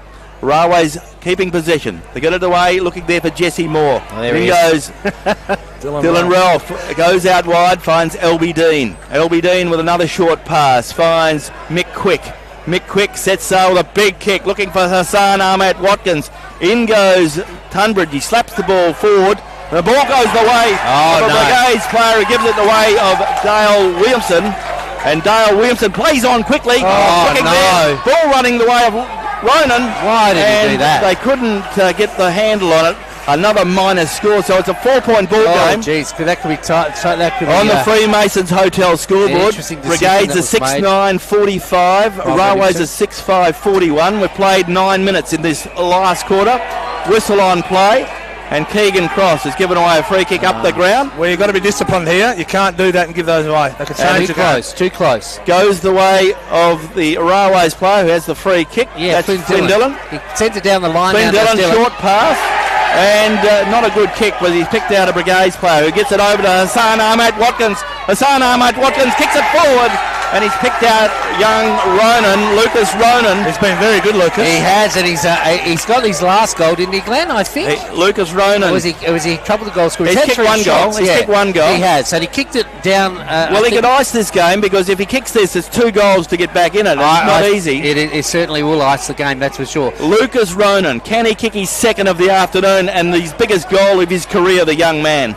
Lucas Ronan is 50 metres out. Sets sail for home. And he's kicked it. And the Hawks are in front by 10 points on the Freemasons Hotel scoreboard. And Brigades go to 7 goals 9, 51 They lead Railway 6-5-41, and what a transition. We have seen Brigades kick the last 5 goals unanswered in this grand final of 2025. Yeah, and young Ronan, he was suspended a couple of weeks ago for an indiscretion at this very ground. He got 2 yellows that were turned into a red, and he was suspended from the preliminary final. But he's come back into this game renewed with vigour, and he and his brother Isaac have played blinder, haven't they? Absolutely. Railways have to fight now, have to absolutely fight tooth and nail.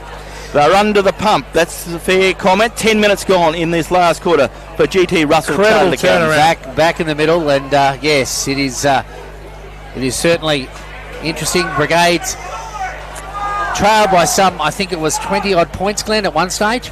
Yeah, well, they trailed at 18 points at half-time. Well, they did. And then they kicked the next goal, so they led by 24 points before did Railways. Brigades. Yep. 10-point ball game as Kimberley goes forward now. One of the few sorties forward in this particular term. Williamson goes in, but Patrick, the veteran, fighting hard. Never gives up. He doesn't. Does the simple things, does Patrick, and make sure that the ball is kept in his keeping as the ball is thrown up. The crowd is... It's a tale of two halves, isn't it? Grand final this afternoon. And there's that player in Boyle. He puts it into space, and there's a couple of Brigades players that want to do something. Kimberley's one of those, and he's a nice kick under pressure, and he finds Adamini. So Adamini now, what can he do? He sends it inside the corridor, and the mark isn't taken. The ball spills free. Brigades defence do the better, or do they? The ball goes away over Railways place, quickly bottled up inside the corridor. There'll be a ball up just metres away from, or just outside the forward 50, one would think. Still time, there's only 12 minutes. We've probably got about, 10 to 11 minutes left? Exactly, so there's still plenty of time. Railways kick a goal now, and it's still anybody's game. But also Brigades, not a high-scoring game either, Glenn. So no, but we didn't. We thought that at the time. And then Brigades a 50-metre penalty, and who should be getting it? We shouldn't laugh. Daniel can't believe he's lucky. Yeah, talk about Daniel Leach. He's a fantastic player, but he has found the ear of umpires over the years. He has. Lucas Ronan's got better and better and better. So Daniel, beautiful pass, finds Lucas. Ronan kicks it up towards full forward, looking up there for big fella and Keegan Cross. In goes Dale Williamson trying to get the ball forward. Umpire says there's a free kick there. It'll go the way of Railways. It goes the way of Sam Scully. Sam Scully kicks it forward up towards centre wing where he finds his teammate in Jordan Williamson. Jordan Williamson with the ball on centre wing. Williamson looking for some movement. Railways, they're trying to get the game moving on their terms. They haven't had a lot of ball in the last part of the game, but up goes Ronan, almost a ripper mark, but he's come down very heavily, and the ball comes forward. Horseman. And young James Horseman, who's been good this afternoon, only a youngster, gets it forward and picks out Jack Deschamps. Jack Deschamps had a blinder, Glenn. He's had a final round coming into the finals. Was special, and so too has his finals games. Deschamps sends it down the ground. Up goes Dylan Lucas. Couldn't take the mark. The ball goes to ground. Scott is tackled in possession. Free kick going the way now of Dylan Lucas once again. He sends it down into the half-forward area. Running onto it too is a little speedster. And I talk about Keegan Cross, but the line comes up all too quickly and the ball spills over. They're in the box seat. I know it's only 30 minutes gone in the final term, first half was brilliant, but it is Brigades. 7-9 leading Railways 6-5. What a contest here at WA Country Builders Stadium. A great grand final. The tightness is still here. 10 points the margin. Ball is up in the forward line for Brigades. In goes Isaac Ronan. He has the ball held to him, and the umpire has to come in and throw the ball up. Umpire Luxton this afternoon, along with umpire Steve Pratt and Theo Bennett, doing a wonderful job for GNFL footy and a GNFL grand final that we've spoken about for a very long time. Who's going to win? Brigades are 10 points up. Railways still in with a chance. There's still plenty of time. We've played 14 minutes in this quarter. Yeah, just 14 minutes in the final quarter, with thanks to GT Russell Chartered Accountants. And a big thank you to Filming Footy, Classic Clashes, custom by ORTC, Great Southern Fuels, AFCRI, Kimberley Accommodation Group, and JSH Solutions. CG's been good, this young Ronan. They have been outstanding. Ball comes forward, goes away of Caden Dan. I've liked Caden Dan's game right from the very start. What he's done has been pretty special today, hasn't it? Caden Dan kicks it forward, looking for Deschamps, but out goes the Railways player down. Yet Delaney takes a good strong mark. Delaney sets sail for home. Big kick, but there's 3 Brigades players. There's no Railways players. And score to Brigades now, I would say, if they can get a goal, it'll be all over. It's still 10 points. 10 points, still need 2 goals. We've got probably 8 minutes to play.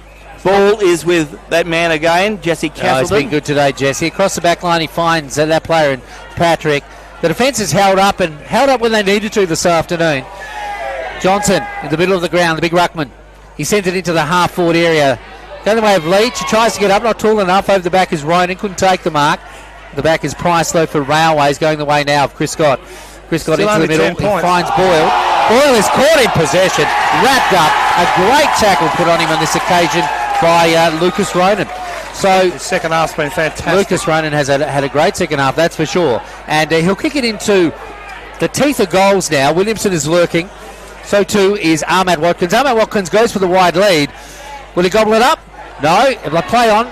Dan's there. Watkins. They see the boundary. Watkins sends it in off a very tight angle. It is a tight kick. It is a good kick. Inside space, so it's picked up by the defence for Railways. Quickly onto their boot, out of defence, and finds Svensson just outside the forward 50. What a shot. Nathan Svensson plays on short and finds this young fella Horseman. Too. Young man, James Horseman. Another short pass. Railways have run out of puff.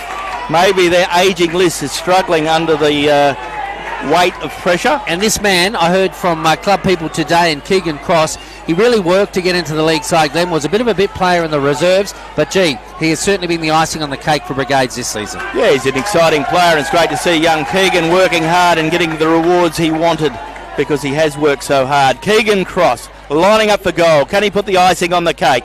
There goes his kick. Looks pretty good. That is a goal. That's true. And Brigades are premiers in 2025. What a marvellous performance from Brigades. They came from nowhere.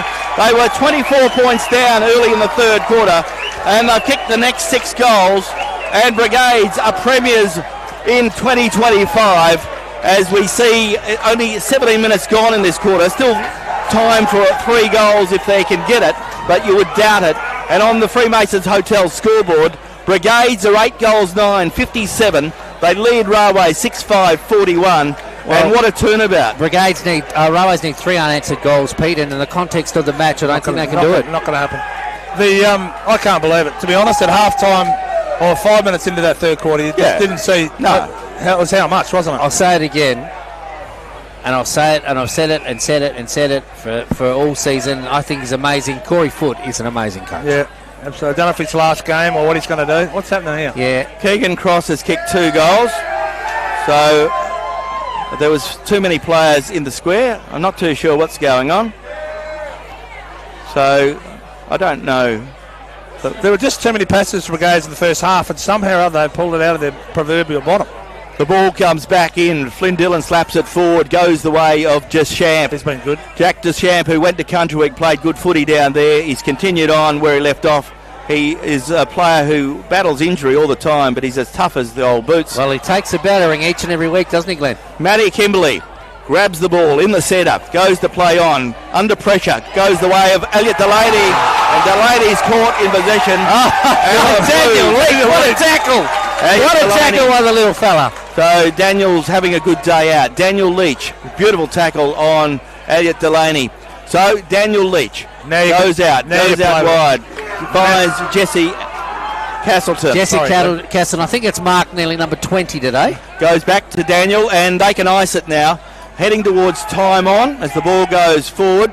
Up they go. Goes the way of Keegan, Caden Dan, very close to the boundary line. Where was the change in the game? Where did it happen? I think exactly what you said. Like momentum, they kicked the goal. They got a couple in a row, and they got a sniff. When they didn't look like Glenn, they didn't have a sniff, did they? No, Railways were up by 24 points, 3-minute mark of the third quarter. And since then, Brigades have kicked the next 6 goals unanswered.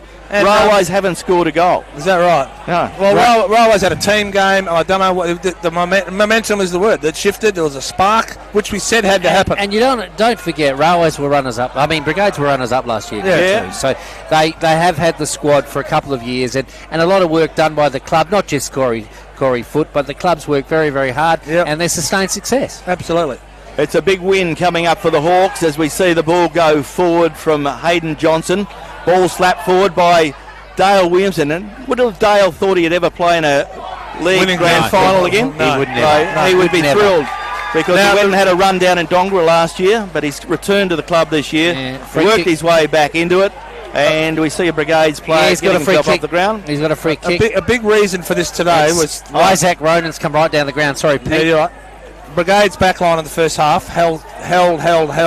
But these players, Pete, that you didn't see in the first half are fresh as daisies down. Dylan Lucas is one of those. He sends it inboard now. Bit of a pack develops, but at the base of the pack is the Brigades players like LB Dean and also Keegan Cross. They just continue to work hard when they need to. And when you think about it, you know, Corey Foote is Coach of the Year. Brigades finished in 4th. They won the first semi-final. They won the preliminary final. They now won the grand final. It's a coaching feat, and although he has coached a premiership before, I don't think he'd be more proud than he would be today. He never had the same side any week of this season. He's never had the same side until the finals. And there's Dylan Lucas who puts his arms out. Dylan Lucas was in one of their last premiership sides. There goes a kick forward, up towards half forward, full forward. Can Brigades get a goal? They lead quite comfortably at the moment by 16 points. Can they get a score on the board? 1 point only. And on the scoreboard for Freemasons. Sorry, Glenn, go ahead. Brigades are 8-9, 57, 8-10, 58 to Railway, 6-5, 41. Half time, what was it, 18 points? It was 18 points. Yeah, and then Railways kicked the next goal, so it was 24 points early in the third quarter. 30-plus point turnaround by Brigades. That's pretty impressive. And Railways haven't touched the ball since then, as Railways look old and they look slow. And that's the way it's turned out in this quarter. But you always look like that when you haven't got the run, and Brigades have. Jack Deschamps goes the way of a teammate there. And whistle on play. Brigades player was held while not in possession. So Brigades rubbing salt into the wounds. Moments left in the grand final, Glenn, for 2025, and it looks like it's going to be the year of the Hawks. Big cheer in a minute. Isaac Ronan is the player with the free kick. Isaac Ronan looking to play on now. Kicks the ball from centre wing up towards half forward, looking up over the big fella. In goes Williamson, goes the way of Ralph. Ralph feeds it out towards Leach. Leach gives it away of Hassan Ahmad Watkins. Shoots on goal, minus score. And there it is. And there it is. Grand final winners in 2025, and it's a sweet victory for the Hawks and their supporters today. Brigades 8-11-59 have defeated Railway 6-5, 41. A comprehensive win in the end, and the Hawks are premiers in 2025 of the Freemasons Hotel Premiership season, and a marvellous win. 59 plays 41 in favour of the Hawks, and you're tuned to Radio Mama, your home of GNFL Finals football. Our Drennan O'Malley Motors GNFL Game Day is brought to you by our member for Geraldton, Kira Lee War, on Radio Mama.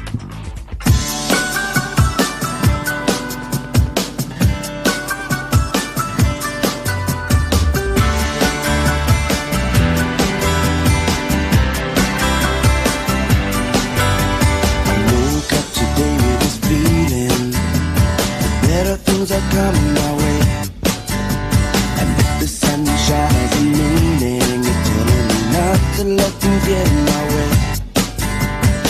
When the rainy days are dying, gotta keep on trying. All the bees and birds are flying.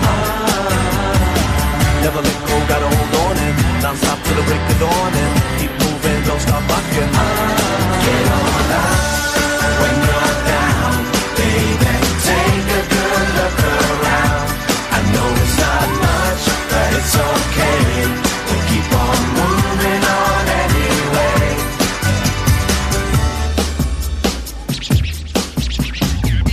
Feels like I should be screaming, trying to get it through to my friends. Sometimes it feels that life has no meaning, but I know things will be alright in the end. When the rainy days are dying, gotta keep on trying. All the bees and birds are flying. Never let go, gotta hold on and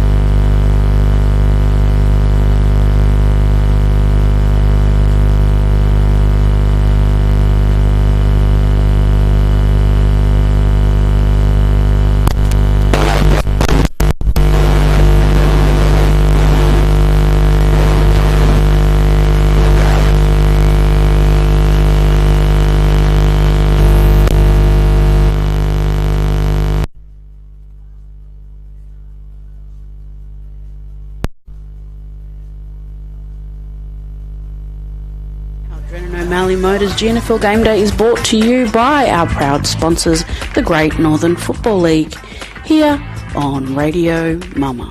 And good afternoon, welcome back. It's been a wonderful grand final day, lots of great footy. It started at 9 o'clock this morning and it's continued right now until 5:35.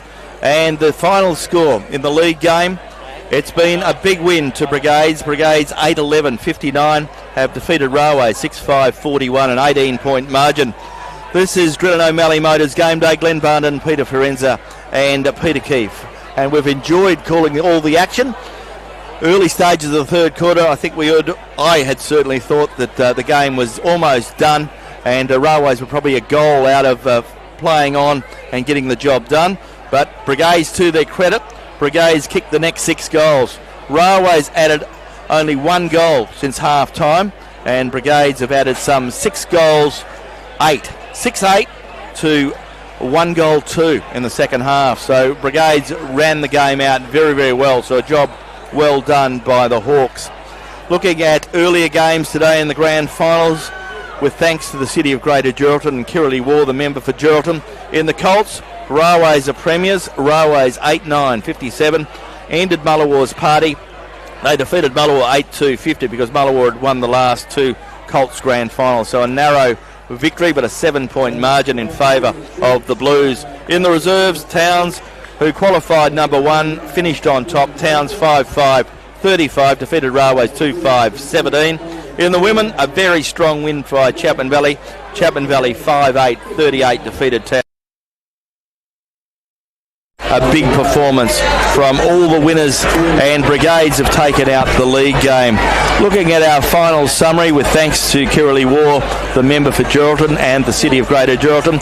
Goal scorers for Brigades: Keegan Cross kicked 2. He also kicked the match winner, which was nice for him. Lucas Ronan kicked 2. Dylan Ralph kicked 1. Jack Deschamps 1. Elby Dean 1. And Hassan Ahmad Watkins 1. For Railways, Chris Scott kicked 2.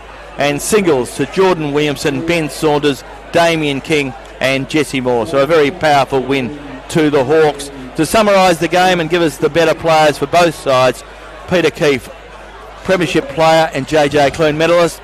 Quite a remarkable game, and it's wonderful to see so many people here to witness it. Yeah, it was a great game of footy. It was 2 halves, absolutely 2 halves of football. Railways were well on top in the first half. Brigades backline, Jesse Castleton and Isaac Ronan and those boys kept them in the game. They would, if they didn't play well that backline, they wouldn't have won the game today. And second half, we spoke about it. They needed something to happen, and I couldn't believe it. I must admit now, I still can't believe Brigades won after being down and almost out, wouldn't you say, boys? Yeah. And right. Came back, and then great resilience. Railways almost stopped. I mean, they did. Just the players that were playing well went quiet, and then the champs. Jesse Castleton, I picked him as best on ground today. I'll just get out of the way quickly. Deschamps was my best player on the ground. Jesse Castleton took umpteen marks. Deschamps, Dylan Ralph, and the Ronan boys. And for Railways, Sam Scully was their best player. Mitchell Boyle, Matt Kimberley, Chris Scott, and Flynn Dillon. Yeah, it's been a big day of footy. Good to see a big crowd in attendance. No one left at half-time, luckily, because after half-time it was a turnaround in fortunes. Railways, we've mentioned it a couple of times during the broadcast, Railways, Chris Scott kicked a goal 3 minutes into the third quarter. The margin was there, 24 points, and Railways seemed to be doing all the running. And then from that point, we saw Brigades kick the next 6 goals unanswered, and they've run out very strong winners. So a big win indeed. So winners today in local footy, in the Colts, it was Railways. In the reserves, it was Towns. In the women, it was Chapman Valley. In the big league grand final, it was Railways who couldn't get the job done. It was Brigades who got the job done. And as always, we must thank those that make it all happen. And a big performance from everyone. And of course, we must thank those people as well. Yeah, from the league, we must thank who have supported the league, Filming Footy, Classic Catches. You can watch this game again tonight on Filming Footy if you want. And believe it or not, Brigades coming back from perhaps being losing the game to being almost 30-point winners. Customs by ORTC, Great Southern Fuels, Agfree, Kimberley Accommodation Group and GHS Solutions. And for Radio Mama, we thank GTC Chartered Accountants, Grant Russell and Michelle. We thank Community Bank Geraldton. Also Melissa Price, a member for Durack. And Kiralee War, the MLA for Geraldton. And, of course, we must thank the City of Greater Geraldton and Ron, John, Rachel and all the team at Drennan O'Malley Motors. So we're waiting on the Guardian Medal to be announced, and Luke Lawson with a panel has decided who is the winner. Well, we'll just wait for Luke to do that, and then we'll wrap up our broadcast, our last of 2025, and waiting on the MC, who is Grant Woodhams, to hand it over to Luke Lawson to announce the winner of the Geraldton Guardian Medal. And I'd say it'd be a fair call to say it'll be a Brigades player, so just waiting on the call. And Luke Lawson, the Guardians' chief football writer. Yes. And there it is. And the winner is Jesse Castleton, the man with the long sleeves, and he's had a marvellous second half of the year, and he's had a great final series, as have all his teammates. So Jesse Castleton has won the Geraldton Guardian Medal, so well done to him. So well done, and we'll just wait for the Easterly medal to be also announced, and then we'll wrap it up here. But it's been a big day at the footy, and a very, very big day indeed, as we see the umpires leaving the ground. Umpires Theo Bennett, Steve Pratt and Paul Luxon, who were in control today, and they would have been thrilled too to see a very good game. It was a good game of footy, and they would have enjoyed umpiring it, so a job well done to them. Waiting on the Easterly Medal player of the game, the Easterly Medal player of the day, Brian Cousins, is going to make the announcement. Brian Cousins, of course, a very fine footballer in his own right with the Perth Footy Club and the Geelong Footy Club. And Brian Cousins to make the announcement of the Easterly Medal player of the day. And he is wishing Railways all the best, and it'll be a bitter pill to swallow for Railways today, because they've been on top of the premiership table all year and have hardly been challenged. They had a bad soft run into the finals, and then they got over the top of Chapel Valley easy, and they've been sitting back, whereas Brigades have worked themselves into some sort of form, although they did look a bit sluggish early. Ronan. So Lucas Ronan, and he's a good young player. No wonder Easterly Medal thinking of Lucas Ronan. They'll put him in the bus on the way home. Yeah, so I think Lucas is a player with a big future, and he played very well today. He's got a little bit of commitment too. Well bred. Very well bred, and a very good young player, as is his brother. So congratulations to Lucas Ronan, who won the Easterly Medal, and it was the player Jesse Castleton who won the Geraldton Guardian Medal. So just repeating, full-time scores here from WA Country Builders Stadium. It started off overcast, ended a beautiful day, and in the end it was Brigades who got the job done. Brigades 8-11-59 have defeated Railways 6-5-41. Railways have come from fourth to beat the top qualifier and minor premier by 18 points. Well, it's been a great season again for GNFL footy, and a big thank you to the sponsors, as Peter has already done. Big thank you to Peter Keefe for all your work, Peter. Really appreciate Thanks for having the me, work fellas. you do. And also Peter Ferenza for the work he does for making footy a better place for the GNFL. And of course we must thank our technical guru, Matty Anderson. Around 7 o'clock. He's still here now, and we thank him for all the work he's done. It's been a big day of footy, and of course, Peter, we've had lots of things to talk about, haven't we, all day? And it's all to do with footy, and it's a big game, and it's been a big result. So a big thank you to everyone that makes footy happen on Radio Mama, your home of GNFL footy. Glenn Barnon, Peter Ferenza and Peter Keefe, wishing you well. Enjoy your evening, enjoy the off-season, and we look forward to seeing you again in 2026, when Radio Mama again will be your GNFL home of footy. So I look forward to seeing you then. Have a great off-season and enjoy your evening. Our Drennan O'Malley Motors GNFL Game Day is brought to you by our member for Geraldton, Kiralee War, on Radio Mama. Today's Drennan O'Malley Motors Game Day is brought to you by our great sponsors, the City of Greater Geraldton, working with sporting groups and families to make our lifestyle even better. Stay tuned to the home of GNFL football, Radio Mama. I've paid my dues, time after time. I've done my sentence,